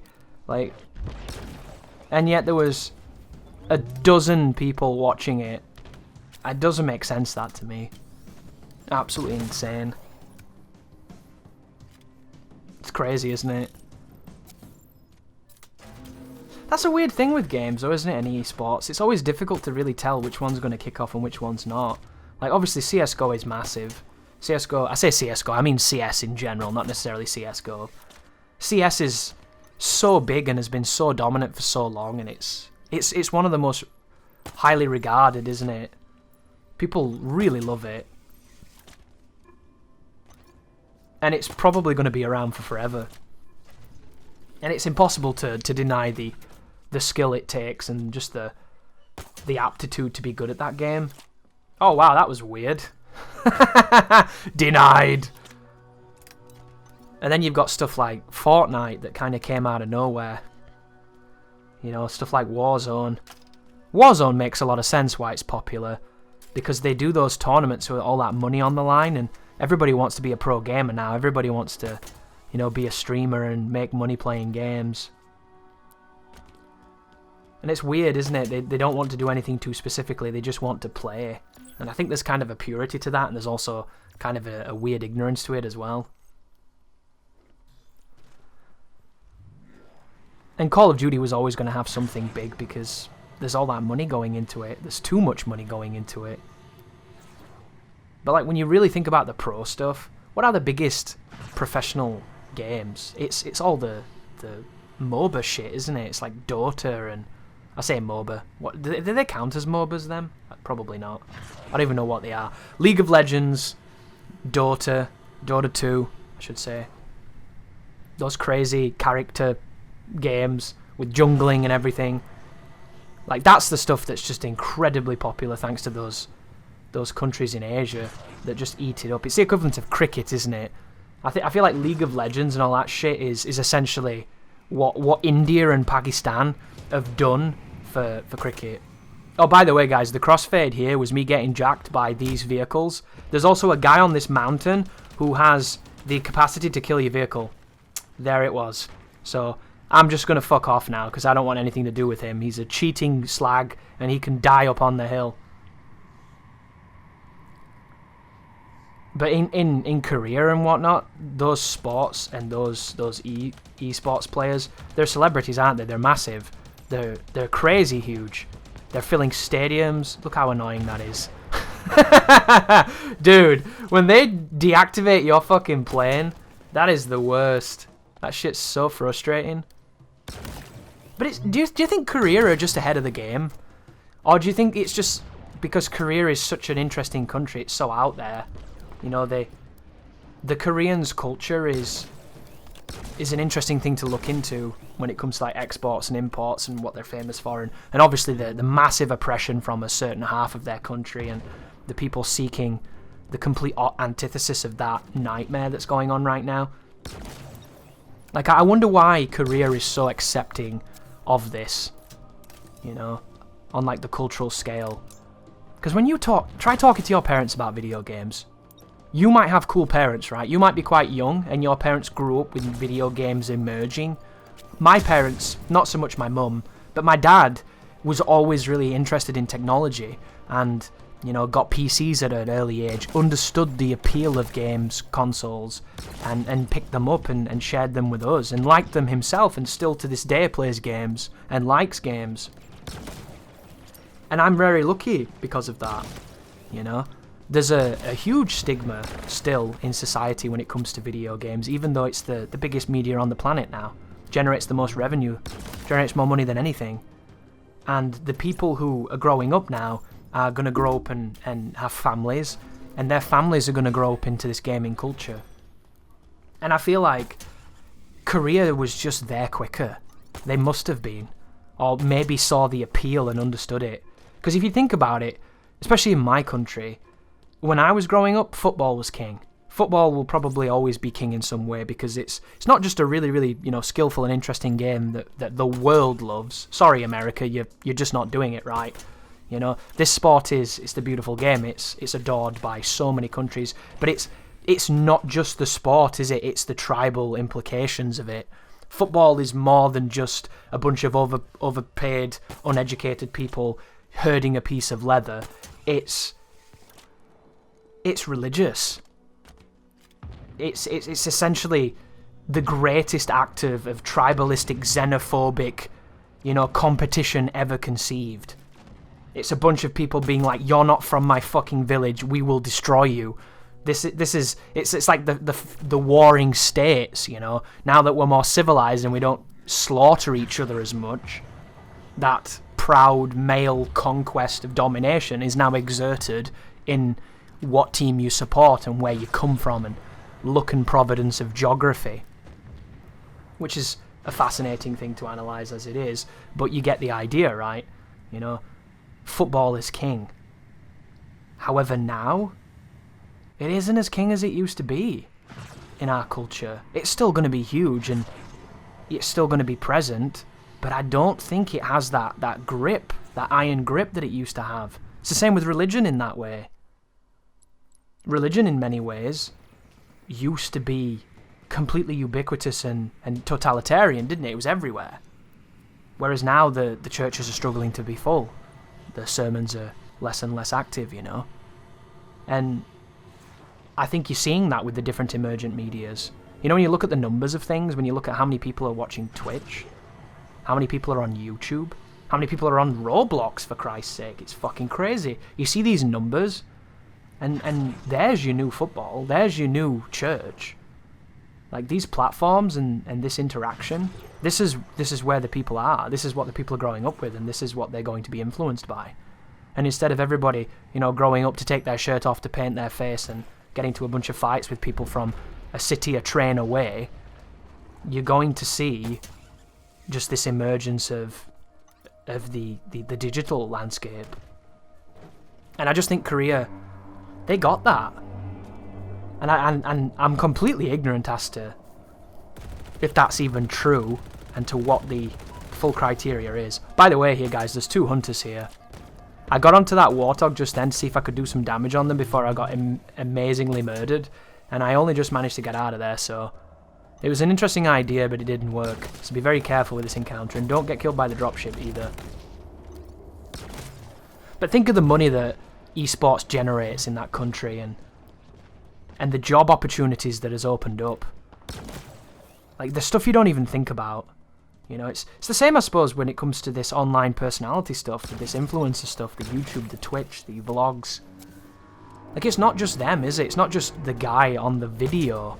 It's the people in the background. It's the people doing all the administrative work, the production side of it, the producers, you know? Like, you can go to websites now where you can pay somebody to do a lot of the like, bureaucratic lead work for you. So if you're wanting to get sponsors and opportunities, if you're wanting to network and open up and, you know, really grow your brand and get into the right places, you can hire people to do that for you that have way more contacts and way more experience doing it. It's interesting, isn't it? All this stuff that blossoms from these niches. It's kind of fascinating. I was looking at it the other day as well, because I always wanted to do contract gameplay recording. That was a thing that I thought I was going to get into when I started doing YouTube. I thought I was going to be able to get these contacts with people, and that I would be able to record some high quality gameplay and essentially sell it to the gaming media sites. I thought that was going to be an angle worth pursuing. I did get a lot of my own footage featured on certain websites, but it never led anywhere. It didn't lead to more exposure for myself, and I don't think it really helped the websites that much. But that was one of the areas that I always thought I'd be moving towards, and that would be a safe bet. And now I'm not so sure. I don't even think I was so sure when I first thought about it. Because my favourite part of making videos is recording. I like getting the gameplay. This part now can be interesting and fun, and people have come to appreciate it and value it. But it's a lot of work. And I know that sounds kind of silly. All you're doing is sitting here and talking.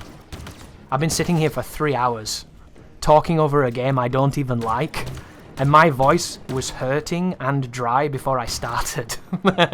So it's the shit you don't see and you don't realise, you know. And then the best part is, I'll have talked for 6 hours.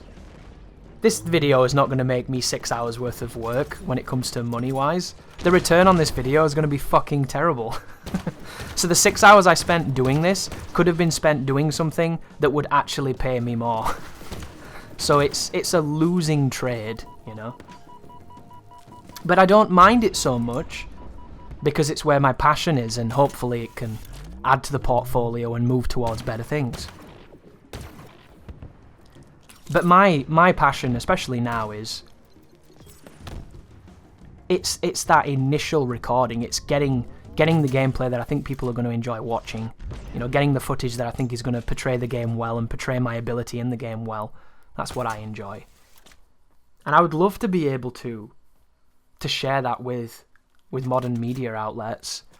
Because think about it, how many times do we get these news stories of people absolutely destroying the ability of these poor journalists?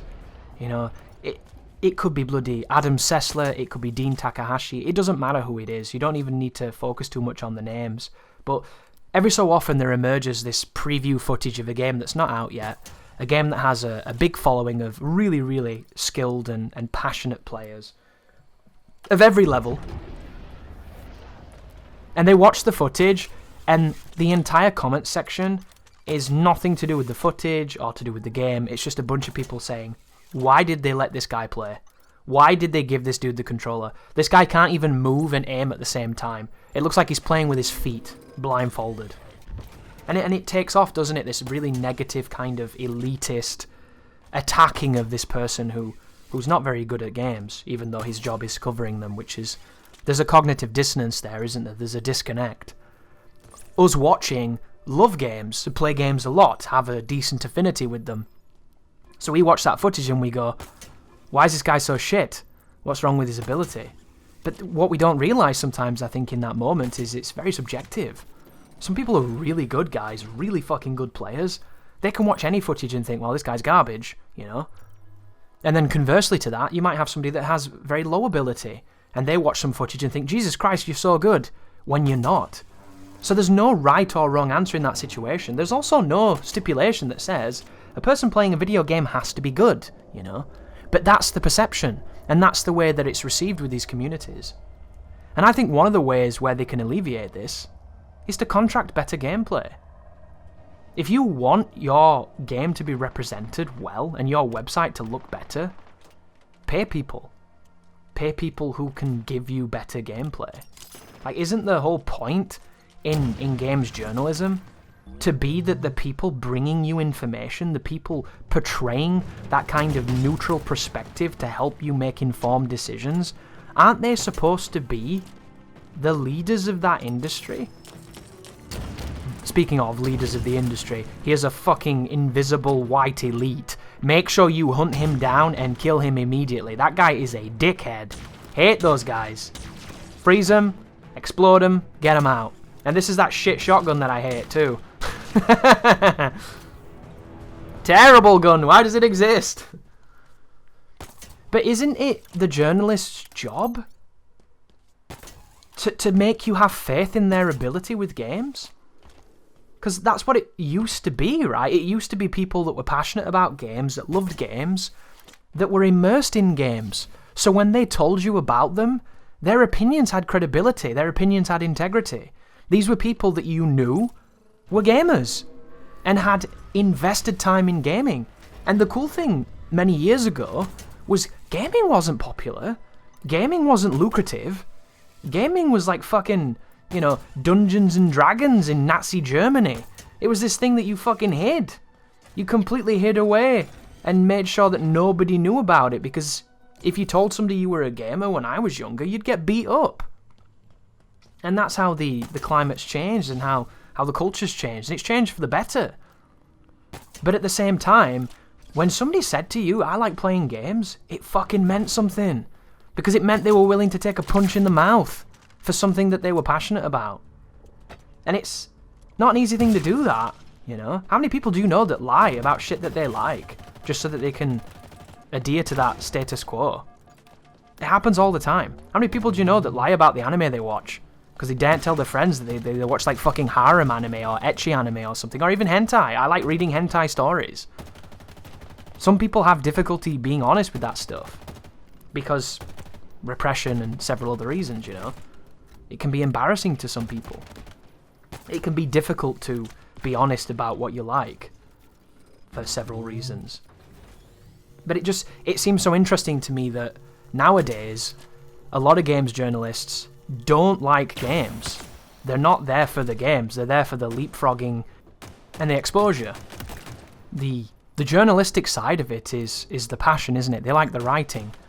They like being in the industry. They want to bounce into like a community manager job or into a development job or something like that. They want to keep pushing and go further. They're not there because they love games and they want to be in games no matter where they can be.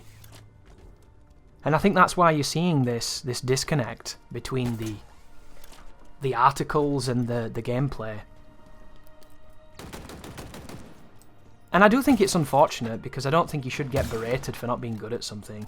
And I know that sounds quite hypocritical because I berate people for not being good at things. But I tend to do it from a position of kind of hyperbole and silliness. I'm very critical of gameplay, but I'm critical of my own gameplay, you know? And I think that as long as you kind of do it to everything, then it gives you some credence. And I think that being critical is one of the only ways to improve. It's one of the only ways to get better. And I think that that's essential as well.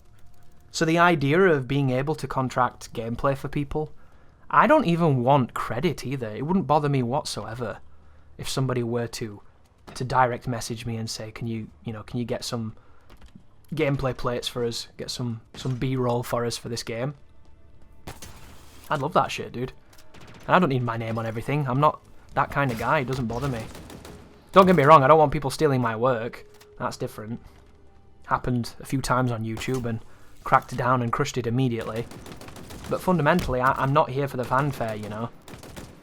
Like, I love video games. I want to be around video games, and ideally I want to get paid for video games. And I'd like to get paid well, which would be nice.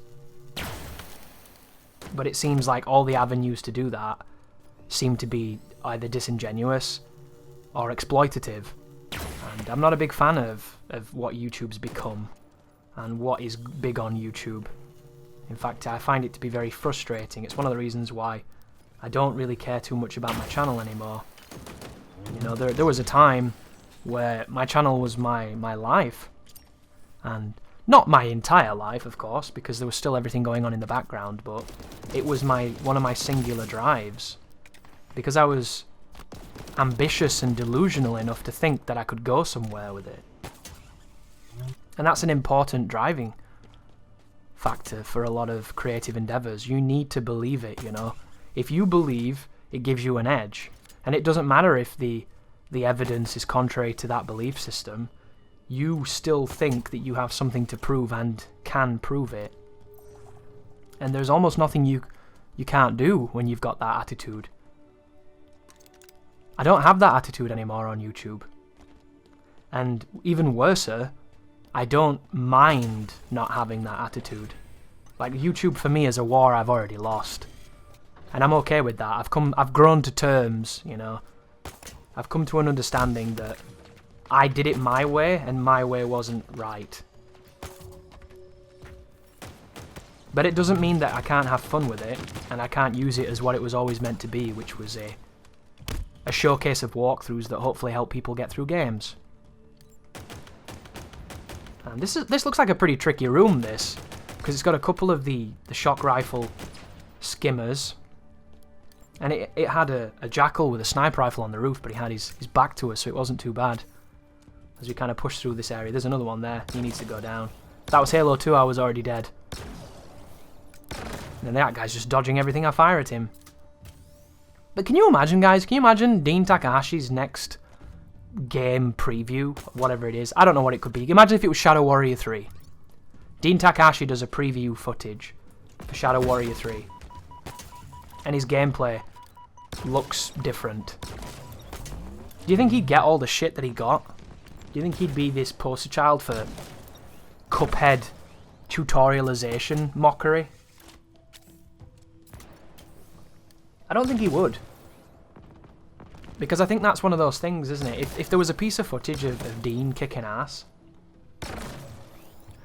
then I think it would probably be quite quickly forgotten. But I get the impression that that guy doesn't really care. You know?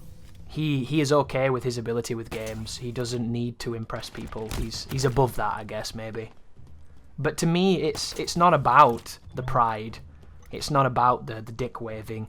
It's the professionalism side of it. Like, you know when you watch walkthroughs, and the walkthrough is just incompetent garbage? And hell, you might think that my walkthroughs are incompetent garbage. You might be frustrated right now that I'm talking about this instead of what you're watching on the screen. You know, there's no one way to do a walkthrough, and everybody disagrees on what they are and what they're not. I mean, look at the king of YouTube walkthroughs, Rad Brad.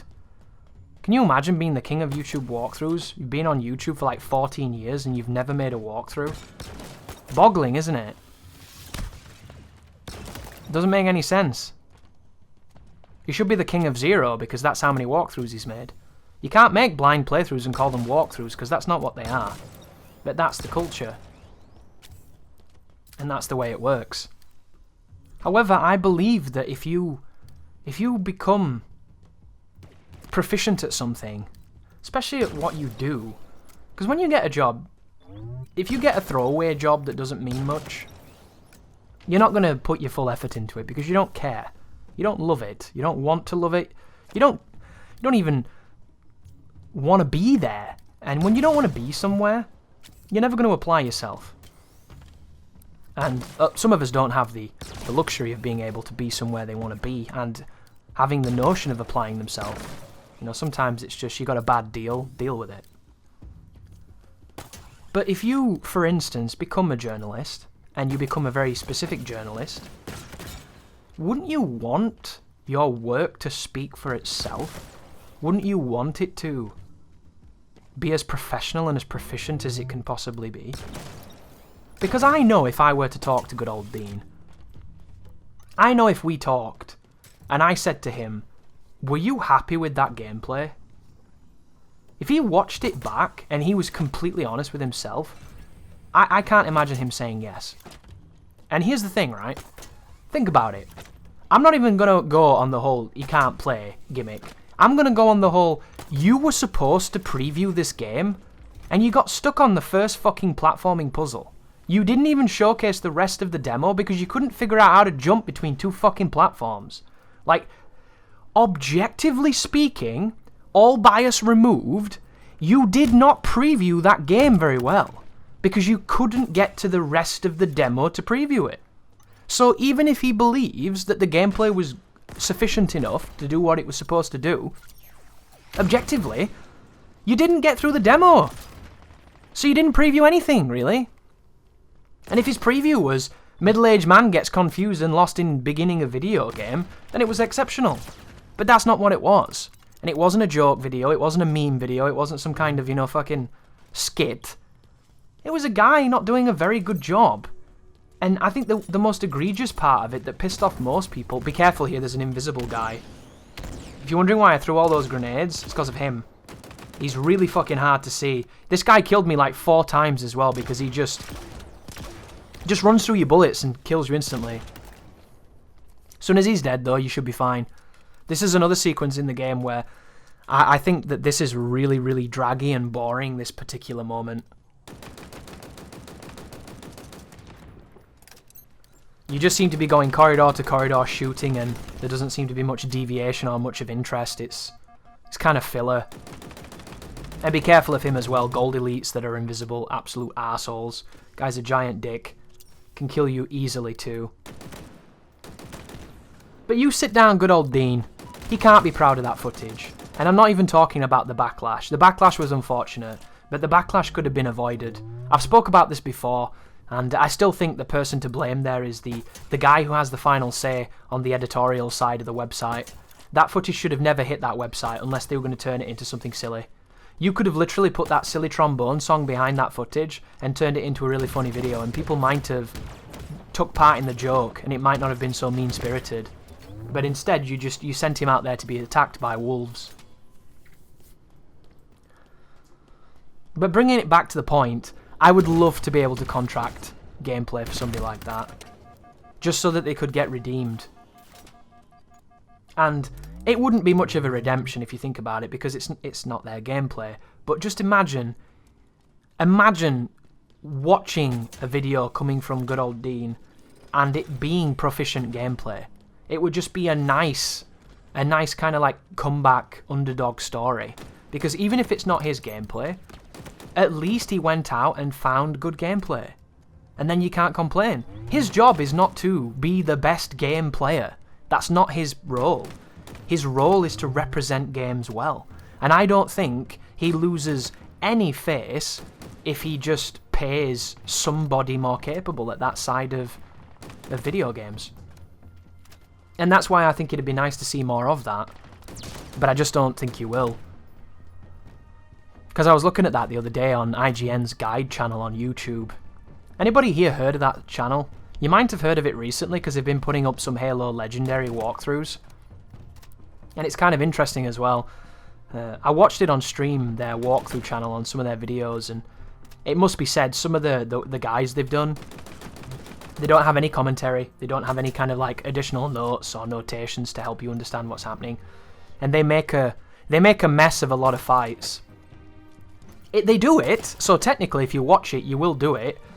But the strategy tends to be run around flapping like you don't know what you're doing and win a war of attrition that didn't need to exist. And I say that with as much respect as I can. They look like one attempts. They look like the type of guide where the dude just recorded and then took the final victory. It's very easy for somebody that makes walkthroughs to see whether or not you took the time to learn the fight or whether or not you just got the first lucky victory and put it up. Hell, you don't even have to make walkthroughs to be able to spot that. But if you do, you get a really good feeling for a guy who knows where they're going and what they're doing, and a guy who doesn't. And that's what those videos scream to me. And the problem with it is, because of the quality of the gameplay, it makes the game look like it's harder or easier than it should be. So if you look at their channel, and you look at the final boss on this game against Harbinger, they've got a 12-minute video against him. And it doesn't even show you the game checkpointing, but there's a bunch of crossfades hiding cuts. And there's a guy in the comment that's like, You've got some very cheeky edits in this video. I like it a lot, which I thought was really funny because I don't think there's a single edit in that video that's hard to see. And they're not even that well hidden either. Because an edit, when well hidden, is unnoticed. And you normally notice edits because they exist a lot of the times because something went wrong and you have to match some footage, and it can be difficult to do, especially in a game that saves as much as this one. And now we have a double hunter fight in a small room. Once again, you want to get comfortable with fighting hunters in smallish rooms because there's a really, really, really claustrophobic room coming up later on with some hunters, and it makes this room look giant. And that room is one of the hardest fights in the game if you don't get a checkpoint, but if you do get a checkpoint, it's very simple. But that IGN guide channel, as I was saying before I got interrupted, their final boss video, if you look at the comments right now, it's a bunch of people saying this is not on Legendary. This is not on Legendary, this is not on Legendary, I die in one hit, I die in one hit, you're getting hit by this and that, you're doing all these things, your AI is not aggressive enough, this is not Legendary. It's really hard to prove you're on the difficulty you say you're on in some games, because they don't make it easy. They don't give you any kind of signifier, any kind of easy way of showing. And that leaves you at the mercy of those comments. It's hard to fight those. You know, right now, if I was on my live stream and you doubted this video difficulty, I could take you to the assets that I recorded, and all the pause screens in between footage when it's linked that I've removed with editing, you'll see Legendary, you know? Legendary pause, Legendary. You'll see the fails where I die in a frame. You can't die that quick on Heroic, you know? That's a Legendary death. You can see that. You can see the damage I take at times. It's clearly Legendary, you know? But I can't prove it to you because you weren't there when I played it. And that's what makes it difficult. And that's what leads to people that doubt difficulty. And one of the most difficult things as a walkthrough maker is putting up with doubting difficulty. And there's a very good reason why people are so doubtful, and that's because it's so easy with editing to cheat and to hide things and to exploit things, and because people want the accolade but they don't want to put in the hard work. You see it a lot. You see a lot of people cheating and cheating difficulties and lying and clickbaiting. Like, have you seen those videos recently? I keep getting recommended these by YouTube and I don't know why. But it's a picture of an actress or an actor from a movie that was 20-year old, and then there's a picture of them now, and it's like all the actresses in Rush Hour. You know, Rush Hour came out, what was it, 1998? Where are they now, kind of thing. And it's a picture of an actress that you'll know or an actor, and then the other picture is a photoshopped picture of them that's just absurd. So one of them I saw was Salma Hayek from some movie. And on the left it's a picture of Salma Hayek in the movie, looking beautiful, looking elegant. And on the right, it's a picture of Salma Hayek where they've made her tits so fucking big, she'd probably fall off the planet. Like, it's ridiculous. It looks like she's got, like, fucking triple Zs. And it's clearly being augmented, and it's ridiculous. And they do it so that you click on it. You know, they do it, like, Salma Hayek, what the fuck's going on here? I've got to know. And that's where they get a lot of the views, because that's YouTube, isn't it? And the exploitative nature of YouTube. Those videos do what they say, but they manipulate you with a lie. And that is essentially what a lot of those walkthroughs are that lie. They're giving you a walkthrough in some way, but they're lying about certain factors, key factors that change everything. And that's probably how they justify it. And because it's so difficult to prove unless there is a concrete difference between the difficulties, there's almost nothing as a guide maker that you can do to alleviate people's concerns. And technology is getting so good now that you don't need to go to school to understand how to edit well, or understand how to make compositing work, and to fake gameplay essentially, or fake certain aspects, you know. There's tutorials now. YouTube's got answers for almost everything you could ever ask. It's ridiculous the information you can be immersed in if you choose to be. The sequence here, guys, gives you access to a sentinel beam, and sentinels will attack you. First time I did this on stream, I decided to hide, and I came up with a pretty interesting strategy where you didn't have to shoot your gun at all. But the problem is, I ended up getting checkpointed at the end with about 20 of these sentinels, And if they start shooting at you, you died instantly. And I did the most Mickey Mouse ridiculous strategy ever to circumvent getting just Ghostbuster lasered by these assholes. And it was a really funny, really cool strategy. That was the type of thing I used to come up all the time on YouTube when I was making walkthroughs. It's the type of strategy that makes me a walkthrough maker because I find cheesy, weird, stupid shit like that all the time. Because it's the way my brain works, you know? It's just who I am. And it's on my VOD, on my first playthrough if you're interested. But when I came back and recorded, there was no reason not to shoot them, and it was way easier just shooting them. So this is not as interesting as my other strategy, but it's a lot easier. And my job is to give you strategies that aren't as skill intensive as they could be, that gets you through the game in a safe and expedient fashion, and that's what this is. The other one was looking bullshit and ridiculous gymnastics, and I love it, but it wasn't as efficient as this one. But going back to that IGN guide, and all the people doubting the difficulty in the video, that video is going to get a lot of attention, but it's going to get a lot of essentially negative responses, because people think that it's a lie. People think it's cheating. People don't think it's real. And they don't think it's real because it differs to the experience that they're facing. One of the things I don't think those people have contemplated is that in this game you can upgrade your shield. So when people say things like, oh, I get one shot by that, it can't be legendary. How do you know? Maybe that guy has 75% extra shield and it doesn't one-shot him. And I had the same response when I watched that video, guys, because the Harbinger's electrical bolt that she fires at you, she teleports and it generates this orb. This blue orb. She teleports again, it generates another one. It fires this projectile and its hitbox is the size of Mozambique.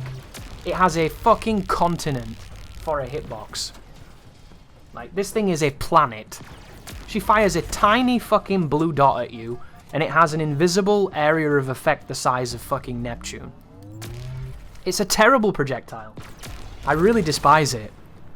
Because it kills me instantly no matter what I do. I've only ever dodged it about 2 times with the grapple, and it was very lucky, because it hits so wide and it hits so hard. And I've died to that projectile maybe 50 times or something stupid. Because when you don't upgrade your shield, it takes your whole shield and your whole life, even on a glancing blow. I've never survived a glancing blow with that move. And then when you watch that IGN guide, he survives. He gets hit by it like 3 times and it doesn't kill him. And I don't think he's cheating. I don't think he's on heroic. I think he's upgraded his shield. I think he probably has full shield upgrades and he's doing absolutely fine. And that's the difference between having 75% extra defense. It's just that simple. But these people aren't looking at it like that. They're looking at it like he's trying to subvert, you know, the legitimacy of this game. And he's not. He's just playing the game and using the tools that the developers gave him.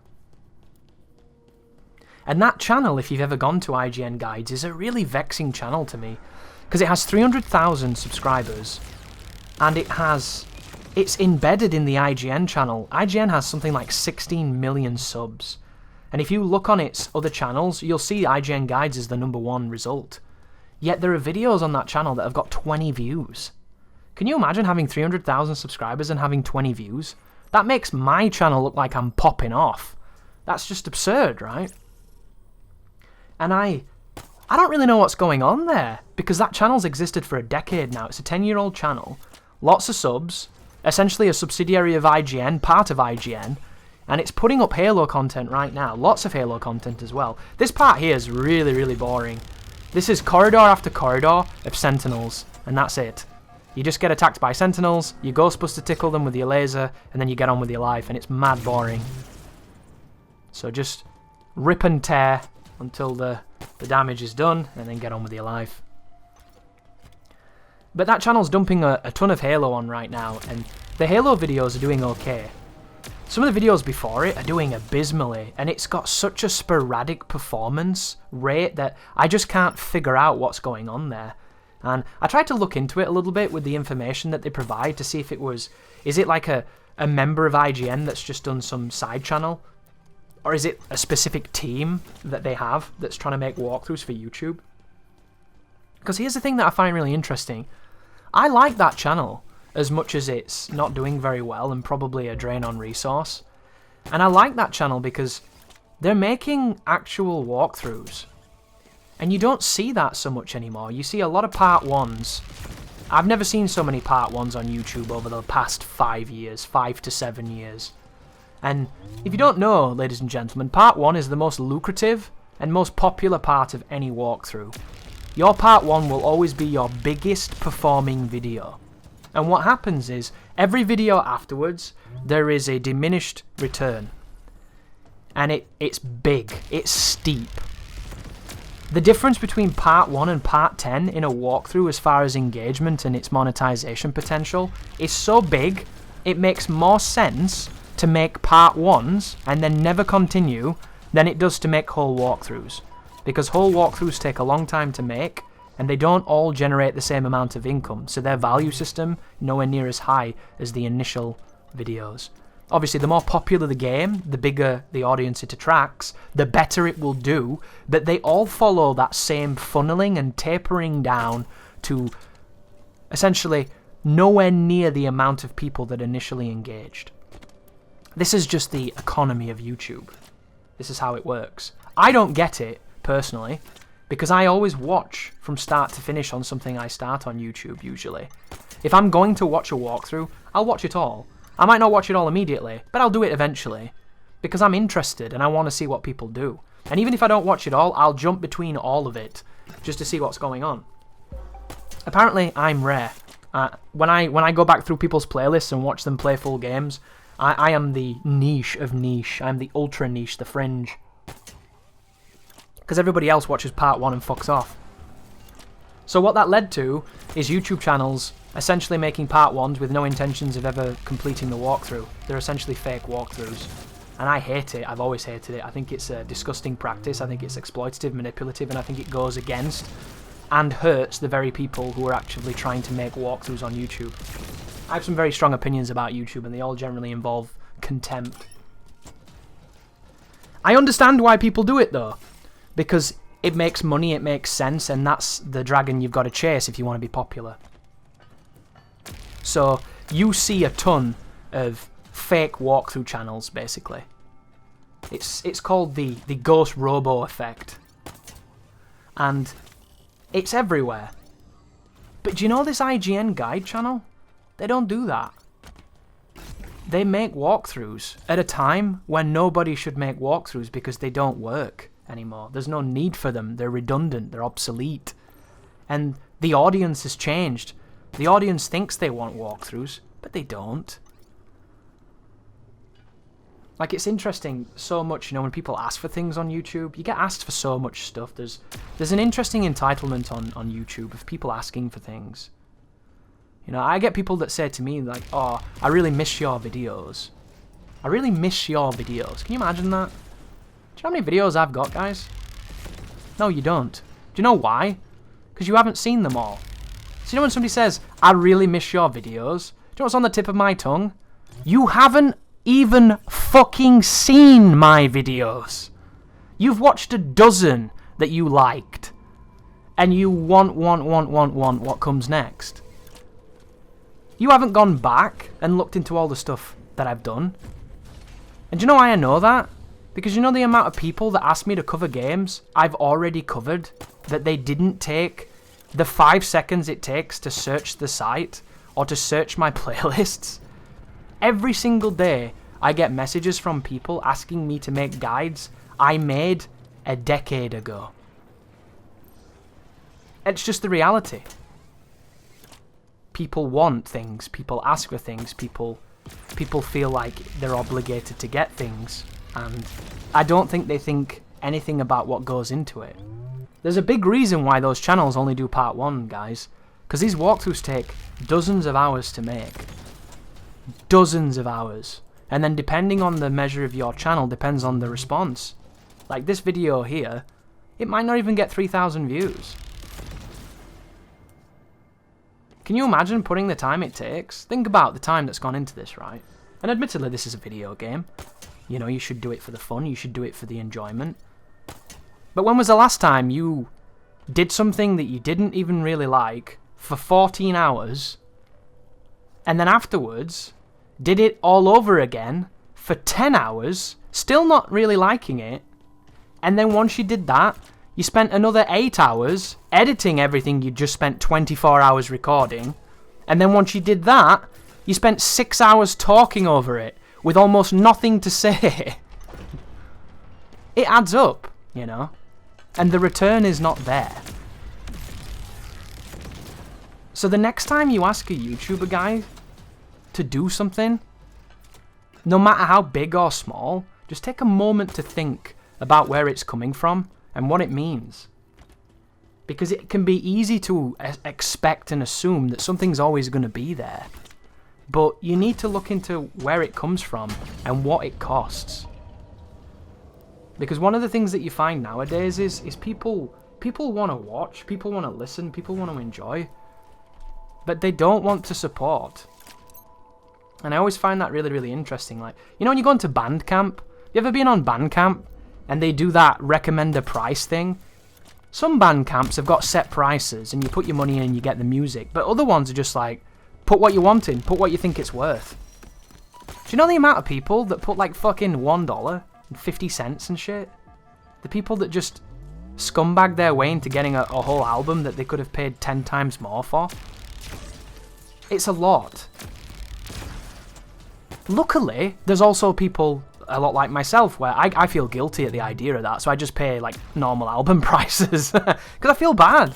Their art is worth money and they should be paid for it, you know. So there's a nice mix, hopefully, of people like us that pay a decent price and respect the art and want it and enjoy it, and then there's the people that come along and demand and just drain on the resource and chug and chug and chug and expect and expect and expect. And I mean no judgment to anybody here, guys. I'm not asking people to pay me for what I do. It's awesome when people do, but it has to be a choice, you know. I just want to try and give you a little bit of another perspective on what you might not have thought about. Like, I like making walkthroughs. They're amazing, you know. It's one of the most fun things I've done. There's something about it. If you've never done it, I recommend trying it, seeing if you like it. I really do. But at the same time, I have to treat it like a business because right now it is. And my business on this particular avenue is failing. And like any failed venture, you can't delude yourself into thinking that something is working when it's not. And if you've made it this far, guys, into this video and you're still listening, then I appreciate you a lot because you're the type of person that I'm grateful to have with me. You're the type of person that is here for the video and is here to, you know, get the richness, to mine it for all of its detail. Hopefully there'll be people using this for specific areas that they need to figure out. You know, there'll be areas that you're stuck on boss fights or certain rooms, and you'll check that out, you'll see the strategy, and then you'll go away and you'll do it. But there is that more hardcore demographic that will be here watching, just listening to the commentary, being part of the video itself. The people I like the most are the ones that listen and watch, because then you're getting the full package, then you're getting it as it's intended. But I think that collection of people is so rare and so small, because who has the fucking time? You see it all the time, don't you? We're so driven to do a million different things that we don't ever focus on one thing. We're so distracted because technology makes it so easy. You know, how many times are you watching a movie and then all of a sudden you start checking your phone? You probably don't even realise you're doing it. But you're not focusing on the movie anymore. And you can take it even further, can't you? How many people watch TV shows or movies or podcasts while playing a game? While something else is happening on another monitor. You could be doing 3 to 4 different things at once because we're so programmed into this interesting dopamine chasing chaos. We don't really slow down, do we, and smell the roses, so to say. Which is why if you do, if you're one of those people that really gets into watching a walkthrough and listening and engaging with it, then you're really rare. And I'd just like to speak for everybody that's ever done it and say that you're very much appreciated. And I've been thinking recently about the people who paved the way for me to get into this. I think I'm going to reach out to some of those people and try and do maybe an interview or a dialogue, some kind of conversation, and I might share that on YouTube. I might do it as kind of like an anniversary thing. Because every so often I get that itch, and I think about the people who inspired me. I think about their personal journeys on the channel, the time that they started, the things that motivated them, and their foresight for seeing where it was going and adjusting their trajectories. And it's one of those things, isn't it, you know, where they say hindsight is 20/20. Just be the perspective of looking back with that new frame of reference, that new frame of thinking. I look back on decisions that I resented that happened at the time, and now that I've come across those kind of situations myself and seen those tables turning and those patterns shifting, I understand a lot more why they did what they did. And at the time, that when I thought that they were going against what I thought they stood for, I think they were really just being forward-thinking and trying to catch the new wave. Kind of like Korea, right? Just being ahead of stuff. Ooh, that's really cool as well, just then. That enemy threw one of those grenades, those stun grenades, but I shot him, so it went up in the air. When it landed, it stunned the brute. I think that's a really, really cool mechanic, that. Oh, and this guy, I fucking hate that guy. So, I don't know if these dudes are new, but I don't like them. Grunts with shields. Grunts should always be fodder. They should always be the biggest bitches in the game. I never want to see a grunt that has the capacity to tank any damage. And that dude and his sheer existence winds me up. Do not like it. Don't agree with it. Remove it. Delete it. It adds nothing. He's a douche. The guy should be fired out of a cannon into the sun. It is interesting, though, when you go back and think about the people who inspired you to do the things that you did.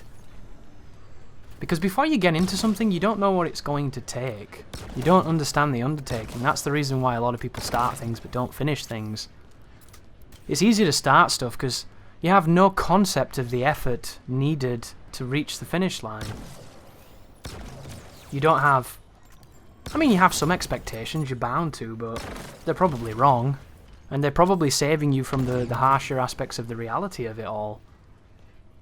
And then you start doing the thing that you wanted to do. And you see the stuff you didn't notice, the stuff you didn't see before. It opens your eyes to a completely different shifted perspective. Oh, more berserkers. Sentinel Beam says fuck you though. Look how good that gun is.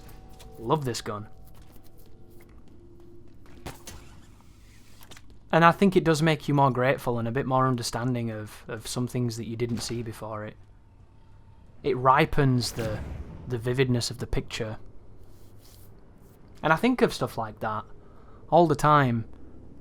Because at this moment in time, it's kind of hard to make walkthroughs because video games aren't very good at the moment. Especially for somebody who's played as many of them as I have.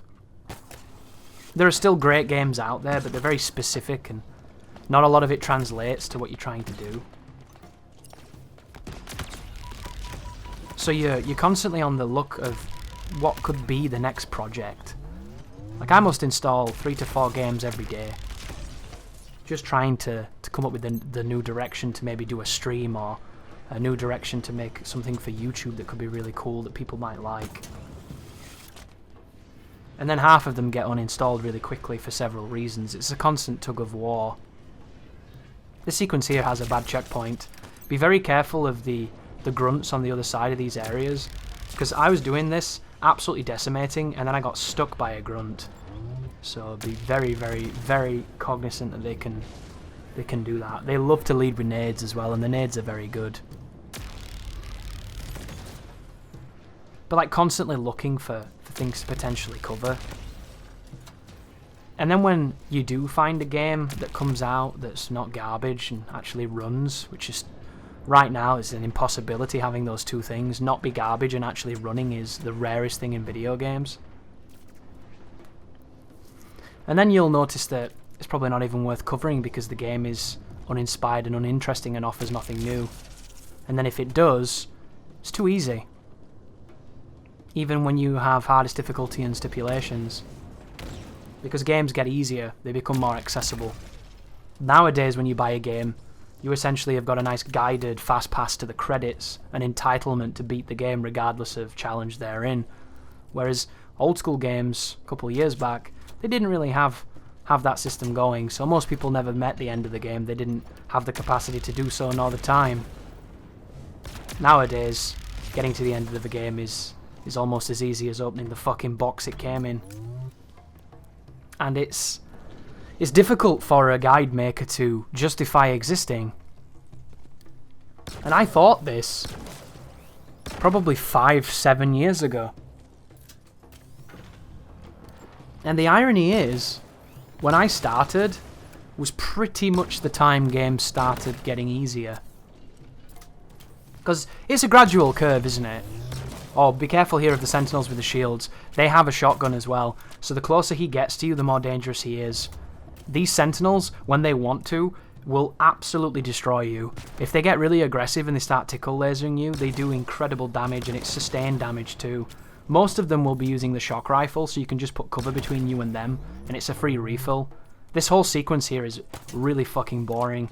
It should have potentially come earlier, when the fatigue wasn't so high, but I suppose you could call this pacing, because it's just a couple of Covenant, bunch of Sentinels. There's no infighting, there's no dynamic to the fights, there's nothing interesting that you can do to try and, you know, get a different desired result. It's just all very par for the course, paint by numbers, and I just wish it was better. But the gradual curve of game difficulty is something that's always kind of been going down since the arcade.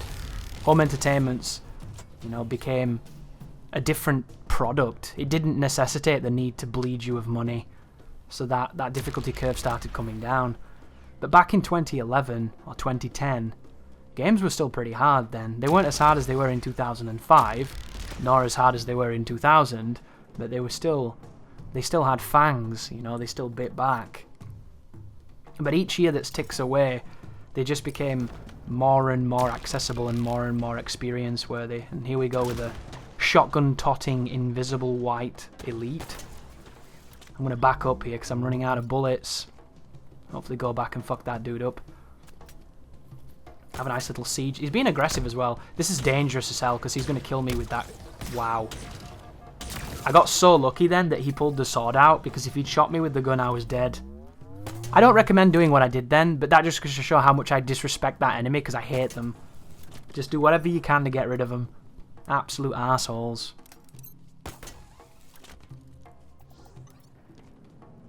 But every year games, you know, got incrementally more easy, and I had to start doing stipulations and crazier things with them just to kind of stay awake and to make something that was more interesting to watch. It was never my intention to do ridiculous stipulations and challenge runs and things. That's not the kind of player I was. It's the kind of player I had to become because the games got worse in as far as their demand on the player. They became like the boss fight coming up here, which is more and more brain dead. I'm playing a game at the moment called Outriders. It just came to Game Pass, and I tried the demo for it earlier this year, and I thought it was fucking terrible. Generic, boring garbage, right? And that's kind of what it is. But games this year have been so boring and redundant and just bad that a bit of generic third-person shootery is kind of okay. I don't mind it too much. So I'm playing it, and I'm watching TV shows while I'm playing it. I'm watching a bunch of animes on YouTube, because there's so much like anime on YouTube at 720p, full screen. It's absurd. So that's kind of cool, checking out some animes I would never go near, because who wants to mess around with all those different websites with 9,000 ads and malware trying to watch the bloody things? But they're on a playlist on YouTube. It's 4 hours long. I can lose 4 hours while I'm trying to chill down after a stream or do some editing or some rendering or whatever it is that I'm doing. And it's just fun, you know? It's kind of brain dead fun. Running around with a sniper rifle taking everybody's heads. The game looks like garbage because it's messing with the dynamic resolution, even though I've turned it off, and the draw distance is really shitty. Oh, that's something worth mentioning. So this particular Adjutant has mobs with him.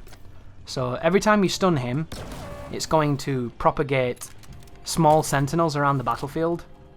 And these like hexagonal pillars that are in this area, if he laser beams them, they have a tendency to go down and expose you to him.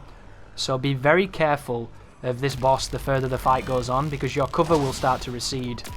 And when you have no cover, he'll Ghostbuster laser you and he'll kill you really quickly. But when I played the demo for Blur Riders, as I called it, because you couldn't turn motion blur off and it was unplayable, just motion blur up the arse, it was just... You couldn't make a more generic third-person science fiction shooter if you tried. Like, if there was a rulebook for generic third-person shooters in space, that was it. It was so homogeneous and just ubiquitous. It was the assembly line of modern gaming, killing the soul of creativity in one fell swoop. AAA gaming in a nutshell, basically. Now, there was almost nothing about it that was impressive, considering that's a development team that worked on a Gears of War game that was pretty good, and have got some decent developer chops. It was just, I don't know, creatively devoid of worth to me. And I picked it up on Game Pass to try it out once you could turn the motion blur off. And I'm skipping all the cutscenes, I'm not paying attention to any of it, I'm just shooting stuff, and I'm having a decent time. And it just goes to show, doesn't it, the power of contrast. If Outriders came out 5 years ago, I probably wouldn't have touched it because there was too much to play then that actually mattered. But now, if Halo had not come out, I was so starved of anything to really play that was new. The only way you can look when it comes to video games was backwards. Emulating things, playing stuff you'd missed, going back to stuff you haven't seen in a while. Because everything coming out was just lame. Boring, uninspired, homogeneous, generic. And Outriders is no different. But because this drought of just tepid video games has been so long, Outriders is kind of fun now. And it's kind of interesting, that, isn't it? And it inspired me to continue looking backwards to games that I didn't enjoy when they first came out, checking them out now, maybe on PC with some better performance and whatnot, and seeing if my perspective has changed. Because I think gaming's in a really dark place.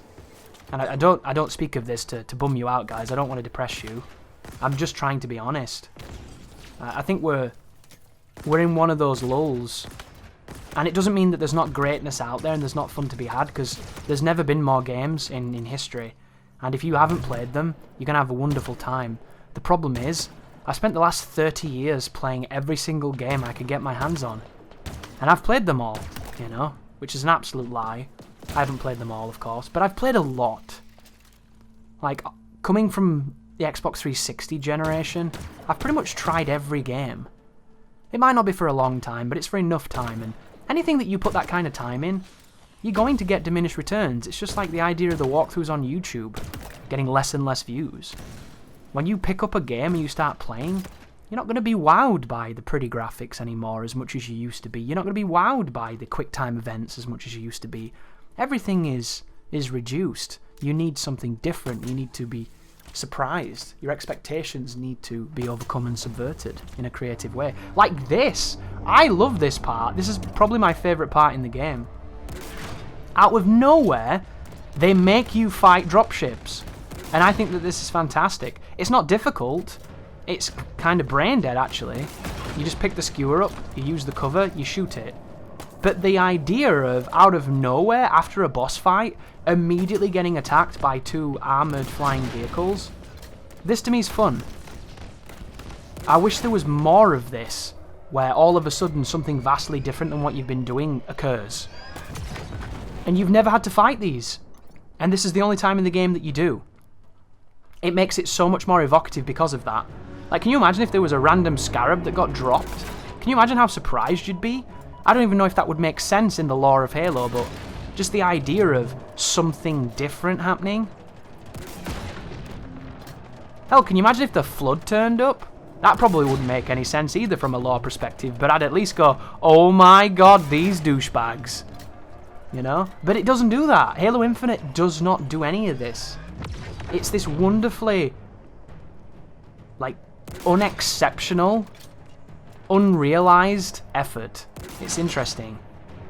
It's just the bare minimum to get it out the door and nothing more. And there's going to be a lot of people that are okay with that, because it's been 6 years since they've played a Halo game, and the last Halo game they didn't like. But I think it's just not enough. Halo's meant to lead the charge. It's meant to lead the industry. It's not meant to parrot fucking Saints Row. That's just absurd to me. Absolutely absurd. Here's Halo, but now it's got Far Cry in it. You know that game series that nobody wants to play anymore because it's homogenized and annually released like FIFA? It's like FIFA, but with Halo. Like, what next? We're going to start using cards? Is it going to be like fucking Halo? I don't even know the name of that game mode. What is it called? Like Ultimate League or something? No idea. Microtransactions, the game. Sponsored by EA. It's just squirrely, isn't it? And here's some more Sentinels. So, here's my big piece of critique for this mission, right? This is another part of the game that becomes a slog of tedium and needless battles. Because you go back through an area you've been through before, and they don't even try to hide that fact. I think when you killed those 2 dropships, it should have put you back on Earth. And I think the pacing for this whole next sequence would have been way better. But instead, there's 30 minutes of generic fights, and they're not good. It's just needless padding. And the first one is this massive corridor that looks awesome, and the only thing that happens here is you kill like 5 Sentinel drones, and that's it. All of this geometry, all of this verticality, all this capacity for you to use the grapple creatively is null and void because there's no demand on the player, there's no combat, there's no encounter. It's just shoot these flying Dysons that have nothing to do with anything. And I just feel like it's a massive waste of time, this particular zone. It's disappointing. But I was talking about the idea of going back to games that disappointed me when I was younger. And it's something I'm really interested in. So I'm going to be looking at games at like 2006 to about 2010 before I started YouTube and see if I can find anything there that might be worth covering that I forgot about, because time is a wonderful healer of bad memories. So it'll be cool to see if I can pick up on something and bring some more things to the channel.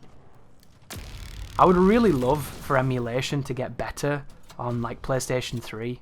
If you could emulate mouse and keyboard and it felt like native mouse and keyboard, I would make so many PS3 guides, it'd be hilarious. Like, can you imagine the Resistance series 1, 2, and 3 running at good frame rates, good resolutions, mouse and keyboard, especially Resistance Fall of Man, the first one. I really love that game. It's a very special game to me. All the shit that people say about Halo, I feel for Resistance. Because that was my sci-fi shooter in that generation that I thought was really good. And I don't think enough people give it credit. I think it's one of those Insomniac games that just kind of gets forgotten about, and I really like it. I'd love to cover that and see how that goes. But I just don't think I'll ever be able to. Because that game is so fucking old. Good old 2006 first-person shooter on PS3. That game has toggle ADS. You remember that? I mean, we are playing Halo. This is another game where you can actually do toggle ADS, and probably had toggle ADS at some point, but you just don't see that anymore unless you're on PC. Some people actually use toggle ADS. But the idea of toggle ADS to me is hilarious. It's such an old school concept that kind of doesn't belong. And I'd be surprised to see people doing it unless it's like the inverted thing, isn't it? The people that don't understand inverted were the people that weren't with video games at the beginning. Because games were forced inverted, you didn't get a choice. And when people use inverted, all it tells me is that they've been playing a long time. Or they're incredibly adaptive, because there are some people that have been playing games for a long time and still play normal, which I think is kind of a testament to the games they must have put the most time in. And you know what's really fascinating about inversion? I play inverted Y-axis on controller, but on mouse and keyboard I can't play inverted mouse. Inverted mouse is so brain-baking, like mind-bogglingly destructive to my cognitive ability. My motor function just ceases to exist. I can't even become a sentient human at that point. It's ridiculous. And it doesn't make sense, does it? Up is down, down is up, like a goddamn helicopter. But it just, when I put inversion on the mouse, it's horrible. It's like I'm shaking hand with God, and God's really a demon. It's just not fun. Here's a skirmish and a couple of sentinels. Be very careful here, this checkpoint's kind of garbage. If you get unlucky, you don't get any checkpoint for the next couple of rooms, and it keeps putting you back on that bridge. And I hate those energy bridges, because you can't grapple the bloody things. So your movement is completely denied on that area, which is clearly intentional. We got a couple of jackals here with shields. Those guys are running away. Feel free to use the Sentinel Beam a decent amount. They seem to be giving us tons of hard light, and there's lots of Sentinels just chilling. This is really easy to die here, because if you get focus fired by that many robots, you can't survive the DPS, it's too high. Especially the shield guy, because he takes a little longer to kill. It'd be interesting if they introduced a new difficulty to Halo, and they made it so that everything dies quite quick, but so do you. Like, I think that would be really, really cool. I like the idea of being able to beam like 7 or 8 people in rapid succession with a Sentinel Beam. But that's just not the design they've ever gone for, is it? They've gone for the long time to kill. What do we got here? Skirmishers. I'm out of ammo. Back to the Hydra. Pick up the Mangler. It's interesting how fond of this gun I am now, considering how much I thought it was garbage when I'd first played. But you know, when you first start playing a Halo, you just want the battle rifle, don't you? All I wanted was a BR. Give me a BR, and I'll be done with it. Give me the Covenant carbine that doesn't exist anymore. Which I do apologise if I'm the guy who's the bearer of bad news there. I was playing this game. I've been playing it for like 10 hours, and I didn't even know at that point that I was never going to find that gun. I thought they were saving it. Remember how on Resistance 3, they saved the carbine, the main gun, for right close to after in that prison level at the end, like close to the last third of the game, and it had quite a big effect because that's kind of the Resistance gun. When you think of Resistance, you think of that assault rifle with the grenade launcher under it. It's kind of an iconic weapon for that series, and I thought it was really cool that they held it off for a decent amount and then they gave it you, and it was very, very powerful getting that workhorse back. Resistance 1 is such a good game though, because you can carry like 40 guns. Oh, by the way, guys, that crossfade just then, for some reason that area has weird scripting. It takes ages for the dialogue to start going and stopping and going and stopping, and then the door finally opens, and you can run back and forth a few times and it still goes on. And you'd think they'd kind of trap you in, but they don't. So I just transitioned it there to get rid of me running around being confused. You might not get that, it might actually be an issue, but I got that a few times. And if you carry a power cell there, you don't even trigger the scripting. I had to throw the power cell or the conversation never happened, which was really dumb. But a couple more grunts in this room. This is the room that you've been to before as well. You see a lot of the architecture being repeated and mirrored. It's kind of unfortunate. I don't get it, personally. It's not hard to design rooms like this, surely. 6 years of development, and we just get copy-pasting, and I suppose in some ways it's kind of a Halo trait, isn't it? Because Halo 1 had you going through the game, and then they had you coming back through the place you'd just been through. It was like the Devil May Cry 4 design. But I just don't think there's any place for it anymore, especially when there's so many limited biomes. That's one of the things that I think is actually kind of nice about Outriders. I think Outriders is an easy game to say, yeah, it's just generic third-person shooter, but it's fun and it's functional. It's really easy to say that. Oh, this room is tough. This room has big boys, and it has sentinels coming at you afterwards. And if you don't get a checkpoint, it can be really, really tricky. But the levels in Outriders, they last a certain amount of time, which is just enough to get a good flavour for it, but not long enough to start getting miserable and impatient with how long it's lasting. A bit like this campaign. So they leave you wanting more, which I think is essential. And then they make you go to another biome, and the other biome is completely different. So you might have been in a lava area with tons of volcano stuff happening on cliffs, and then you go to a snowy peak that's just a big frozen tundra with icicles everywhere. And it's a stupid small thing, but constantly shifting where you are and what you're surrounded with is a wonderful way of engaging a player and keeping them interested. And I know this might be crazy, because it's crazy to me. I'm having more fun with Outriders than I did with this. And it's fucking Halo, for God's sake. It's meant to be one of the biggest franchises ever. But it's just one of those things, isn't it? If only Outriders had an ADS FOV. Because when you ADS in that game, your FOV goes to like 20. I feel like I'm staring through a keyhole, through someone's asshole, out of their mouth, and then down a sniper scope. It's terrifying. I've never seen anything like it, and the hipfire doesn't feel completely accurate, so you can't hipfire everything. So you're kind of at the mercy of a camera that zooms way too hard. And if you're not too certain what ADS FOV is, guys, I'm assuming most of you do, because you're very capable people. But do you notice the field of view when I'm running around? It's quite wide, isn't it? My field of view on this game, for anybody wondering, is 120. I'm a big fan of high FOVs. Every game differs with how it measures its FOV and if it's vertical or horizontal.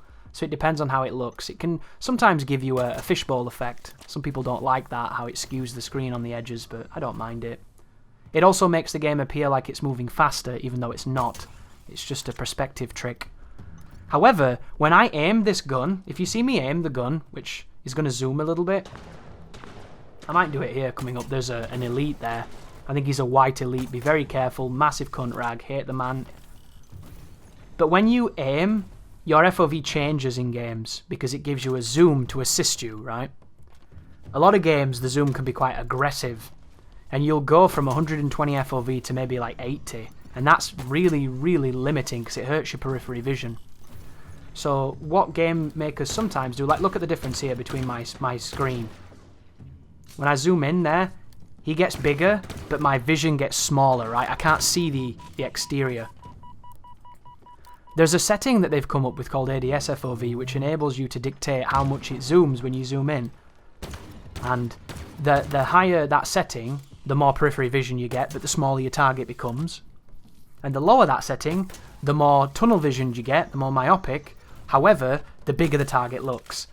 And there are calculations online that give you the best periphery for image size, and it's probably something like 84 or 90 or something, depending on the game and how it's measured. And you can use that if you want. And if you have ADS FOV, it means you can change the FOV when you zoom. So in Call of Duty, they have something called ADS FOV independent and ADS FOV affected. Independent means that your FOV will be what you've set it to when you're on your hip fire, but when you zoom, it goes to the default FOV. And then affected means it will use whatever FOV you've selected and keep that when you aim. They might be reversed. It's been a while since I've checked that tab, but you get what I mean. And this is a setting that you might never have thought about. It might not affect you. But if you value field of view and you play on a high field of view, it is essential that they give you the tools to moderate that and make it comfortable for how you play. And one of the strategies that you find in shooters that a lot of people use is they'll have their FOV for their hipfire on the highest it can be. Really big, right? So they've got tons of vision.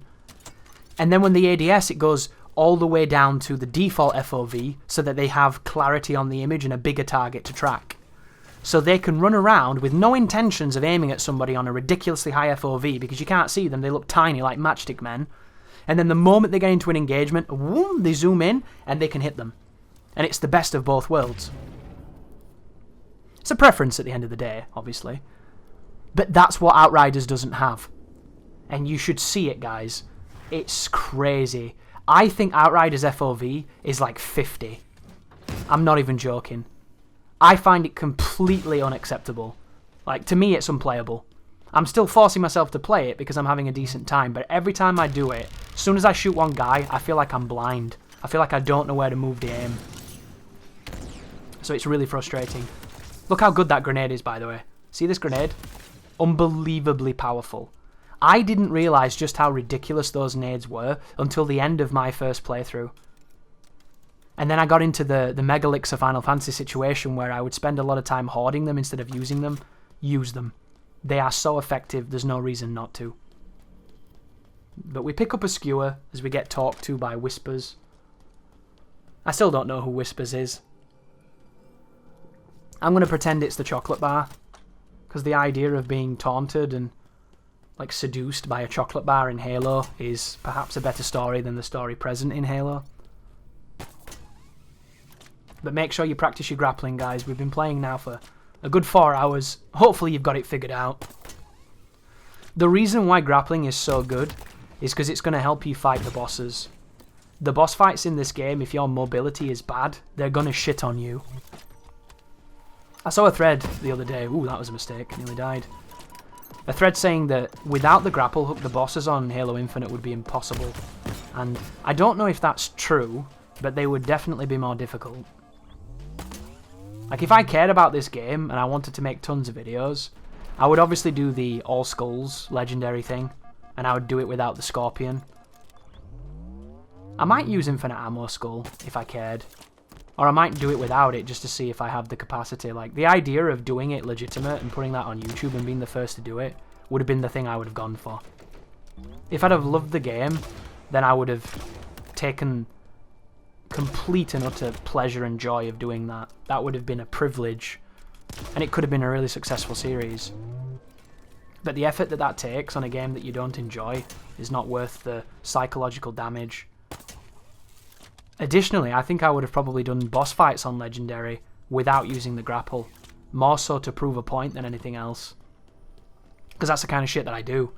You know, I love it when people say things can't be done, or when people say that X is impossible, because if you can prove them wrong, you have a video there that could do well on your channel. So here's a couple of skirmishes. That guy turned around like a bitch. Look how long this level is as well. Can you imagine if it had just put us down to earth? It would have shaved like an hour off the game time, and you would feel so much better about the adventure because it'd feel like you'd progressed. But instead, you went through these clinical purple blue lit zones into that boss fight that was a reskinned version of that fight, which is garbage to begin with. Then you did that super cool area killing the vehicles, and then you went back into this blue-purple tinted nightmare of repeating corridors. And then now we have a chieftain brute with a hammer. This guy, super important. This is the guy you're going to have to fight. There's two of them as well. One of them's got a gun. But the reason why this is so essential is you have to be comfortable fighting this enemy. And I'm trying to prepare you. This guy, not him. The one with the gun is fine. He's nothing. But the guy with the hammer. Hammer bro here. This dude, see that?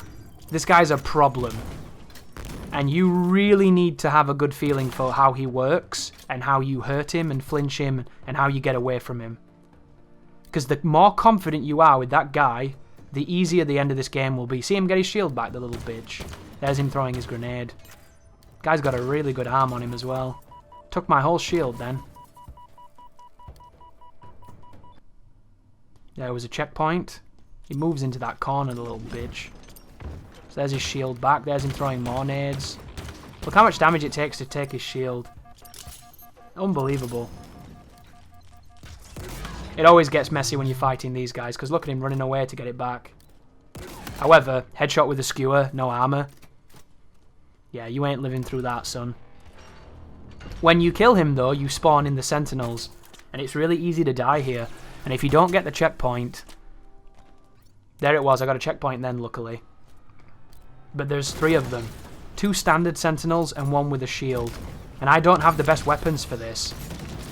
Because you've got to be really accurate with the skewer. As good as it is, it's really good, but you've got to land. If you don't land, you die. And then once you do that, there's a checkpoint. There's another wave now of brutes. And then there's another wave of sentinels. So just be careful. It's over there, right? It's on across this other side, I think. You touch this, and then when you come back on yourself, it triggers the second spawn. It's actually a pretty difficult area, this. It's one of the easier areas to die in. Oh, I see. So there's a teleporter here in the middle that takes you back to where you put the energy celling, and then the other location you go to is a mirrored version of that room. So it's not 2 fights in a row, but it's the same concept. Brute Gauntlet, and then Sentinels.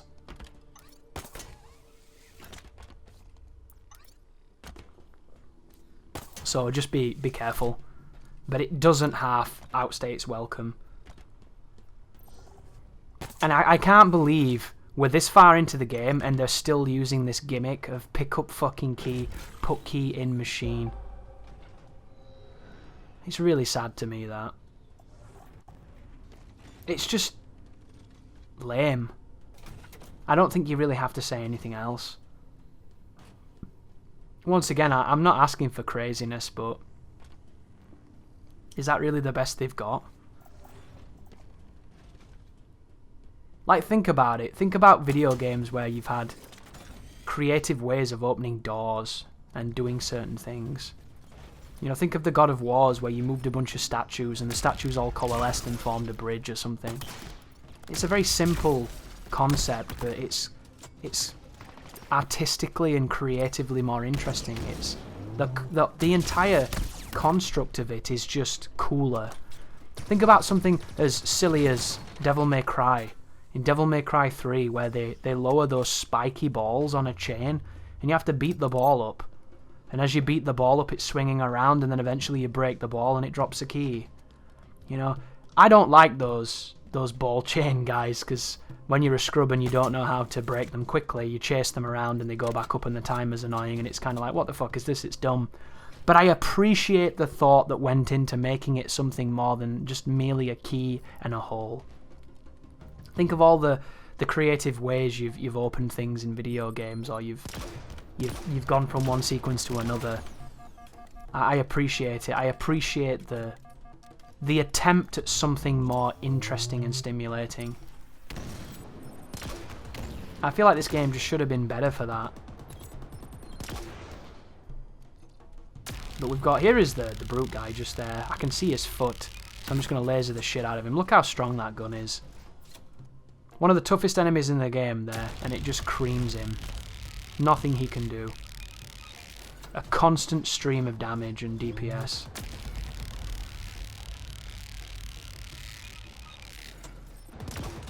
Now this gets a little bit hairy because this dude is pushing me and I don't have the best cover here. And also we're on the Hydra, and I've kept it the whole game now. And it's good, but it's not great, you know? And it does the job, but should it have taken that many? And then we get to pick up the scrap cannon. Which, it'd be cool if there were more scrap weapons. They've introduced all these other fucking weapons that nobody wanted. Here come the Sentinels. So really, really dangerous. I keep forgetting about that Sentinel phase. And I come all the way back here, and again, I don't have the best weapons for this. I have a Hydra, which is not the best, but it'll do. And we've got to kill 3 of them without them killing us. Like, look at this bullshit. Dude took way more, why? And now we have the shield guy, so I pick up his shock rifle, and hopefully we'll take out the shield guy. We should be able to see him just there. There goes the shield. There's the 1 hit. There's the 2 hit. I like the effect when that enemy dies. It's got that wonderful... Remember those intros that you could make in like Sony Vegas? Those preset intros, sorry, where it's all just like specular lights in an interesting gradient that twirled around and the camera perspective changed. And everybody did them back in like 2009. You remember those? That's what it reminds me of. Oh, there's a bit of a trick with moving with the big weapons that I've not really been doing either. You can release them and then pick them up as you drop them, and you get a bit of a speed boost going forward, seemingly. So you can kind of chuck, catch, and move a little bit quicker. You don't have to, of course, but it's definitely something to think about if you want to be a little bit more swift or deft with your movement. Here's the final energy cell. It really isn't a great sequence, is it? I don't get this part of the game. It's so uninteresting. And I think that these areas... I don't know what this class is. Is this Prothean architecture? Is this Covenant stuff? I don't know. But these areas like this very tunnel-like, very antechamber and vestibule-looking, with these vaulted ceilings and all this vertical architecture and all these interesting designs going on. I think the one area where they were really lacking is you don't go outside on them. Like, some of these areas could have been so good if they led to a peak or a pinnacle, a plateau of some sort.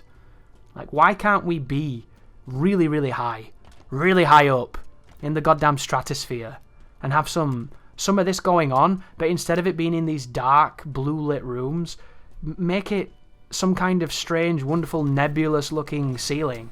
You know, some crazy skybox. Intersperse it with some banshee flying or something. You know, give us something. Like, you could even have them transform and open up so you can see outside and then see space. Give it like a cosmic scale. Why does everything have to be like cyclopean in scope, but just generically blue? I don't understand. And we're just going to use the third person trick here to kill this brute guy. Big old chiefy brute. He doesn't really understand the exploit that he's getting hit by, and he's meleeing stuff because there's something in front of him, and look how weak this weapon feels. Have you ever died to this gun? They kill you instantly with these guns. It's really, really quick. And then you shoot at people, you feel like you're playing fucking Kane and Lynch. It doesn't make sense. I think it must be something to do with the spread. But one of the things I really like about any kind of slow mobility, high fire rate weapon in games is usually they are absolutely Oppenheimer tier destroyers of worlds. They're really powerful, you know?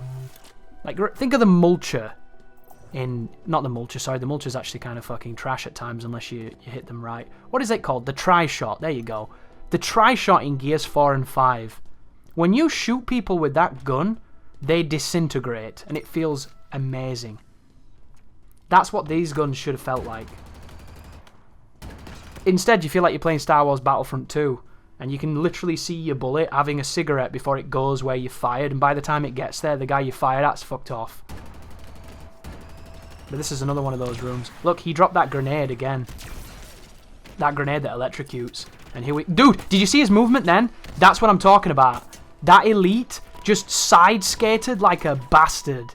Did you see how fast that was?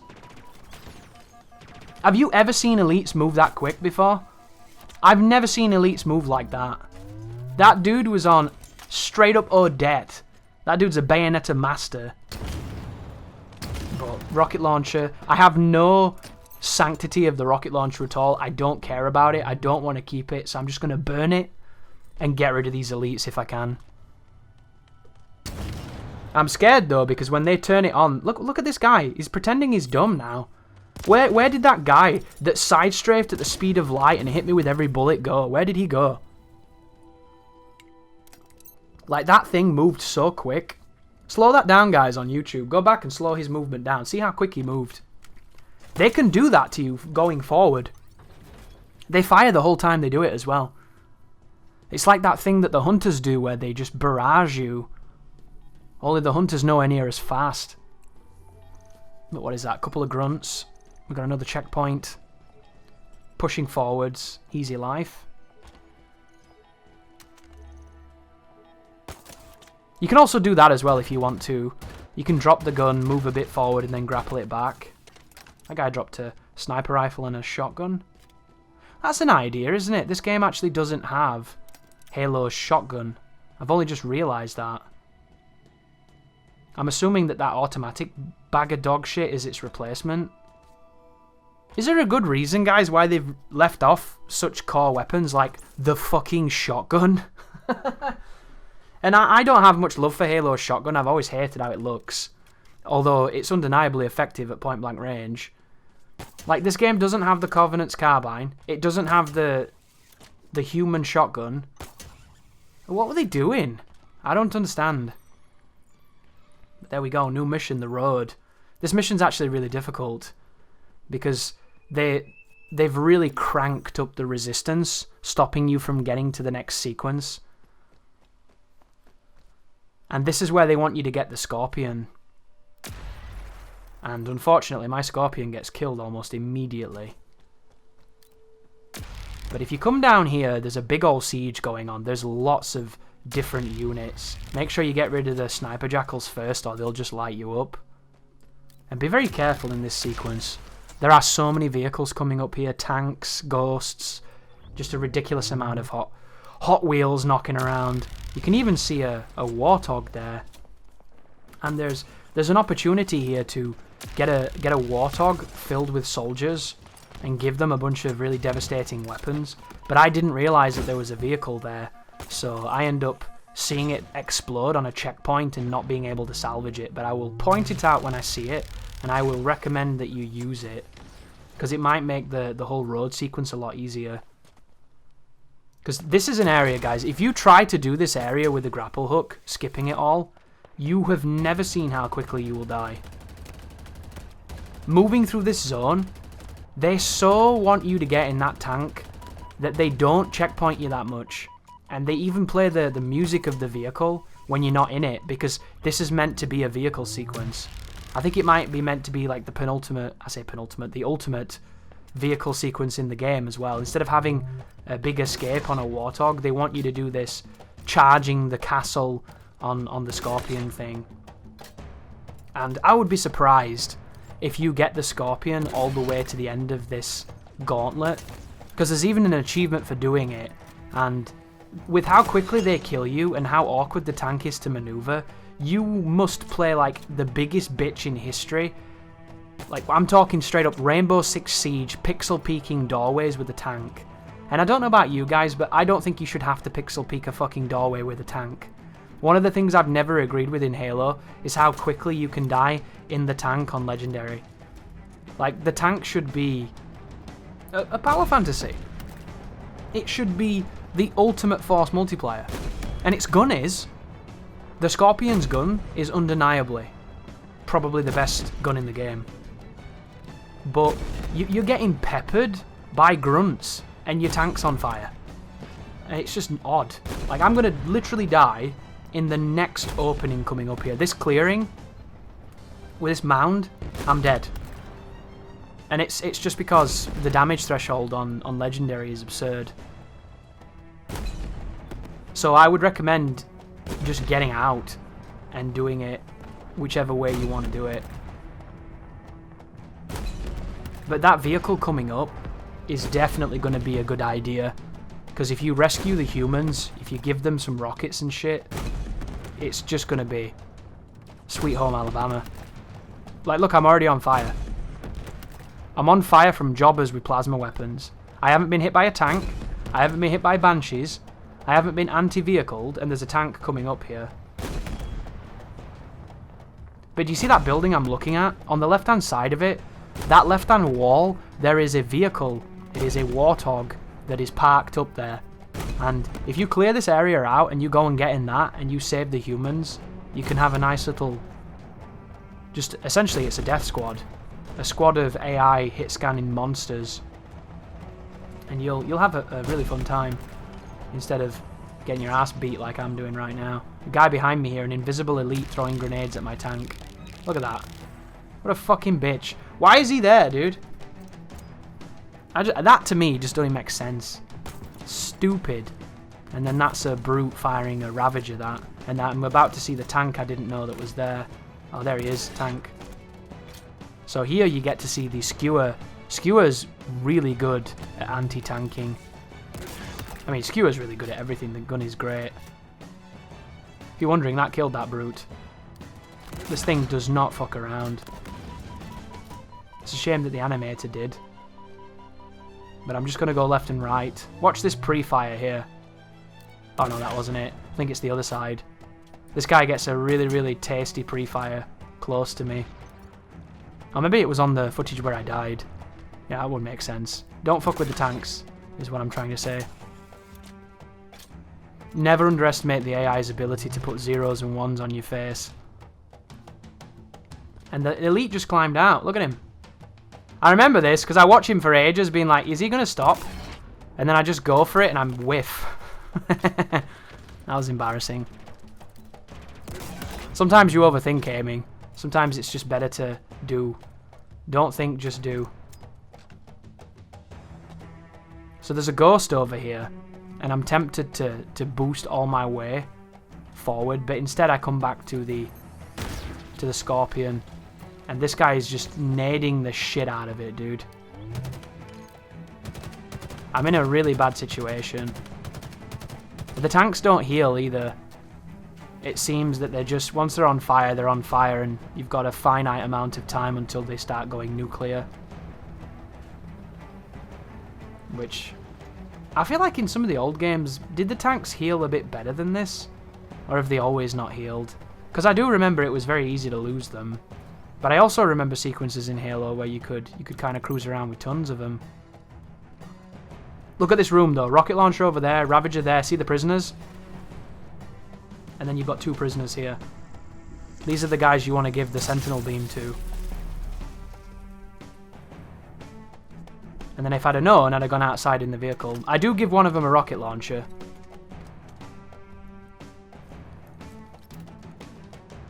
And I do look around to see if I can give him something tastier. But I didn't check the other side. Checking the other side would have been golden. I want to give him a skewer. Rocket launcher and skewer, really good combination. And as long as it has 1 bullet in it, he'll use it infinitely.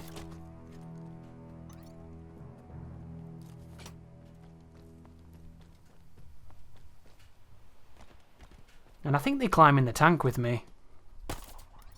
I need to get my bloody gun back now.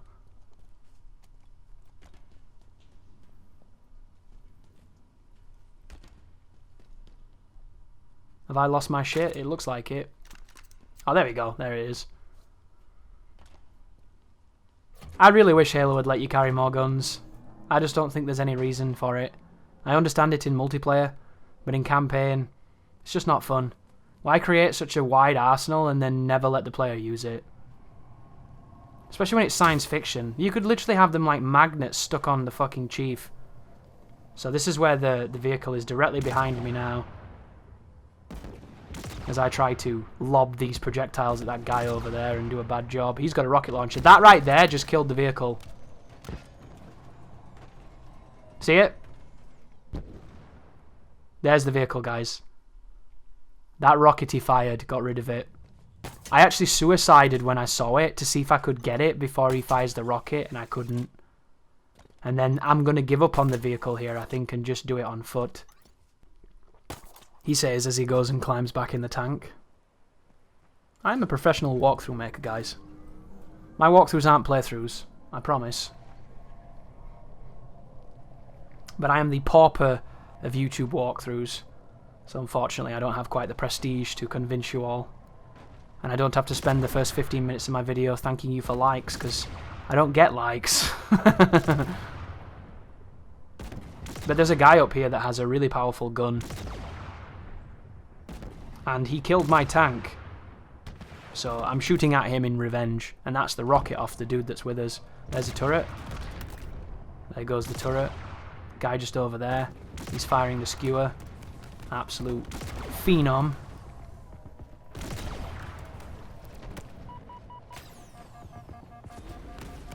And I'm getting out because I just don't want anything to do with it.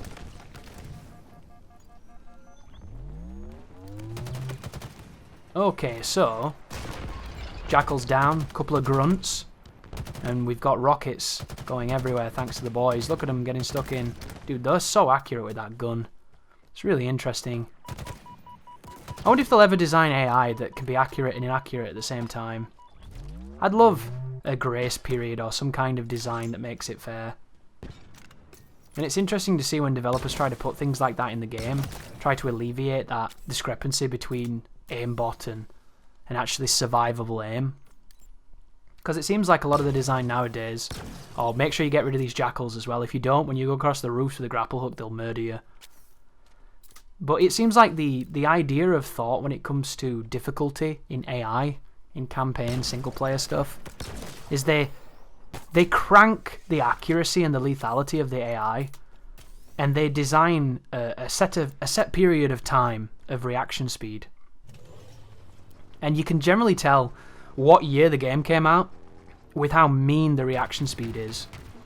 Because the older the game, the faster that speed is. We've gradually got slower and slower and slower and slower and slower. Eventually they're not even going to fire. But it's kind of interesting to me because the idea is you have to be faster than them and you have to kill them. And if you don't, they'll react, and when they react you die. And I think on the surface it's not the worst way of doing it. I think it's not too bad. You can see it in early CODs, early Halos as well. You can see it in Titanfall 2's campaign. Titanfall 2 had AI that reacted very quickly, and they hurt you, but it wasn't so fast that you couldn't trade with them and win. So you had to be quick.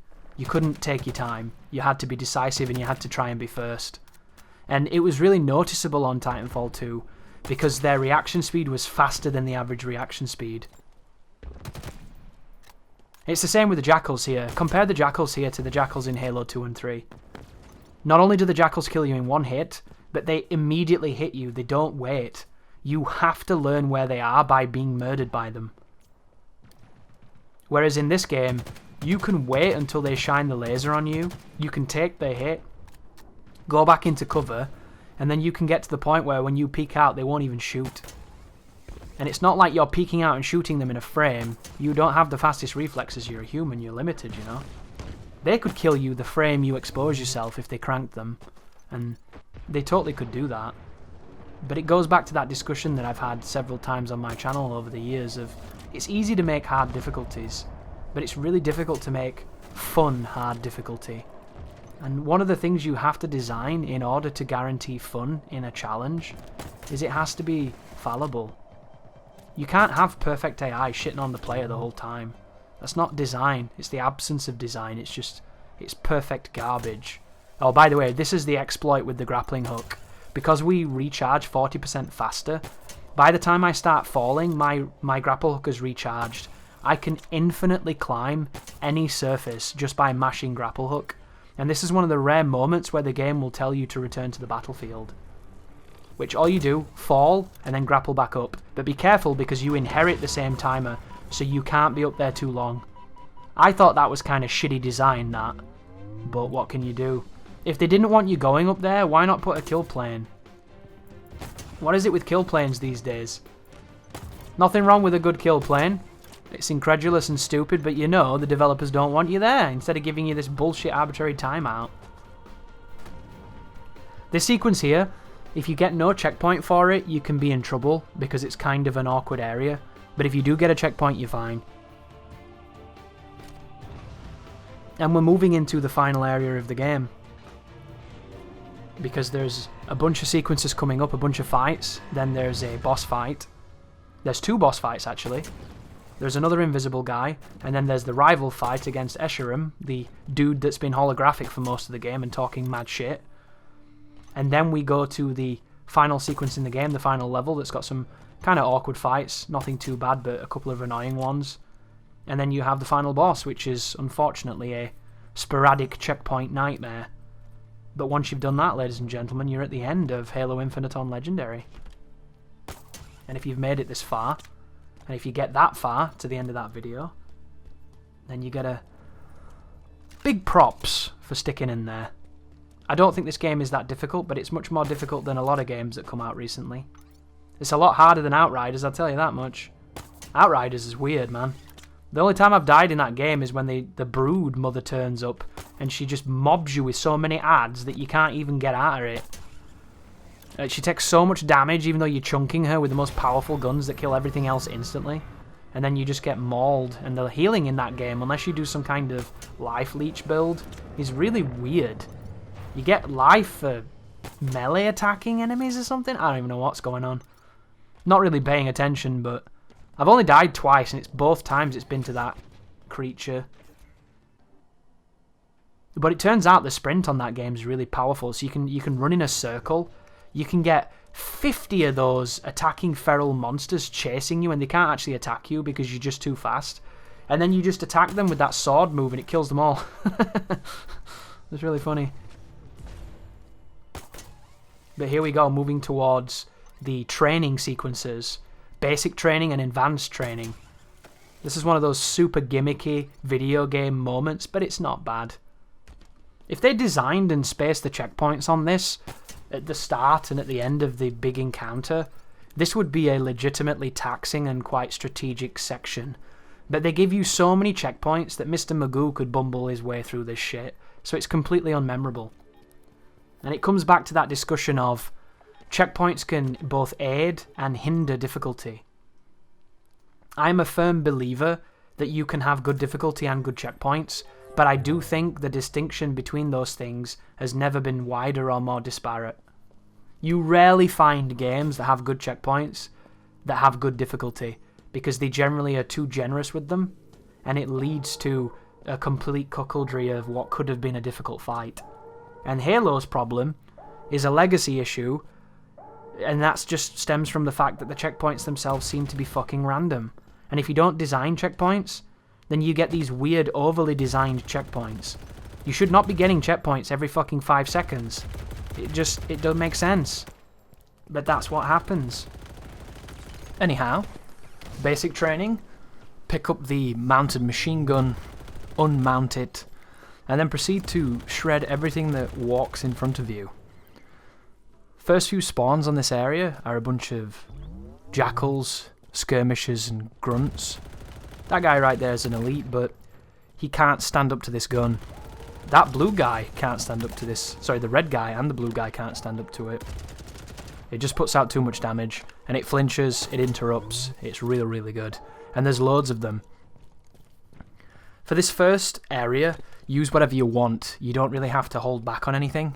However, when we go into the advanced training area, I need you to hold off on using one of the machine guns that I'm carrying right now, because we're going to carry one of these into the boss fight that is immediately after these 2 skirmishers. So now that you know that, you can make sure that you've got one in lieu, because this will really alleviate that whole sequence, because it's so good at shredding that boss. There's also something kind of interesting in the second area. There's a tall building, and when you get on top of it, you're at the top of the structure, and there's there's a button you can interact with. And then on the other side there is a structural girder, a beam running across the centre. And there's another one of those buttons there as well. And at the start of this walkthrough, in that room, I'm going to press both of those buttons, because I don't really know what they are. And I'm assuming it does something somewhere, at some point. Maybe it's an Easter egg, maybe it's some kind of unlocks a door or something. I was hoping that if you press both of them it would have some kind of effect on the battlefield, but I just don't really know. I didn't Google it to look further into it. But I do like the idea of coming into these hangars that have been purposed into training assemblies and then just kind of going to town with it. They give you a lot of tools here, and there's a lot of interesting areas to fight, but the fights themselves don't really use the space. And I think that's a really interesting point in a lot of games. This is not a flaw or a fault of Halo Infinite, I think it's just a fault of design. And I don't know where you lay the blame there. Is it a pathfinding problem? Is it the spawn mechanics that aren't really complementing it?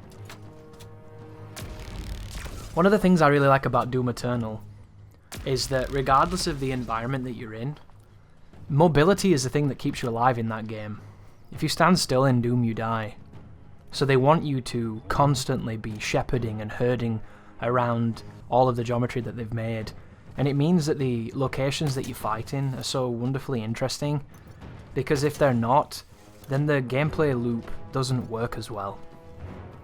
Your gameplay loop is only as good as the circumstances you find yourself fighting in. And Doom gets that.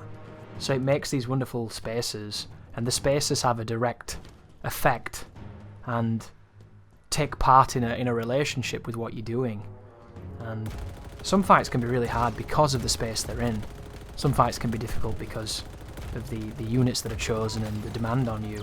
And sometimes it can be a combination of the two, or one leading the other, but that one universal factor is, regardless of where you are in Doom Eternal, it is using where you are at the core of its entire design ethos, and I think that that's really clever. I've seen some interesting comparisons of this game to Halo, and I just don't get that. This spawn over here is crazy. I didn't mean to do that, so don't waste the explosive.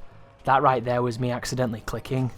And there's a lot of big dudes in here, so if you throw some nades and you start going to town with your weapons, you can do a huge spawn kill and completely stifle and stunt this entire spawn. I love doing stuff like that. And which leads me to a story I should tell before we get there, because we're in the last hour pretty much of the guide now.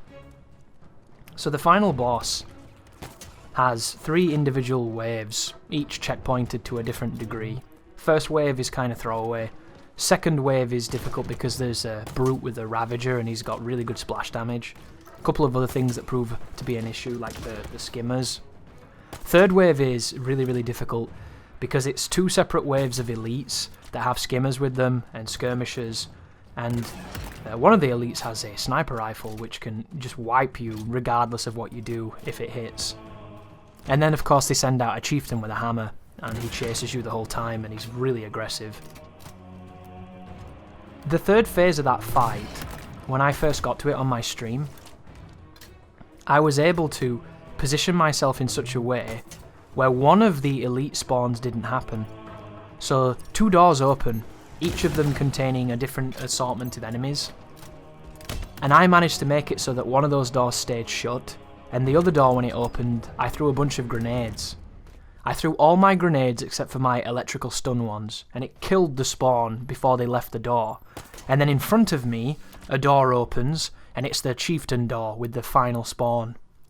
So what I ended up doing with the checkpoint is, I would grab a weapon, run to the doorways, grenade the door, stop the other door from opening by standing there, and then immediately freeze the chieftain with my stun grenades, hit him with all my guns, throw all my nades, and then proceed to run away and have a really good start on that encounter.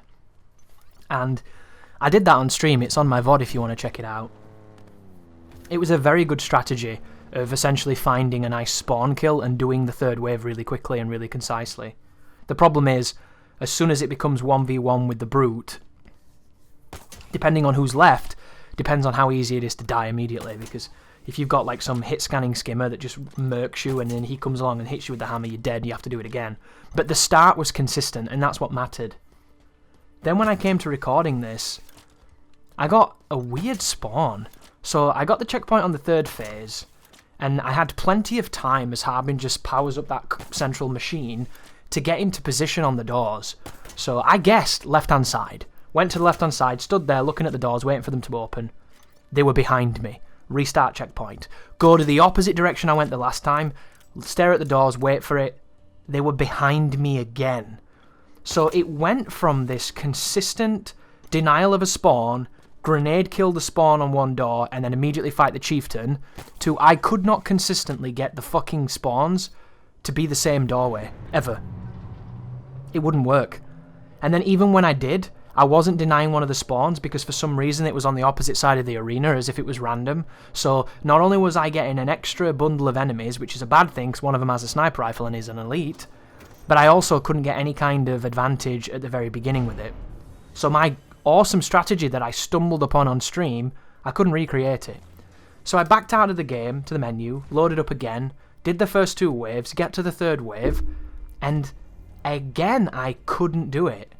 I couldn't get it so that the game had any kind of consistent spawning. I couldn't get those doors to do what they did. I couldn't get that denial of the spawn to stop one of those enemy sources from occurring. That really serendipitously wonderful strategy I came up with on the night of playing the game for the first time was not reliable or even recreatable.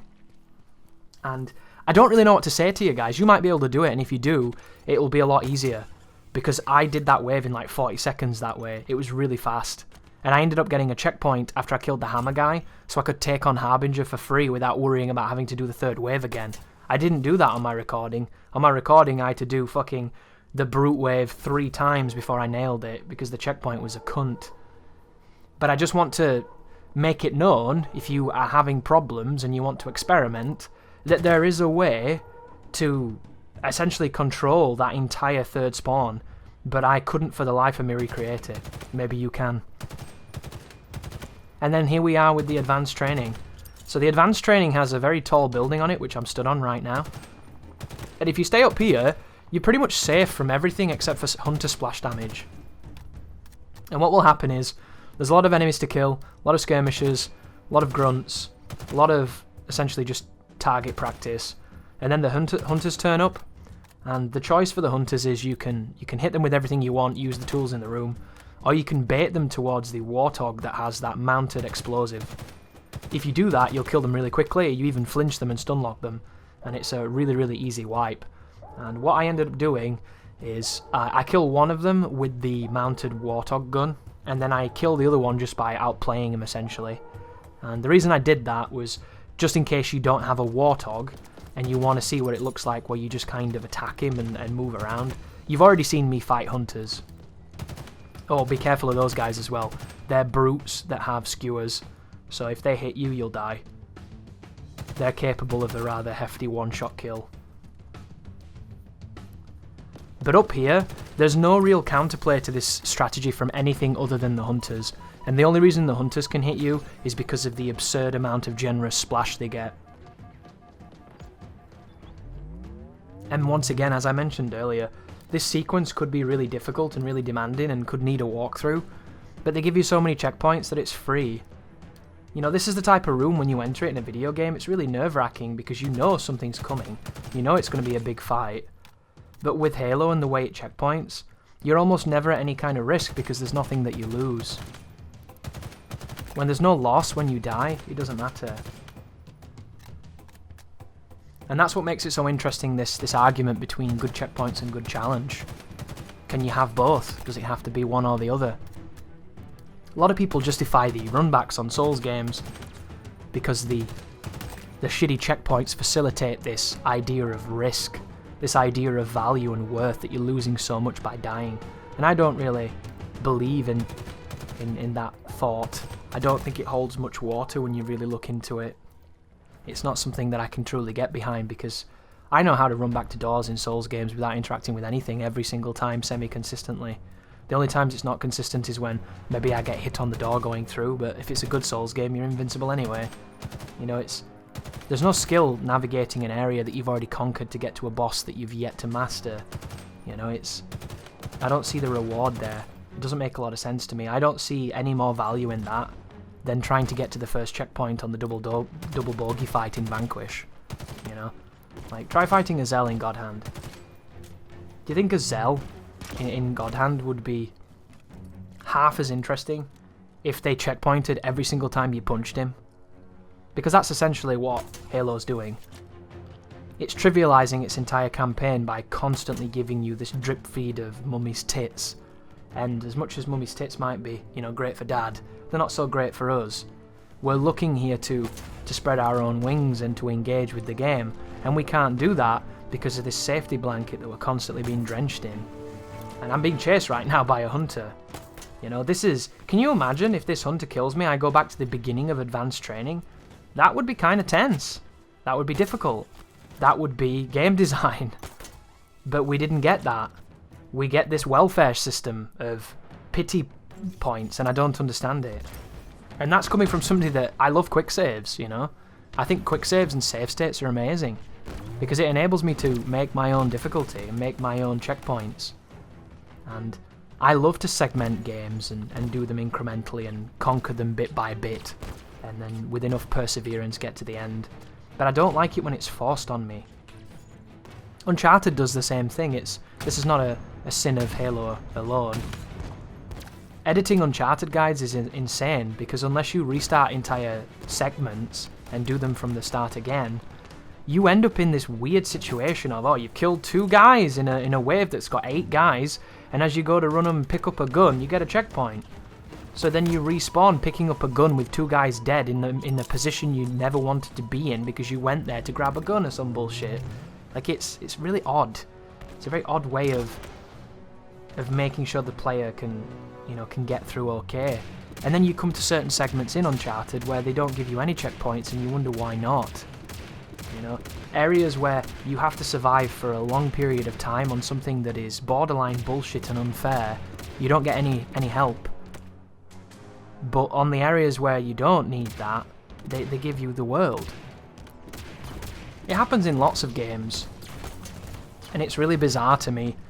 How many times in a video game have you been going down a corridor with no enemies in it to get to another corridor, and you got a checkpoint before you went into that area, and you get a checkpoint as you're coming out of it, and then on the other side of it there's like a 4-wave gauntlet of enemies and no checkpoint. You can't win, can you?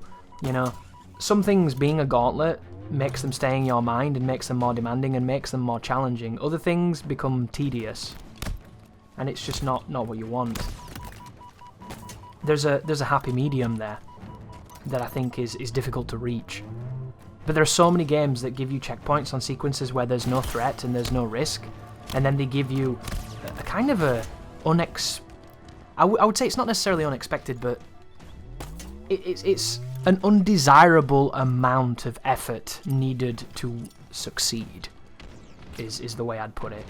The expectation on the player can be kind of unreal. A good example for this coming up is the double hunter fight you're going to see on Silent Auditorium, I think it's on. They put you against 2 hunters in a really tiny room, and if you get a checkpoint, you'll never remember it, because it doesn't matter, you've already won.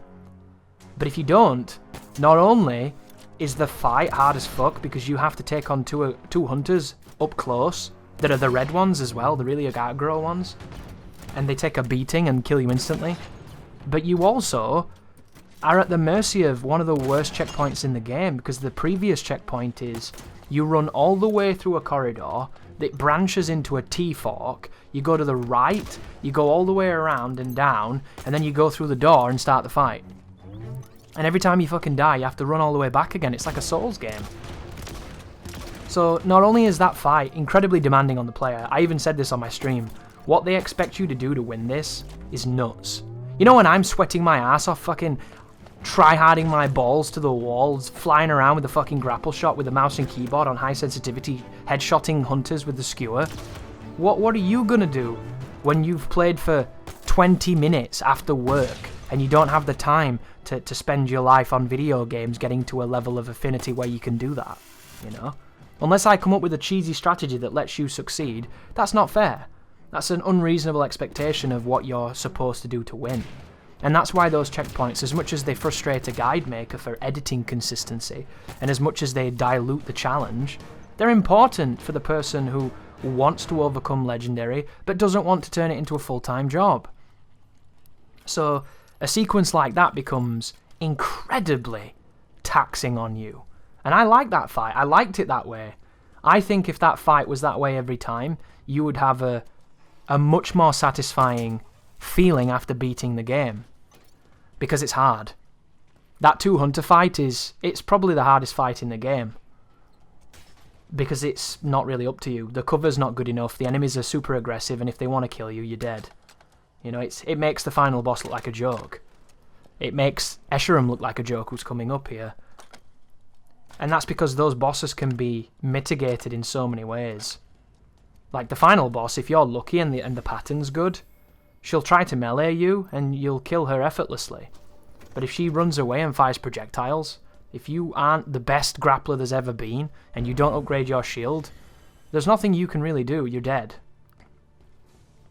Unless you're using maybe drop walls and things and you've upgraded that, but on these stipulations, under these restrictions, it's kind of crazy what they expect. And it's a little bit like this coming up here. The checkpoint on the start of this boss fight coming up, this is horrible game design. If I was teaching a lecture on game design, I would use this checkpoint as an example of how not to start a boss fight. Because they spawn you on top of an invisible, unique elite who has a fucking sword. He doesn't have one sword, he has 2 swords. So the first thing you need to do is get the hell away from where you are, or he'll come and instantly kill you. He's a big pain in the ass, this guy. And I really like fighting him without using that threat module.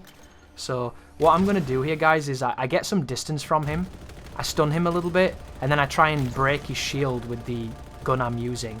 He's then going to run away, disappear. He can reappear almost anywhere here. And what you want to do is you want to move towards the staircase.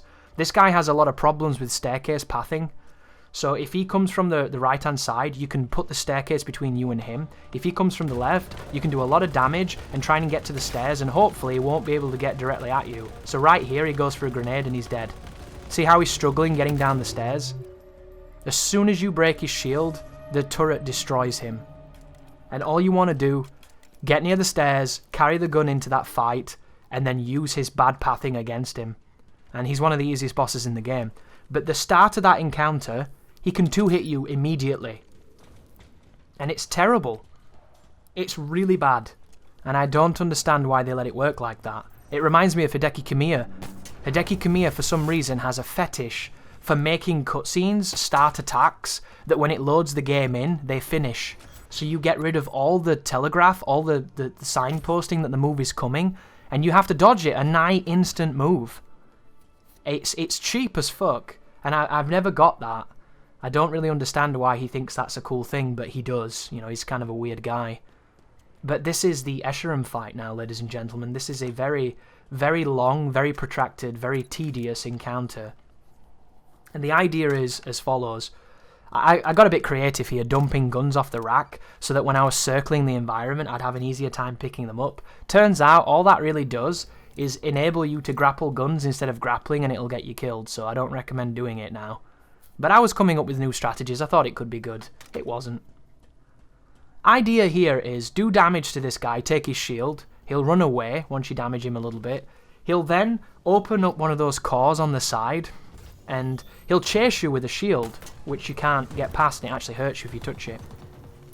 So you have to destroy the core that he opens up, and it does damage to him, and you have to do that 4 times, I think. And when you do it 4 times, you can then finish him off, and he'll start charging you with a hammer.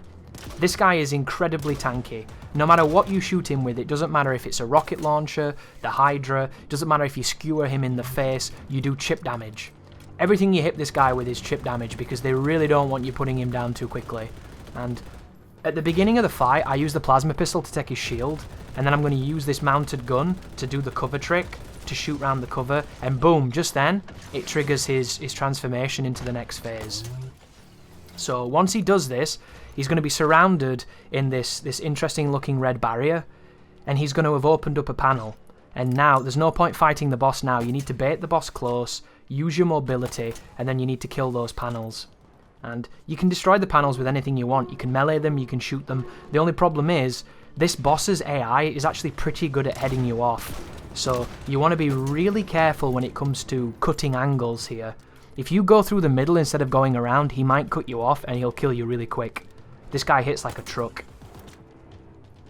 So watch your minimap as well. Your minimap's your best friend. And always take the most circuitous path if you can, because it'll mean that he has to do so as well to chase you. And if there's anything in your way, for instance, you see the debris here? When he gets to the debris, he punches it. He stands still and he whacks it to get it out of his way. You can use all of this terrain to your advantage.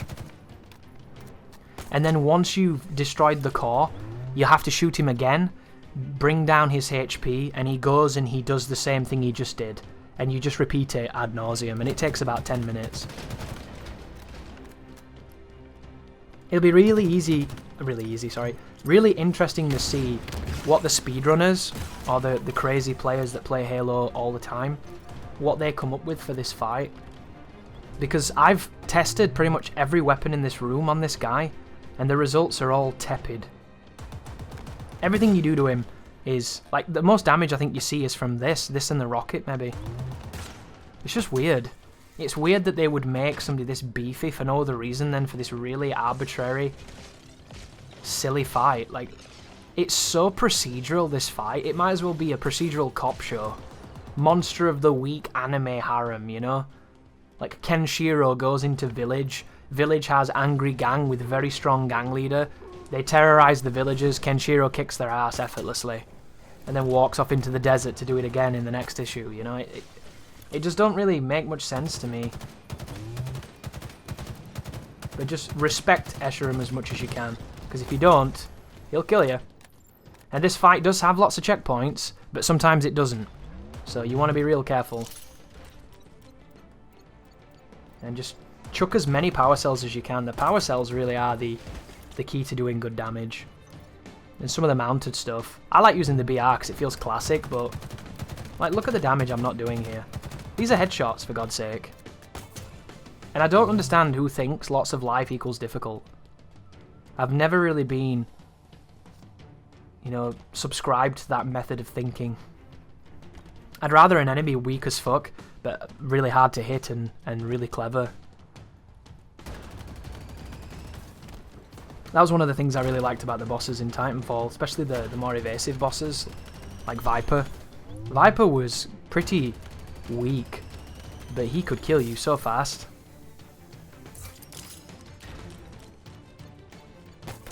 And it just turns it into a kind of a mockery of a fight. He's just some random raid boss, but there's no reward. Hey, there's a checkpoint. Can change weapons now as he runs into the middle and does some weird shit. We got machine guns, we got rockets. This thing should shred him, really. Maybe they're afraid that it's not going to be epic. But I think the problem is, if you try to chase epic too hard, sometimes you just get boring. Because it just seems like you're trying too hard. This is not a gun for this range either. I'm going to throw a grenade, see if that works. Not the best grenade to do, but it worked.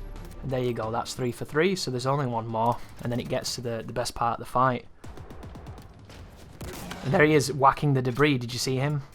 Like, look at this, dude. This is a skewer. This is one of the most powerful guns in the game. That was a skewer headshot, and it didn't do anything. That should have been it. That should have killed him, that.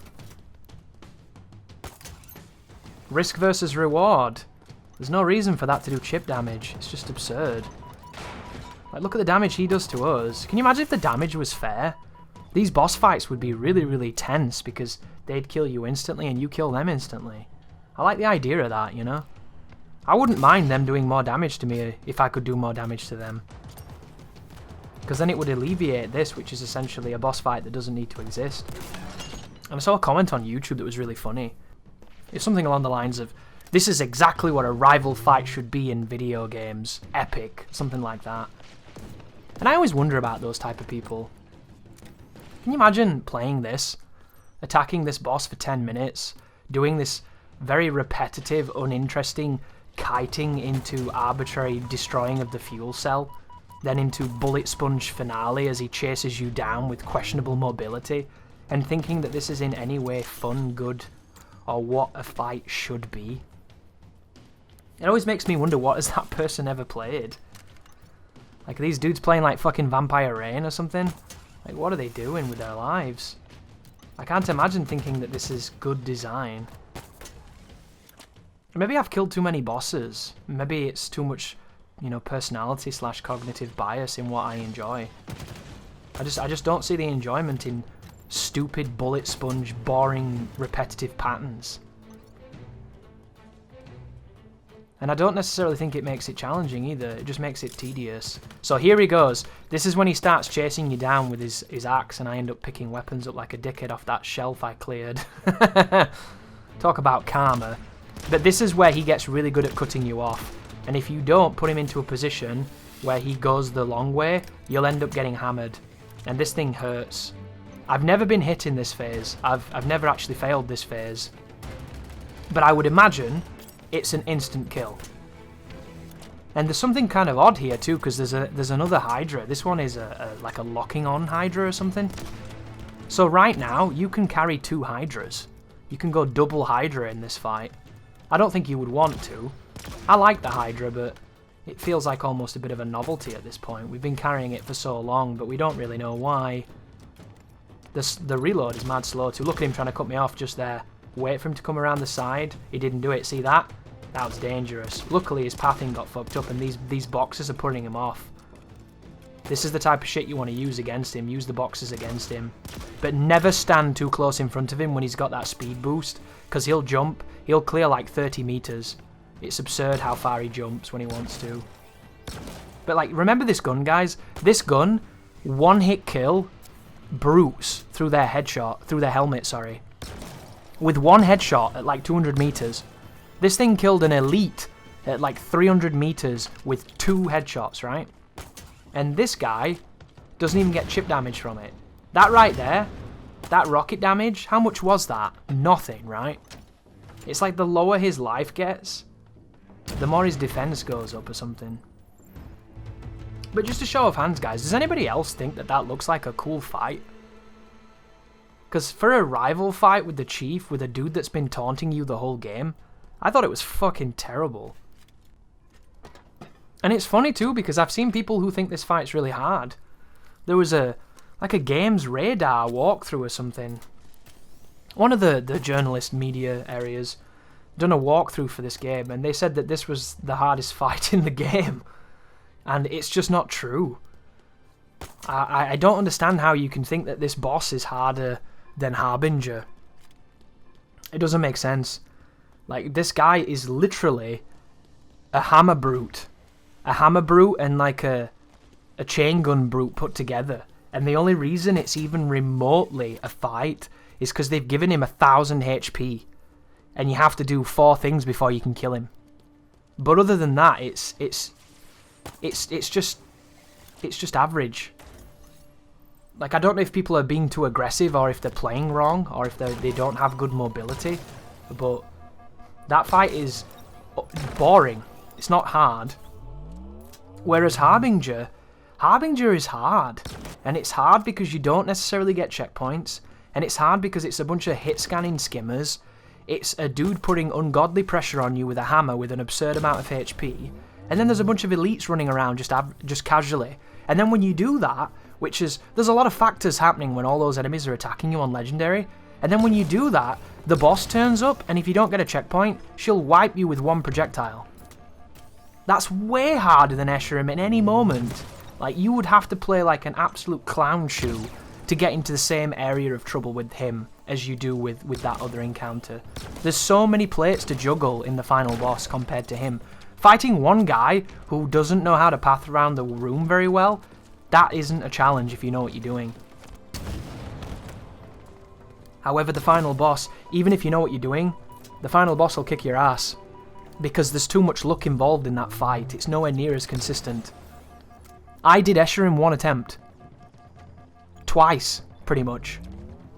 The first time I fought him, I died a couple of times on his beginner phase because I was being too aggressive, but as soon as I realised you just have to run away from him, it wasn't an issue. Or speaking of being too aggressive, these guys here, this is the fight I explained earlier on. When I first got here, guys, these invisible elites pissed me off so much, I almost rage quit the stream. I was so fucking tilted.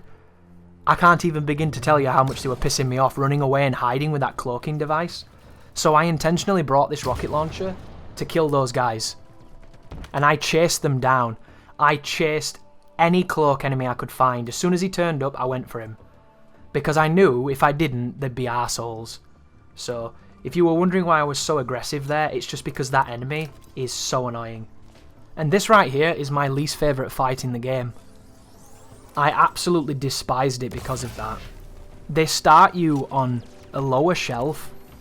There is a turret on the left-hand side. There is a bunch of invisible fucking elites being absolute assholes. There's a bunch of brutes. There's a bunch of jackals. And the room is massive. And the checkpoints are sporadic as fuck again. So if you get a checkpoint, you'll be fine. And if you don't, like right here, this is an invisible elite. This is why I kept the rocket, just in case there was one left. And right now I have no shield, but he's not attacking me. This is, right here is reckless. But I'm confident because I'm at the end of the game and I want to beat it. I want to finish it. And I've got a little bit better at seeing them. Do you see him right there?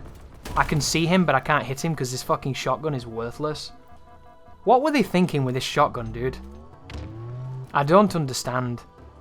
When people were saying on Reddit that the weapons feel weak, I couldn't imagine a Halo with weak weapons. And then I played this game.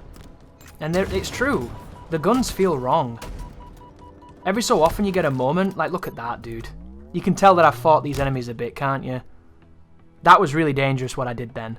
But confidence, guys. Confidence, disrespect, fuck that guy. Dude's an asshole. Worst enemies in the game for hiding them. And he drops that shotgun that I don't like. I'm telling you, boys and girls, I'm guessing it now. This is going to be the best weapon in the game, this once you know what you're doing with it, but every time I picked it up, it made me mad.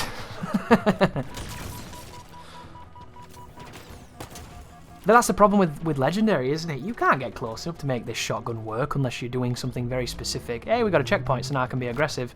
Speaking of. Like, did you see that? It whiffed. It's like the gun doesn't work. This gun doesn't work either. I can hate this gun, dude. You might have wondered, Chris, why don't you ever pick up that shotgun? This is why. It's terrible. It doesn't feel fun to use. It feels like sometimes the gun doesn't shoot. I really, really, really don't like it. It sounds kind of lame too. I do apologise for the people that like this game and it just sounds like I'm shitting on it the whole time. I'm not intending to.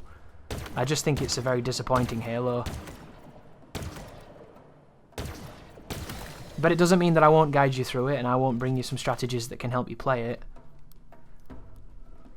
Because I am a firm believer that even if you don't like something, it doesn't mean you can't play it or you can't do something in it.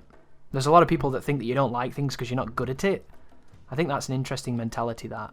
It is true, sometimes, that a lot of people's criticisms of something come from an ignorance learned from not understanding the game correctly.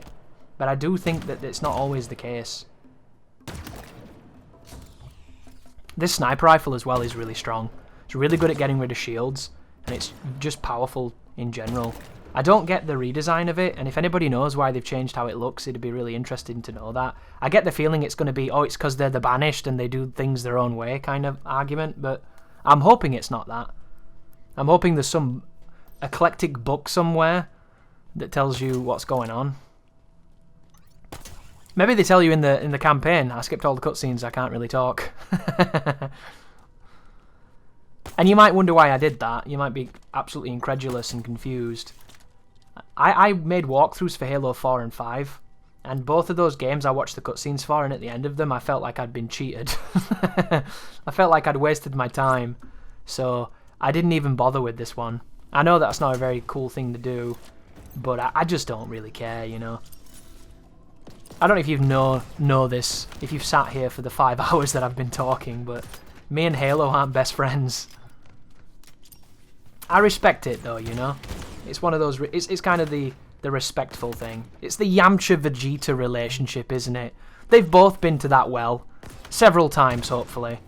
But you've just got to pave the way, you've got to accept that she's not yours anymore, and she's getting a pounding from a very angry and stubborn, proud Saiyan prince. Ooh, we get the Sentinel beam back though, that's good news. Always a good idea to grab this gun. Do you know the reason why IGN fought the final boss for like 16 minutes and made a real shit show of it? Because they weren't using this. You use the Sentinel beam, you will do yourself a huge favour. There's no reason not to use it. This gun is fantastic. And it leads into my fetish for high tracking, high damage weapons. I love them. The Thunderbolt in Quake. My favourite, probably my favourite ultimate weapon in a classic first-person shooter. Because it's all skill. It is a weapon that if you give it to a bad player, it won't be very strong. But if you give it to a good player, it will be ungodly. And you can't say the same about the BFG. You fire the BFG, it strips the fucking fillings from everybody's teeth, and then you go home. You know, you don't even have to fire it at them, you just press the trigger and the world ends. And it's wonderful for a power fantasy, and it's very impressive the first time. By the way, this is the double hunter fight I spoke of. This is one of the hardest fights in the game if you don't get a checkpoint. So we'll see how this goes. Immediately start off with the Sentinel beam up his arse crack. Grab a couple of the cells.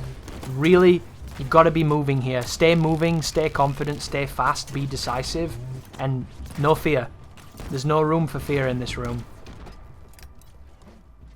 Chuck everything you can. Be as quick and decisive as possible. Ooh, look, and it gave me a checkpoint, see? I demolished that hunter, but even if I didn't, this was a really good run to kill. Because I've got the skewer on, headshot skewers on the hunters. He can't survive many of these. Surely. And there's a checkpoint right there as well. I got 2 checkpoints on this fight. See what I mean, guys? Go watch this fight on my stream. Hard as balls. Really fucking hard, dude. And then I've done it, and you don't even notice it. How many people right now, guys, leave in the comments, did you even notice that fight? Probably not, right? I'm telling you now, that fight can be harder than the final boss mechanically. Because not only do you need to be lucky, but you need to be skillful too. Because you have to deal damage quickly without being mauled. This room is incredibly difficult. And I kind of like that, but the checkpoint should have been better. Like, I don't think there should have been any checkpoint in the room, but there should have been a checkpoint when you entered the room. Because that run back on stream, it's enough to make you beat your kids. And I don't even have kids. But keep on moving forward. It's time to finish the fight, as the adage goes. We've got 26 minutes left, ladies and gentlemen. Feels like an eternity, but we'll get through it. And hopefully, you'll be able to get your achievement for Legendary. And who knows, maybe you'll go back and do the all-skull version. I'm so exhausted from beating this game 2 times in a row in like 2 days that it's going to be months until I go back. It's so interesting as well because if this was any other franchise, I'd be all over it. If this was COD, I'd be there, dude. If COD had something as hard as this in it, I'd be in love. If this was Gears of War, I'd probably be all over it too, even though I do think Gears 5 was weak as fuck. You know, if it was... Dude, if it was Resistance... Oh my god. If this was Resistance... Can you imagine if Resistance had really, really difficult trophies? Don't get me wrong, Superhuman on Resistance is hard as fuck. It's really good. That game is hard as well. The regenerating health is limited in that game, so you've got to be very careful. Another invisible elite here. Probably just going to Sentinel beam him. Can't see him though, can you see him? Answers in the stream chat that I don't have right now. We've got so many good guns here though, there's no way he's surviving. Problem is, he's hard to see. And if he charges you with the sword, good luck. There he is. See him? He's got a visual glitch on him. Oh wow, look at that, went straight through his shield. This weapon is sick. I wonder if this weapon's good in the multiplayer. I wonder what happened to the brute shot. Remember that gun? Why can't you dual wield? I don't get Halo. Where's my double needlers? Look how cool though the grapple hook is. Can you imagine if they release the next Halo and there's no grapple? That's going to be a rip, isn't it? I wonder what they'll do now though. They've created the open world. There's no way they're not going to use it. I would imagine the next one is going to be the Assassin's Creed 2 of Halos, isn't it? It's going to really be fully realised and optimised and hopefully a considerably better game. Look at this bitch. He's serious with that thing? You see that? What was that? That was some serious Covenant gossip right there. I think that was a grunt that said that. Damn, that jackal was celebrating a grunt dying. He's not a nice guy. You might wonder as well if you're listening intently. I turned the voices off.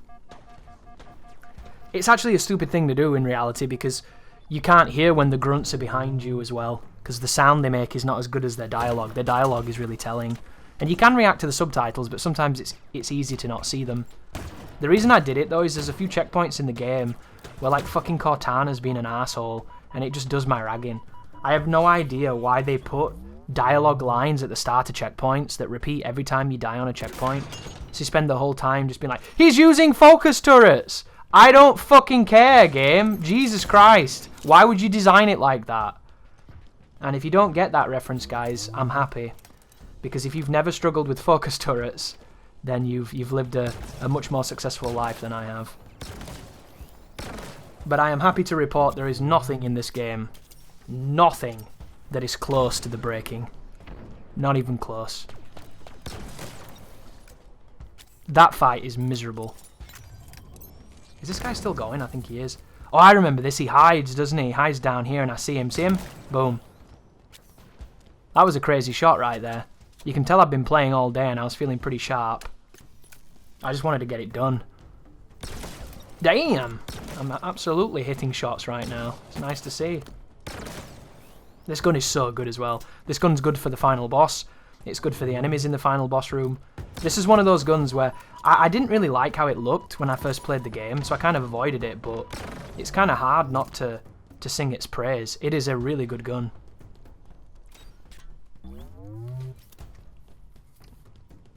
But keep on pushing forward, killing the chaff. It's interesting the beep as well. It never occurred to me, you know, the beeping in the game, but I played with my stream.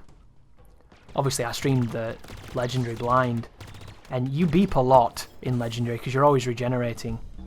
And there's a lot of people that watch streams where they just listen to it in the background, like you might be doing for this video, while doing something else. And all they heard the whole time was me bitching and beep, beep, beep, beep, beep, beep, beep, beep, beep, beep, beep, just tons of beeping. And there was a moment where my headset conflicted with OBS and my stream was muted a little bit, my gameplay. And some people thought I'd done it intentionally because of the fucking beeping. And I didn't know it was unintended. But it does beep a lot, doesn't it? You don't really realise, because I just filter it out, it's white noise. But I think it'd be nice if they gave you some options so they only beeped once when you lost your shield. And then it didn't do the beep, beep, beep, beep, beep. Because all I need to know is my shield's gone, I should be careful. I don't need to know beep, beep, beep, beep, beep, beep, beep, beep for no reason.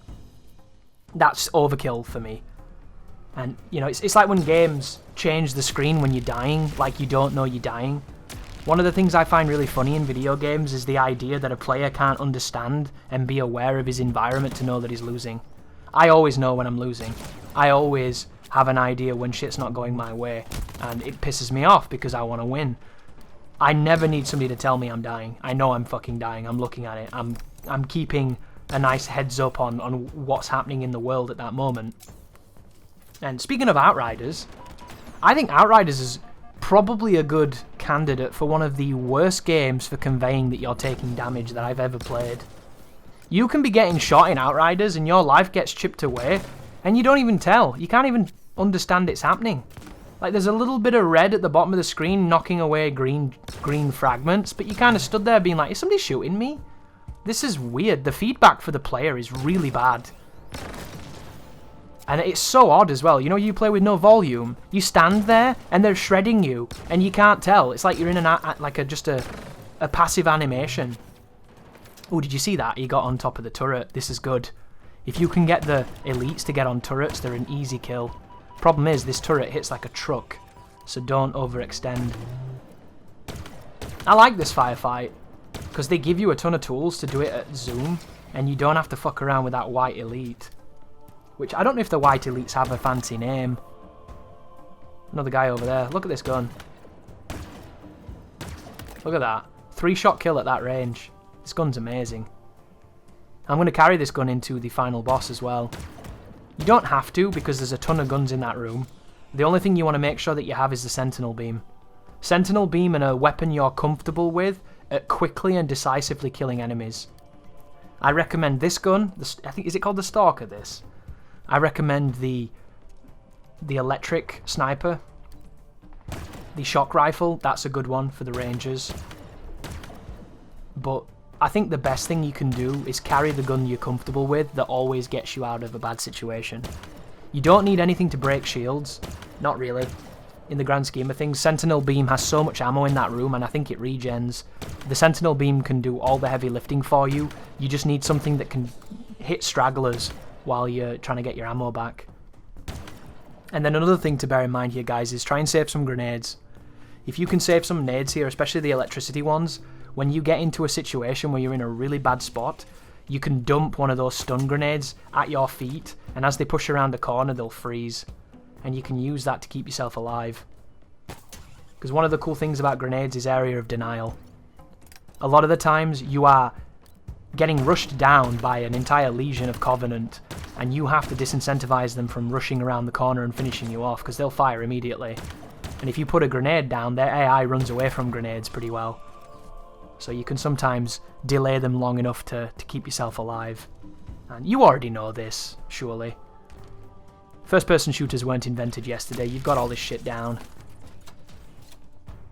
As we push forward here. So I've got a couple jackals coming down, a couple explosives to tick off. There was a ton of sentinel ammo behind us, so make sure you use it. And be careful of these guys. They like to melee you. Did you see that? He came close then and did a unique animation to punch me. The melee stuff is kind of interesting in this game. The final boss is the same. When she wants to melee you, she gets really aggressive, but her tracking is not great. So if you move backwards, she can't hit you. And if you strafe, she has trouble tracking with you. So a lot of the times, if you're moving while she teleports towards you to try and punch you, you will dodge her without realizing you've dodged her. And it's going to come in handy, that, because one of the best ways to deal damage to the boss is to punch her, shoot her with the sentinel beam, wait a second or two, and then punch her again when she recovers. And if you do it correctly, you can keep her trapped in a stunned state where you can consistently deal damage, and you won't have to worry about her running away and doing shenanigans. But we got the skewer on right now. This guy's getting punched with a skewer. So something I noticed as well when I was messing around in my first playthrough, I carried a hammer for most of the game. And when you grapple attack an enemy, depending on what you're wielding, depends on what the chief does. So I was grappling towards people and hitting them with the hammer. It seemed like a pretty good strategy too. Worked on elites, worked on brutes, worked on all kinds of stuff.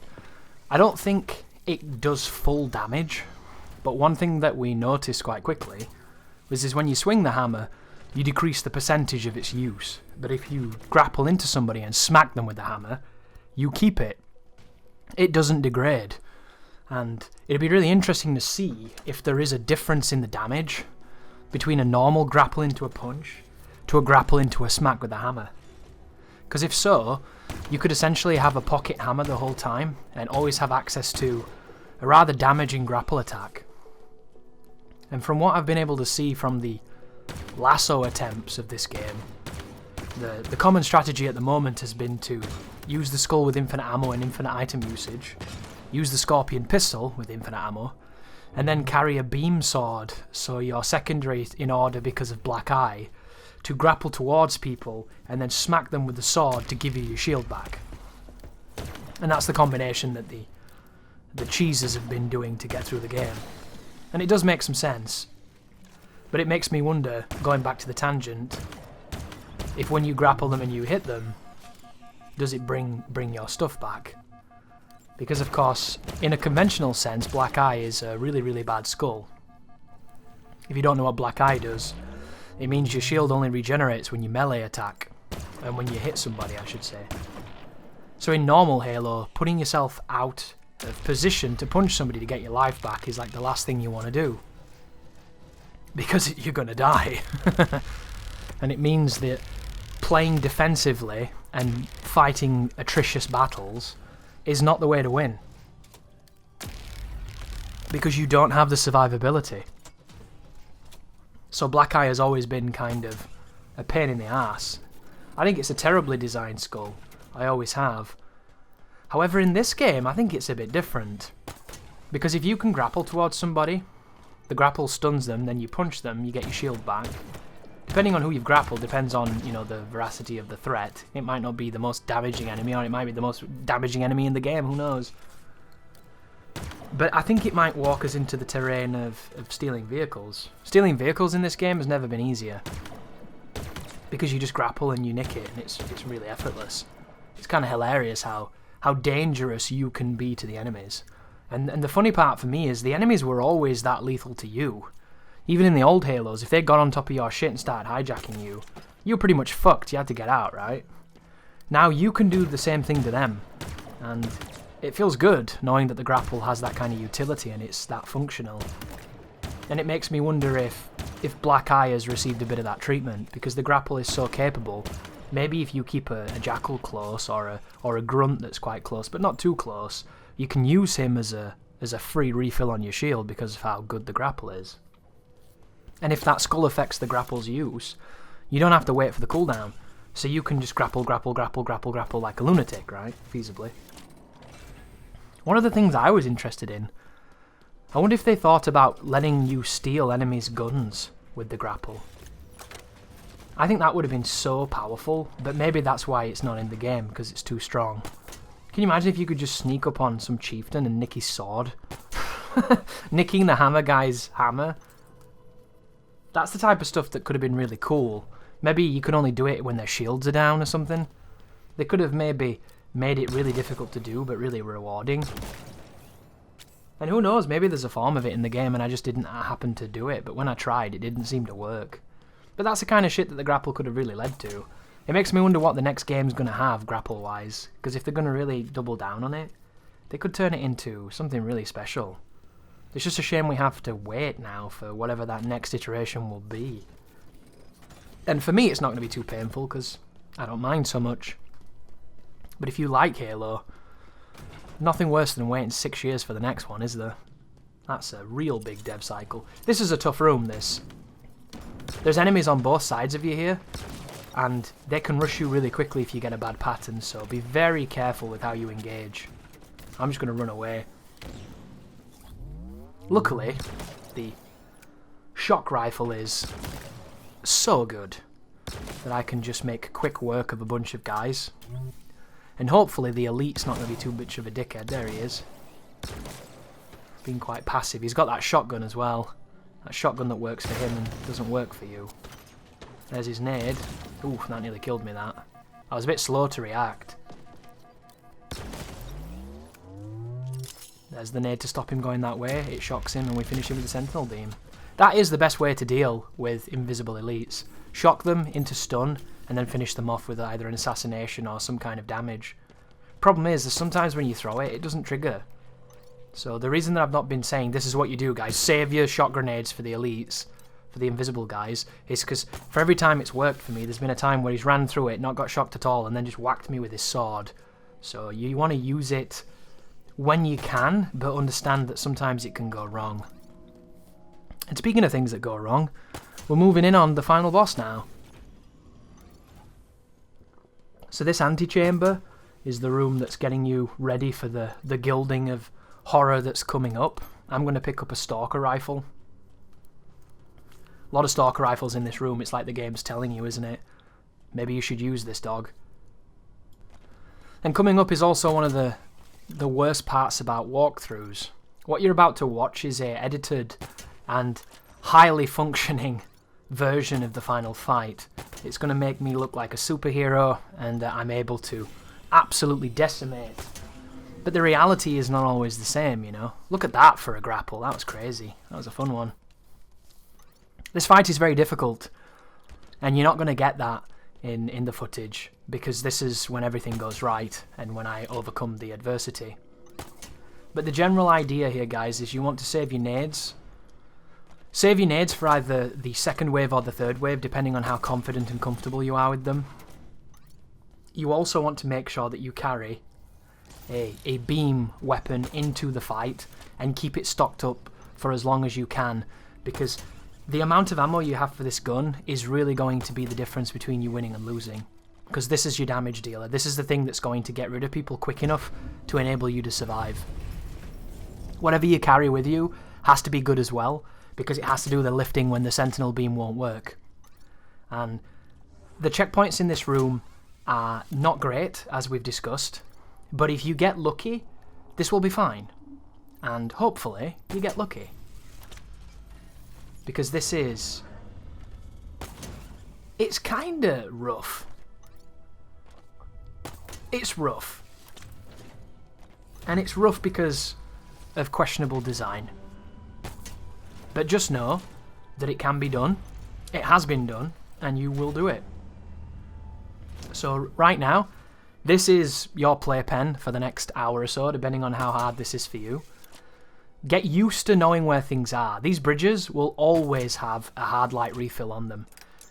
These weapon lockers at the side will generally always have a shock rifle.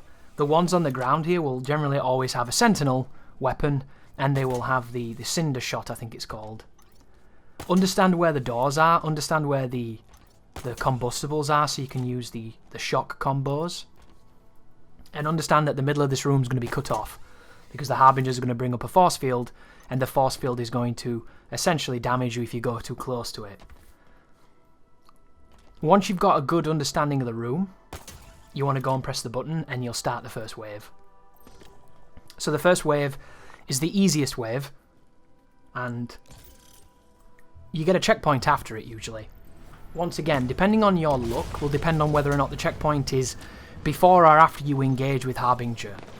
And the problem with the first wave is not the wave itself. The wave itself is fine. If you struggle with the first wave, that's okay. It just means that you're not ready for the second and the third one yet. Because if the first one's too tough, the second one's going to feel way worse, and the third one's going to feel like an impossible ask.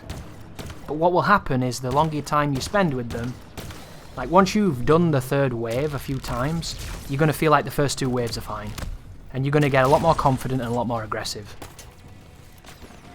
But on this sequence, if you get a checkpoint after you kill everybody, it'll be fine, because you don't have to worry about the boss being a bitch. However, if you don't, you have to kill the boss and down her in order to get your checkpoint for the next phase. And if she kills you, you have to do this phase again. And what you want to look at it like, you want to look at it as practice. If you die, so what? You get to practice it again, you get to do it quicker, you get to be more confident in it, you get to improve as a player. If you don't die, Awesome, you get a checkpoint, you never have to see it again. But be careful when you're on the last few enemies. Like right now, there's a grunt here, and that's it. Then it's me and her. I'm going to reload my gun, and I'm going to go for her. I'm going to throw her a nade, start sentinel beaming. She comes out of the flinch, she teleports, she goes for the punch, I punch her, I sentinel beam her, she's down. Now she recovers, reload your gun, shoot her, boom. This should give you a checkpoint now. So go and refill the sentinel immediately. That was a mistake, didn't mean to do that. And now the second wave will commence. So second wave is like the first wave, only it has a brute in it that has the Savager, or the Ravager, sorry. And the splash damage on that weapon is ridiculous. So what I'm going to do here to try and speed this up is I'm going to chuck my nades. And the reason that I'm using my nades here is because I couldn't get the spawn kills to work on the third phase, so I wanted to try and do it on the second one and speed this one up. So I throw another shot grenade there, get rid of the elite, kill those stragglers, and now the only thing left on this floor is that guy and that dude right there. So now there's 2 dudes left. I can go back and fill my guns up, and then when I finish those guys off, I'm ready to take on her again. And once more here, guys, if you get a checkpoint once you kill the wave, not a problem. If you don't, you're going to see the wave a few times if she kills you, because her projectile when she runs away is really difficult to dodge, and if you do not upgrade your shield, it will one-hit kill you regardless. I have never survived a hit from it, ever. So right now, I need her to be aggressive and push me. Boom, she's aggressive, I punch her. I zap her, she runs away. Right now is scary. Use the pillars. These pillars are your best friend. If you can use them to tank that hit, you're okay. If you can't, you're dead. She comes close, I stun her, easy life. We get the checkpoint, right? And now is the third phase. This is the hardest part of the game. This is the part where you're going to need a little bit of luck and a whole lot of execution. Somewhere in this room, 2 doors are going to open. Both of these doors are going to be filled with elites, skimmers, skirmishers. And then, after a little while, a couple of seconds after that, a third door will open, releasing the chieftain and his SWAT and his wave. What you want to do here is you want to find the elite with the sniper rifle, and you want to kill him. You want to move around this room, killing these guys. Kill the skimmers if you can. Getting rid of the skimmers and that elite means that you have no one in the room who can hit scan you. Once you have the room opened up so that you don't have to worry about being beamed at all ranges, you can pick off the rest of the dudes until it's just you and the chief. However, he is going to move faster than you have ever seen a big boy like that move in your life. And he is going to really just be Count Dickhead the whole time. This is the guy with the sniper right here, this dude. Depending on what he uses, it's either a sniper or it's a shock rifle. You want to kill him really quick. This guy's a problem because he'll just beam you. That dude right there killed me more times than probably any other enemy in this wave. Because you're running away, you don't have much life, and he just tags you. And right now, it's 1v1, I've won. So the strategy is simple. Shoot the shit out of this dude. As he starts to get close to you, jump off the balcony, grapple, jump, and then grapple up to one of the other balconies. Never, ever let him get close, because if you do, he's going to do some 50 feet jump of bullshit and kill you instantly. Never give him the time of day. Always be running away. And then when you land on the other balcony, you can refill your sentinel gun with the hard light pack and then continue to laser him. But look at the damage this guy takes, and look how fast he moves. Like, this dude is an issue. And if you miss your grapple, it gets real scary. Like, if you whiff your grapple, if he chases you perfectly and you don't stay on top of it, you're in trouble. Right now I can't see him because he's usually really close, but he's actually over there getting stuck on the geometry. So that was kind of nice. And this is the dice roll, guys. If you get a checkpoint fighting this man, this is not a problem. If you don't, you are going to have to do that wave again, and it's always difficult. There's no such thing as an easy third wave here. It doesn't happen. So you see just then, boom, I got a checkpoint. The good news is, this was my successful run. The runs before this, I got no checkpoint. I killed this guy twice, and the boss killed me. But I end up getting 2 checkpoints here if you watch. So we just got one, you witnessed it. That means that this is free now, I don't have to worry. I didn't notice when I was playing that, I didn't see that checkpoint at all. So I was still kind of worried. But he dies, I drop down, and I start engaging her. And all you want is for her to be aggressive. If she pushes you, you're fine, she pushed me. Punch her, laser, punch again, she runs away, chase her down, stop her from teleporting, punch her again, get the flinch, and you've won. And that's all it was, guys. And it looks easy. But it's not. It is not easy. But stay focused, stay calm, and wait it out. Get that checkpoint, conquer, dominate, and there you go, ladies and gentlemen. Legendary difficulty is conquered.